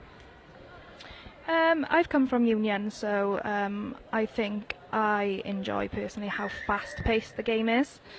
You get a lot more hand-on ball, and it's a lot more tactical. So that's what I enjoy most about it.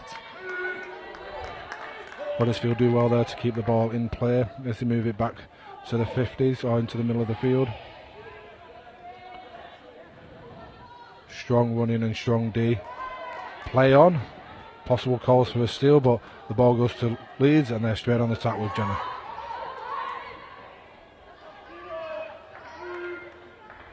very unlucky call for Huddersfield Giants there.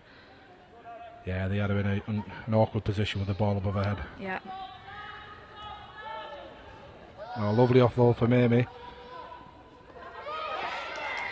Good defence there from Molly again, who's I think had another fantastic day. And again, one of the reasons why we wanted to bring the nines is it allows us to have some of that cross-pollination, so it does allow our chance for our championship teams like yourselves to come and compete against Women's Super League, but it also gives an opportunity for a number of young talents to put their mark in, and we've seen that. So Isabella Rowe, Izzy Rowe, who we'll see in the next one in regards to playing for Wigan. I think she had her first game in the nines, and yeah, she's been frightful when she's come in since. So and ball going down there for Huddersfield. Possibly the fatigue's getting to the better of them. Now we think Leeds try will put this game to bed. Yeah, it's very hot out there today as well. I've been standing down on the sidelines, and you can see that the girls are exhausted from the heat. So maybe that is making them a little bit more tired. And a lovely try there, little in and out from Evie Cousins, and some great skill just to again move the hips a little bit and then use your pace to go around the outside. And I think that's probably a day over for Huddersfield. 1 minute to go by the time there'll be maybe a few players left. And yeah, a Leeds Wigan final it seems. And as we're looking at the replay here, again, skill just to take it inside, just to give herself that little bit of space to go around the outside, and yeah, well executed. I think that's Evie Cousins. Yeah, I think we've got a very exciting final on our hands. We've got Leeds Rhinos and Wigan. You know, both teams have got pace, they've got strength. It's just who can come out on top today. Yeah, and obviously I think Huddersfield had a bit of a tough game. I think at the start, tough start of the season. They're starting to build. I think today might be another kick on from them. Obviously they've performed well here today against some tough opposition.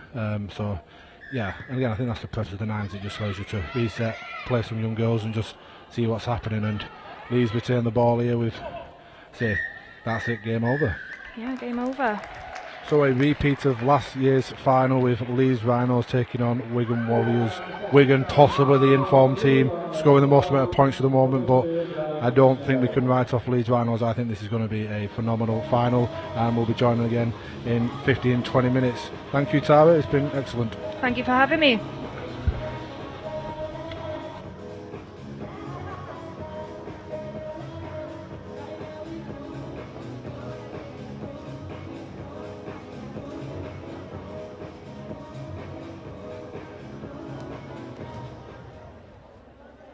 One more short break before the final between Wigan Warriors and Leeds Rhinos takes place. A little bit of a short break and then the final will be underway.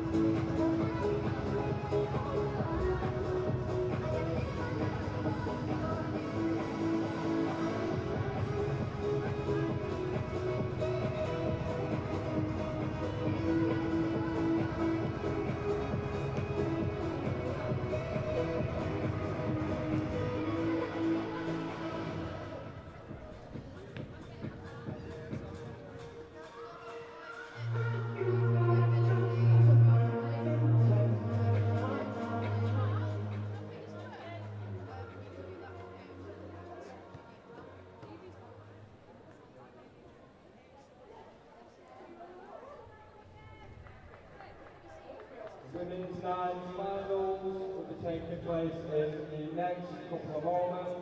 Your finalists, Wigan Warriors and Leeds Rhinos.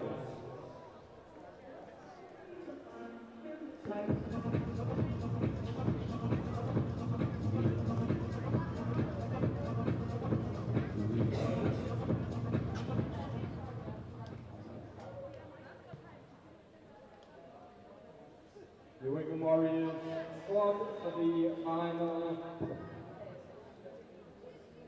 Grace Banks, Anna Davis, Molly Jones, Eva Hunter, Mary Coleman, Keris Jones, Izzy Moore, Karis Marsh, Jennifer Vista, and your interchanges: Kaylee Miller, Elise Derbyshire, Vicky Molyneux, Caitlin Hilton, Georgina Wilson and Ruby Hunter.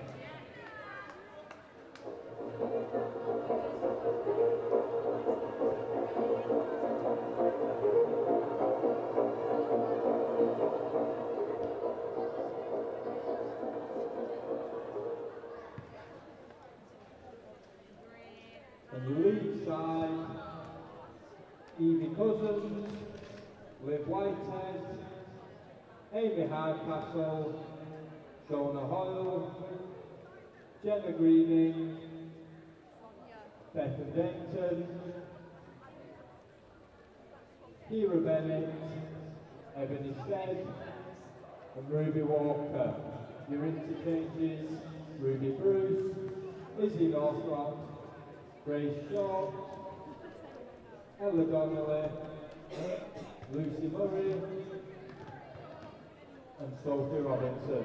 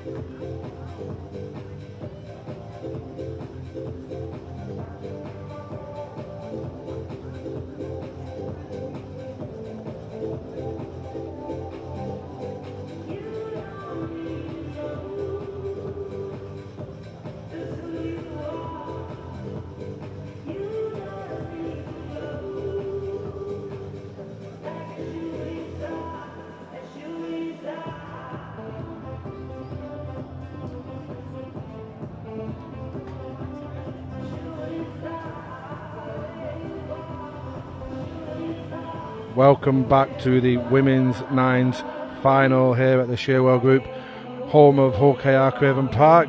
We are joined by Amberley Wook, Cardiff Demons and Welsh International. How are you doing, Amberley? Not too bad, thank you, Tom. Not too bad.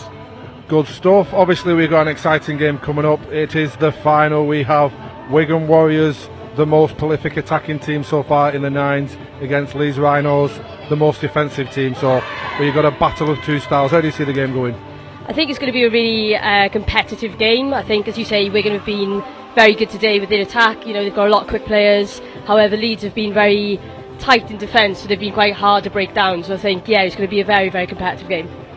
Battle of styles. It's a repeat from last year's final where Leeds Rhinos and Lewis's Leeds Rhinos took the trophy last year. I am sure they'll want to retain that, disappointed from a Challenge Cup loss to St Helens, which your Cardiff Demons teams beat. Obviously, how was the feeling in camp after that? Yeah, we were very, very happy with that result, to be fair. I think, we went in potentially as the underdogs a little bit with obviously St Helens and their the accolades that they've won over the years. So, yeah, it was a very good feeling winning that game, and I think, important for us to get to the semi-final then. Yeah, second year in a row getting to a semi-final for the Cardiff Demons. 2 years getting to quarter-finals. How's life down in Cardiff Demons in South Wales, and obviously what you're building down there? Yeah, really good. We've obviously the last couple of years been in the Challenge Cup and things like that, to grow in towards that one. Obviously we're sort of got one more game left of the league now, so we'll have to wait and see what happens there. We had a good win against London Broncos last week, but it's one of those where at the moment we're sort of battling her out for the top, so we need a good game against Bedford now to try and get those points on the board and get the league. Yes, and obviously at the end of the year there's a chance that Cardiff might get promoted into the Super League as the two teams come onto the pitch here to take home the trophy. And I'll be honest, I'm very excited to see this, a resurgent Wigan team come to the fore. Lots of young attack minded players against a resolute Leeds Rhinos.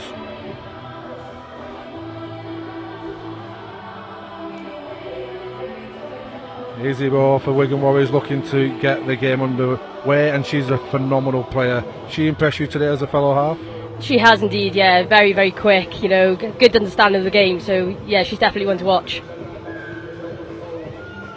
Nice deep kick.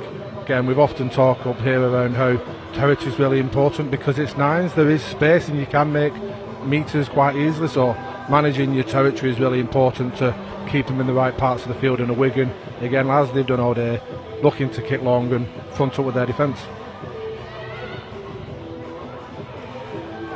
Strong carry there from Beth Dainton, obviously at Welsh International, and again leading from the front.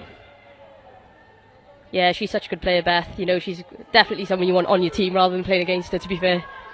Again, another quick play of the ball, putting Wigan under pressure. Good defence from Eva Hunter, who's been a standout this year so far.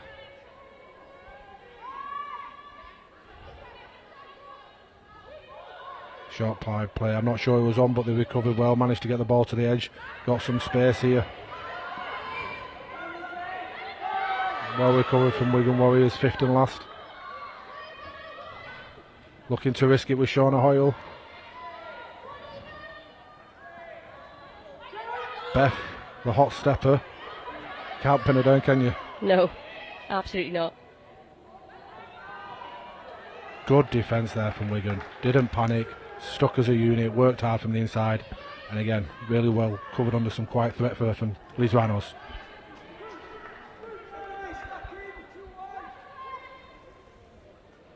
Wigan bringing it out of their own half to Kerris Marsh, looking to get it into centre field and getting past the 20 again. Leeds Rhinos working hard to get the Wigan Warriors onto the back, as they've done all day.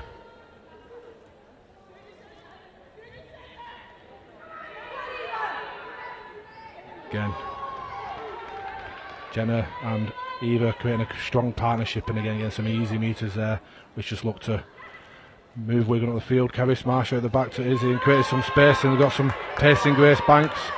She gets past the first defender. She backs herself. Great cover tackle there.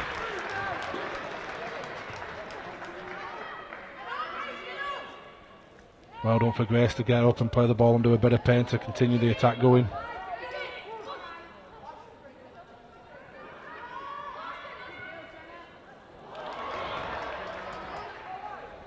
Bit of a poor end to the set, but straight back onto the attack for Leeds Rhinos, and it's end-to-end stuff at the moment. Great tackle from Izzy. She's done really well to slow that down there.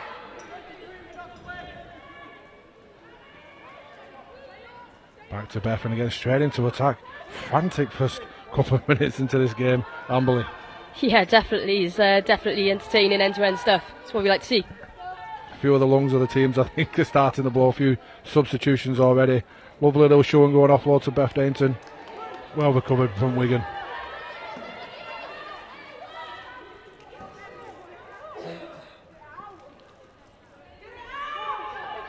Good defence. 2 players left. What can they do here? Ebony has been threatening all day with the ball in her hand.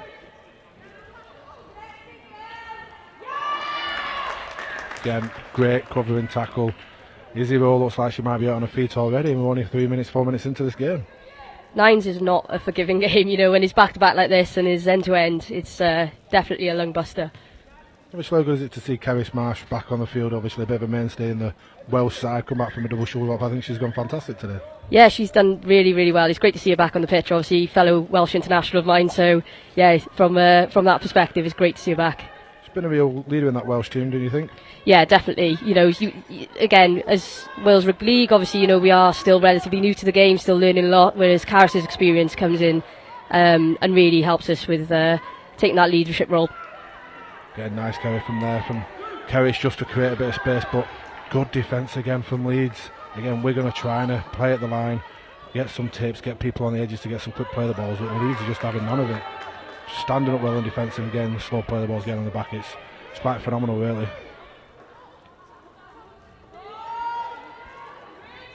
Yeah, Leeds' defensive effort is outstanding. You can see that they're happy to give the space a little bit and you know, not panic. They're not biting or anything like that, so they're not giving Wigan anything at the moment, really.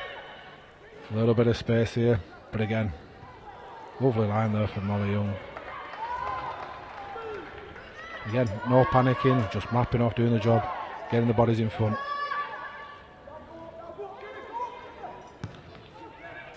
Again, good kick. Well taken by Ebony. Lee's back on the front foot. Often they talk about style mates games, and I think we've got one of those games today. We've got fast, young, expansive versus well-disciplined, structured team in Leeds. Yeah, they're two definitely very different teams in the way they play, but as you say, it gives us for a good game, so it's very entertaining to watch.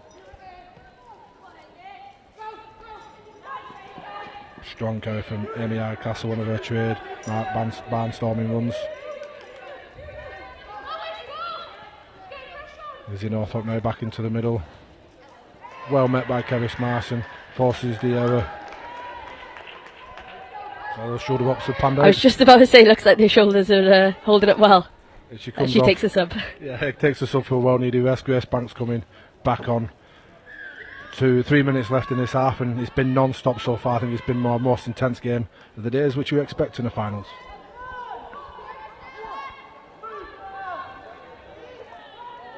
Vic Moore takes Wigan up to the 40. With a short side play to Anna. Who does well to stay out of touch.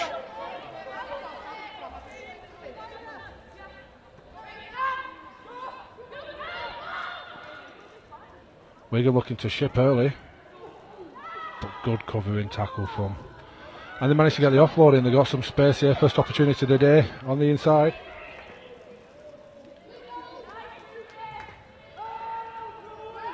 Again, good covering tackle from Leeds, but they've got a few players on the pitch. There is space if they can execute. Lovely pick up there from Eva Hunter. That's a great try. She picked that one up off her toes. I'll test one of your hamstrings, won't it? Oh, definitely, definitely. Again, bit of a war of attrition, that one, just end-to-end stuff. Managed to get the offload. Leeds didn't wrap up Wigan Warriors there, and they just managed to get the next player, leave a few players on the floor and just ran into space. Yeah, and it shows that, you know, they definitely had the patience there to sort of know exactly what they wanted to do. As you say, they took advantage of the fact that Leeds had a couple of players down there, so took the space, and yeah, it was really, really good hands to finish that off. Well done from Mary, obviously second row, front row currently playing at the moment. Realised there was 2 players up, just ran heads up, and yeah, Eva Hunter devastating all the time that she's seemingly playing at the moment, just again, hitting a hold and got great leg speed. So yeah, one for the future, if not already. But no converted points, so 4 points. It does leave the window open. Yeah, definitely. With nines, it's a very quick game, so anything could happen. Again, I reckon Wigan will go long, kick it deep, try and get up, defend, understand the importance of the territory. Understands that teams will take metres off you, but if you can keep them as far away from your line as possible, then you're more likely to keep them out. Yeah, absolutely. I think, this will go quite deep now and try and pin them in their own half and put the pressure on.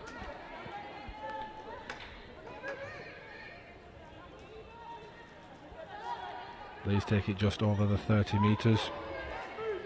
About 30 seconds in this half.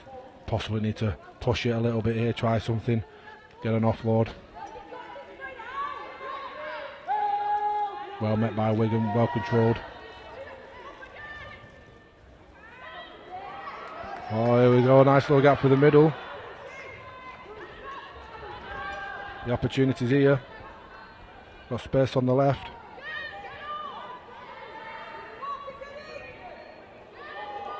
Quick play of the ball, couple of players, Wigan players on the floor.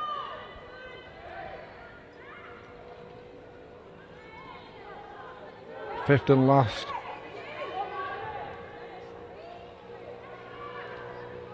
Ruby Boost looks to go herself.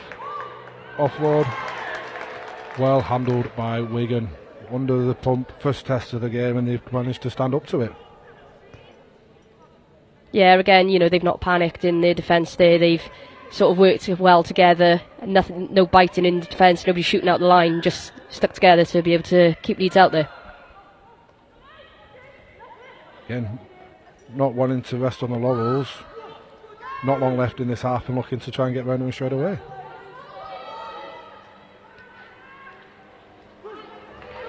Strong carry there from Anna. Yeah, she's a very impressive player.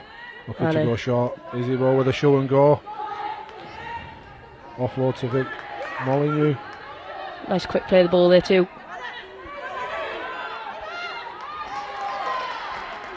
Maybe one player less to this set.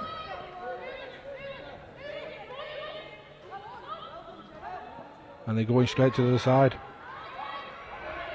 They got some space. I'm not sure they're going to stop her. Great covering tackle. Can she get the offload away? Fifth and last. There's another play.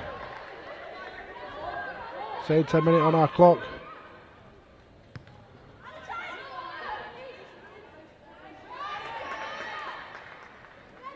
Well taken there. Time is called. Interesting first, I believe you do a little bit of coaching yourself. And then around, obviously, a touch. Winner in touch. Obviously, Euro's touch winner. How was that? Yeah, a couple of years ago now, but yeah, absolutely fantastic. It was a great moment to be able to be sort of the first Welsh team in a good couple of years to get a gold medal at European Championships and such. So, yeah, very. And then obviously we backed it up in 2023 as well. Unfortunately, I injured myself just before the comp, so didn't quite get to that one. But yeah, really, really good to see. What would you be saying to the two teams now? Who's in charge? Who's possibly got more momentum going into this half time? I think Wigan are the ones with the momentum at the moment. Obviously, they're up on the scoreboard. I feel like they've had a bit better possession with the ball, going up the field a little bit more. So I think from their coaching staff is very much keep doing what you're doing, keep your level head. Let's not get complacent, and yeah, just keep that going. From Leeds' perspective, I think again, defensively they've been strong. Yes, okay, they've conceded one score, but it was a long half, and like I say, Wigan were putting the pressure on, but they kept their defence solid. So I think for them, it's just a case of looking up in attack a little bit more, making sure that they're sort of completing the sets and making sure that they're sort of looking with the spaces and trying to utilise that a little bit more. And that's the hallmark of this Leeds team, this Lois Fussell's team, is that they stick together. They're greater than their sum of their parts, and they don't panic, and they've won a number of trophies for them, and I think they'll do that again this year. They won't panic and they'll come out in the second half. And Wigan is an interesting one, because how will this play in the story of their season? So they won the trophy in 2018 under Amanda Wilkinson and struggled a little bit since. They're now resurgent, great win at the weekend, pushing for maybe trophies. This could be the first trophy they lifted since 2018. How would you think that affect this confidence of the narrative of this team? I think it would massively boost their confidence. I think they've been banging on the door now the last couple of years. They've really sort of been up and come in. I know from our perspective in Cardiff Demons, we played them in the Challenge Cup last year and we were quite close to them. This year, however, you can see that they've really upped their game. Their style of play has slightly changed, which I think, and as you say, having those young players in that's like not afraid to try things has really benefited them. So I think if they were to get the trophy today, then bigger and better things are potentially to come. Yeah, and they say that often, don't they, about the youth, which is it is a youthful side in Wigan Warriors that sometimes you don't know, do you? You just play what's in front of you. You don't know. It's the known unknowns, and they're just going after it. Absolutely, yeah. Like you say, I think when you're young and you've got everything in front of you, you just think, yeah, go for it. Leeds Rhinos will kick us off again. It'll be interesting to see if they look to go long again, play the territory again, play the smart game in the final, or do they push it early on and try and get the ball back? We've gone short, well take by Jenna there. Again, phenomenal young half who's really starting to make an impact on the game.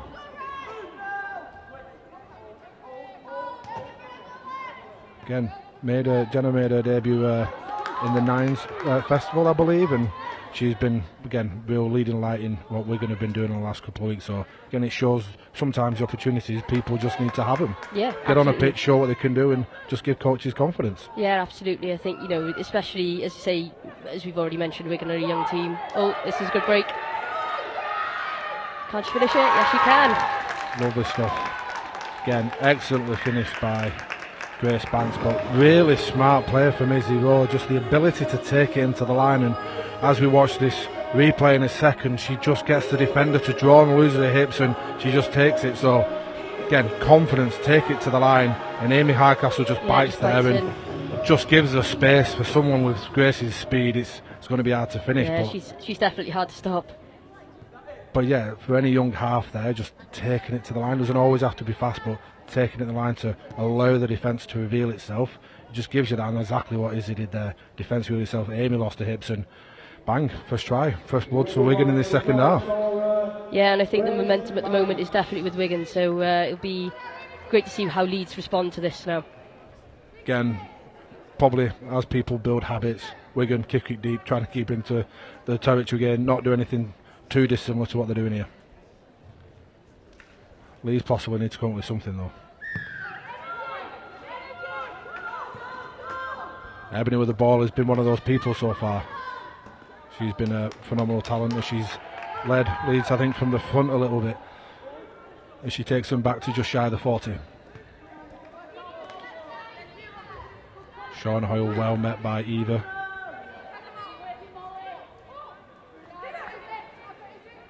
Look to go the back to Beth to try and create some space out to Amy on the edge. And they might have some space here. She got a great covering tackle there again. Don't always have to make the tackle, but sometimes you just got to try and slow them down. Slow them down, yeah, absolutely. It goes to show the pace that Wigan have got in this team at the moment. Yeah, and it's such an asset, isn't it, to have strong, fast players. It's the way the game's going. Well defended there from Wigan, just to slow Kira down in the middle of the field, give themselves a little bit of breathing space. Good running there from Northrop, but well met by Vicky.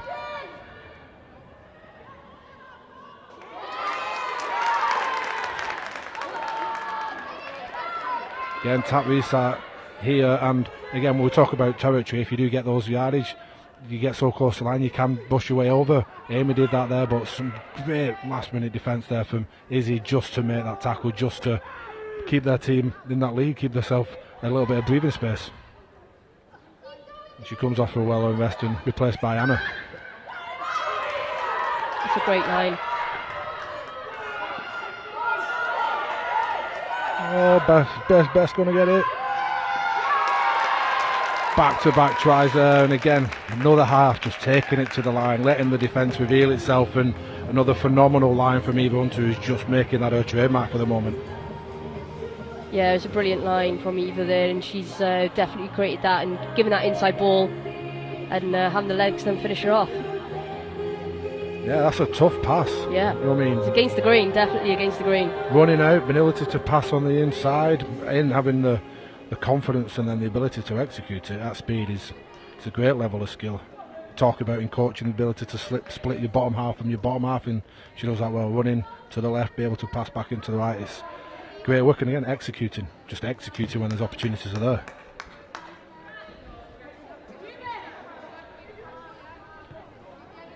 Got 5 minutes in this game. Leeds knocking on the door, knocked on over the line. 2 tackles later, we can score the other way. And again, this is the game of nines, as you say. It's any little mistake you make can really be detrimental. So that little mistake over the line, tap 20, good yards from Gracie, and then they finished it off.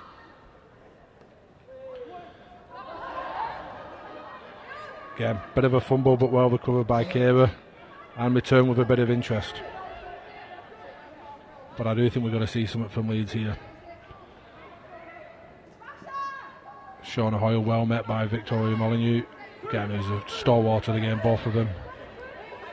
Yeah, 2 very experienced players there. Good defence there from Wigan to meet Ruby Bruce.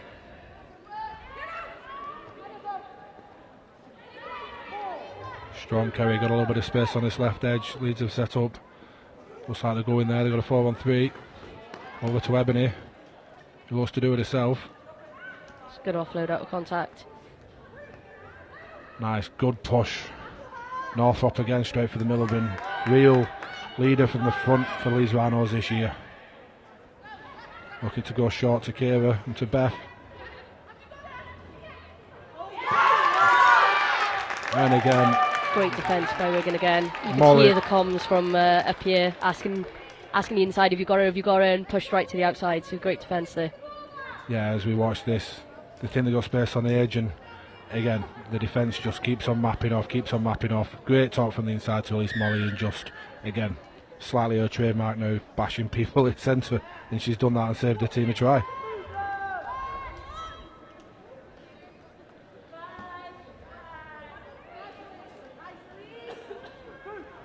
Good carry from here, Wigan. And a good play of the ball, leaving Leeds players on the floor. Straight back into the heart of them.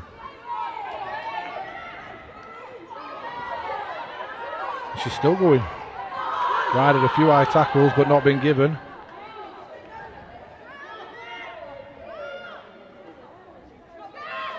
Lovely little. It's a great line as well.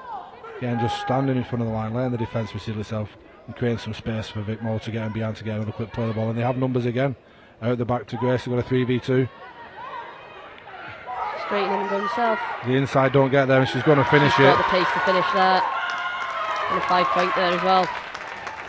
Again, slightly opposite as possibly. Maybe the fatigue is starting to come in. That Leeds and Amy Hardcastle was hoping there would be someone from the inside to get there, and they didn't quite get there. And Grace, being a smart and fast player she is, managed to get there. As we see, waiting, Amy's waiting, and the inside push doesn't get there. It's just having that patience as well. You can see Gracie on the ball, she's there, she's not committing to doing anything, she's just waiting to see what the defence shows in front of her, and as soon as that defence goes, she takes that gap and really puts the accelerator on. So it's really, really good play from her. Yeah, and people talk about another missed kick. People talk about obviously this being a backs game, which is true, but everything's been scored on the back of a fast play of the ball where someone's managed to get the nose through, someone's getting a quick play of the ball and left defenders on the pitch. And I think it's quite exciting as there's been a lot of pre-line passing, which has meant that you have to do that and it's made the defence honest. And I think that's what's been good, was a representation of how good the skill's starting to get, because it's not easy to catch the ball at the line knowing you're going to get a whack. It's not, yeah, it's definitely not.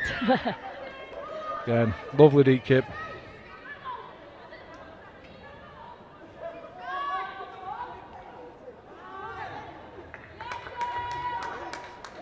Again, good defence from Wigan, and 1 minute left in this game. You'll think they would just see this game out, just defend, and again, dominant. Not just won today, but they've dominated every team they've played. High scoring, low scores against them, and just, yeah, truly remarkable display from Wigan Warriors. Yeah, I think at the start of the game, we spoke about the attacking threat, but defensively in this game, I think, Leeds have thrown a couple of things at them, but they've really done well to sort of front up and slow the plays down.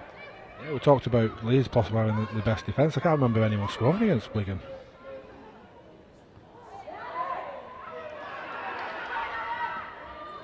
Anna does well to recover the ball and stay in the field of play.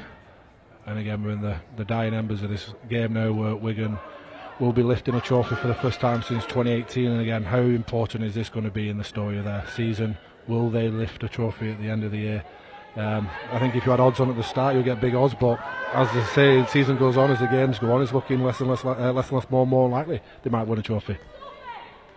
Yeah, definitely. They've showed, true character today within the games and things. And as you say, if no one has put a score against them today, that goes to show that, as we said, although we were talking about attack. Oh, is this on? And there's another one. Finish with a flurry. Great try in the corner. Again, just having confidence to carry a run with the ball, people moving, and just making the right decisions more often than not. Yeah, definitely. And you can see again, as we said earlier, about taking it to the line, having that patience, and just looking at what the defence has shown in front of them and making sure they're picking the right options. And I think Wigan have really capitalised on that today throughout all their games. They've picked those right options, they've done what they need to do, and that's where they've got the results they've got. Again, you can just see Grace just biding her time, making Amy Hardcastle make a decision. Then, again, in nines, because of the space, because of the distance, you're not stopping her from there. 5 metres out, and someone as strong as that, not a chance. And just again, really smart play from Grace. Yeah, definitely. And Anna's not just strong, she's quick too, so give her the space to run into, and she'll definitely capitalise on that. And there we are, jubilancies from Wigan Warriors taking the trophy, taking the nines final, one better than last year, revenging their loss to the Leeds Rhinos in the nines finals last year. So Wigan Warriors, in this third iteration of the women's nines finals, walk away champions. Yeah, and very well deserved. They've had a brilliant day, to be fair. They've really capitalised, like I said earlier, on their attacking plays, but defensively have been really strong too. As we said, to nil the teams they've played today. I don't, as you say, if they received a score from anyone today? Maybe one try. Maybe one, but after 4 games, that's no mean feat. So very well deserved from them. So again, you've played sport, high level, various stuff. How good is it just to kind of get that win? Because obviously you have wins and you get to finals, and sometimes the ball bounces the wrong way and you don't get it, but there's just something a bit special about lifting a trophy, isn't there? Oh, absolutely, yeah. It's part of the reason why we play sport, isn't it? The competitiveness that's within us. But yeah, when you put all the hard work in and you see things come together, and you're able to, as you say, lift that trophy at the end of the season or at the end of a competition like this, it's just all worthwhile then, isn't it?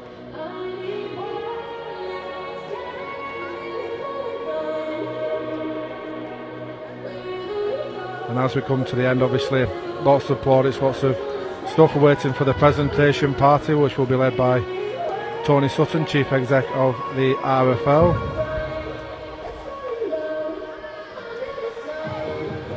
Again, you've been, well, actually, I don't know, you're a bit of a perennial winner. You tend to win most things you're in. We had the European B competition with Wales, and you've been touching your rugby union team, and Cardiff, you seem to do alright. What's it like to be on the other side of it, if you have there? Unfortunately, I have been on the other side over the years of playing. I've played many years now, and I have been on the losing side as well. But the one thing I always say is you learn a lot more from your losses than you do your wins. So I think it's about making sure that you review what it is that potentially went wrong, or what it is that you could have been slightly better, and just building and capitalising on that in the future then. And like I said, you learn from it, you get yourself together, especially in team sport. You need to make sure that you pick each other up and on to the next job. Leeds have got a long season ahead, or short sort of season ahead now, but making sure that they go back to the league and don't let this affect them too much there. Yeah, obviously there's big season for these girls to play for the end of the year.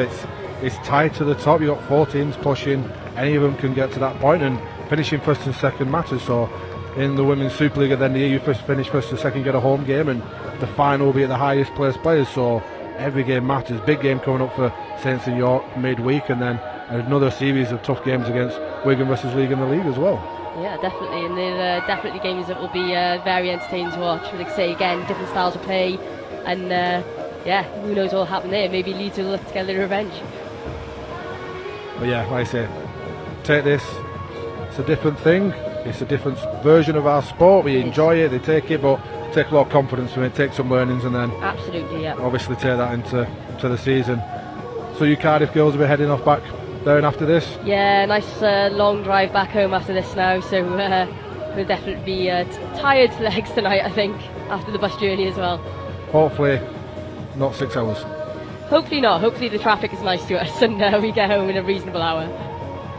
I've always tried, if you set off at say 5 o'clock in the morning, it's normally not too bad when I'm heading off to Cardiff. It's no one wants to be up at that time. Don't quite hit rush hour at that time, do you, Tom?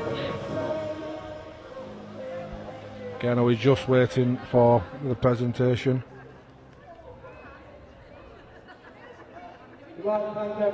First up will be the match officials, all of which I think have been phenomenal today. And also we've got a series of female match officials today, which is good. Obviously continued investment in the RFL in regards to supporting better and more controlled match officials for both male and females, but it's great to see that more females are starting to join the pathway and get represented today. Yeah, it definitely is. You know, being a woman in sport, it's always great to see other women sort of doing well and getting the accolades that they deserve.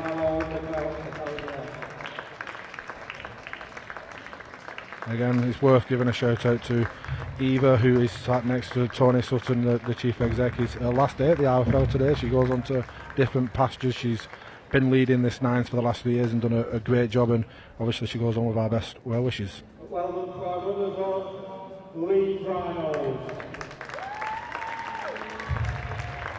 Well, Leeds Rhinos have got to go on the medals. And Leeds are obviously on the way to pick up the medals. Never nice to get a runners-up medal, but I think it's really important in that moment that you take stock. I've seen some people throw it away, but it might have not gone the best way in the last 18 minutes or 80 minutes in a regular game, but it's reflective of what you've done. I think it's always worth to keep those memories.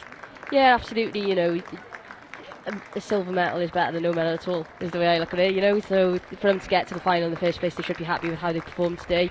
And as you say, it definitely shows that, you know, as a team they're going to go on to bigger and better things, and they've still got a long sort of season ahead, so we'll see what happens there.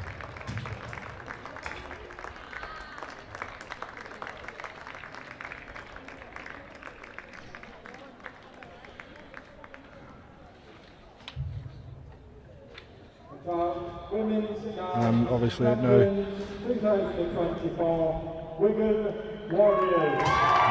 Wigan very happy, obviously being led up by the captain, but it should be someone else.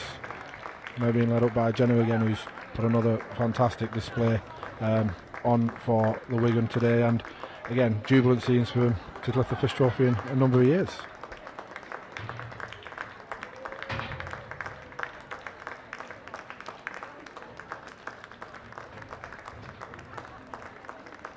Again, you know what's really good, like you've got some young girls, this will be the first year they've had and they're having some success. There'll be others that have been at Wigan for a while and not managed to taste some success, and obviously always been runners up or always got to semi-finals, and I know Kerris, and I feel for Kerris that she's been one of those people, so the fact that she gets to lift something I think is just amazing. It's the power of the resilience of sport that again we all enjoy.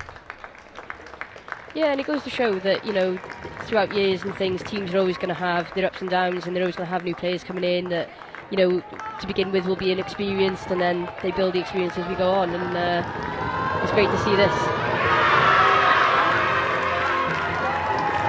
Just waiting for the teammates there, and they get to keep the nice prism of a trophy.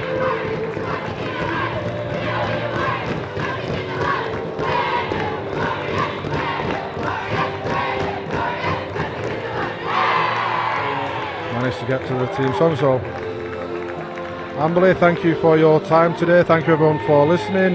It's been a fantastic day of Women's Rugby League, another day of celebration and growth that we've seen, and we've got a new trophy in the Wigan Warriors, which continues to be their arc of this amazing season that they're on. So thank you very much, and we'll see you all next time.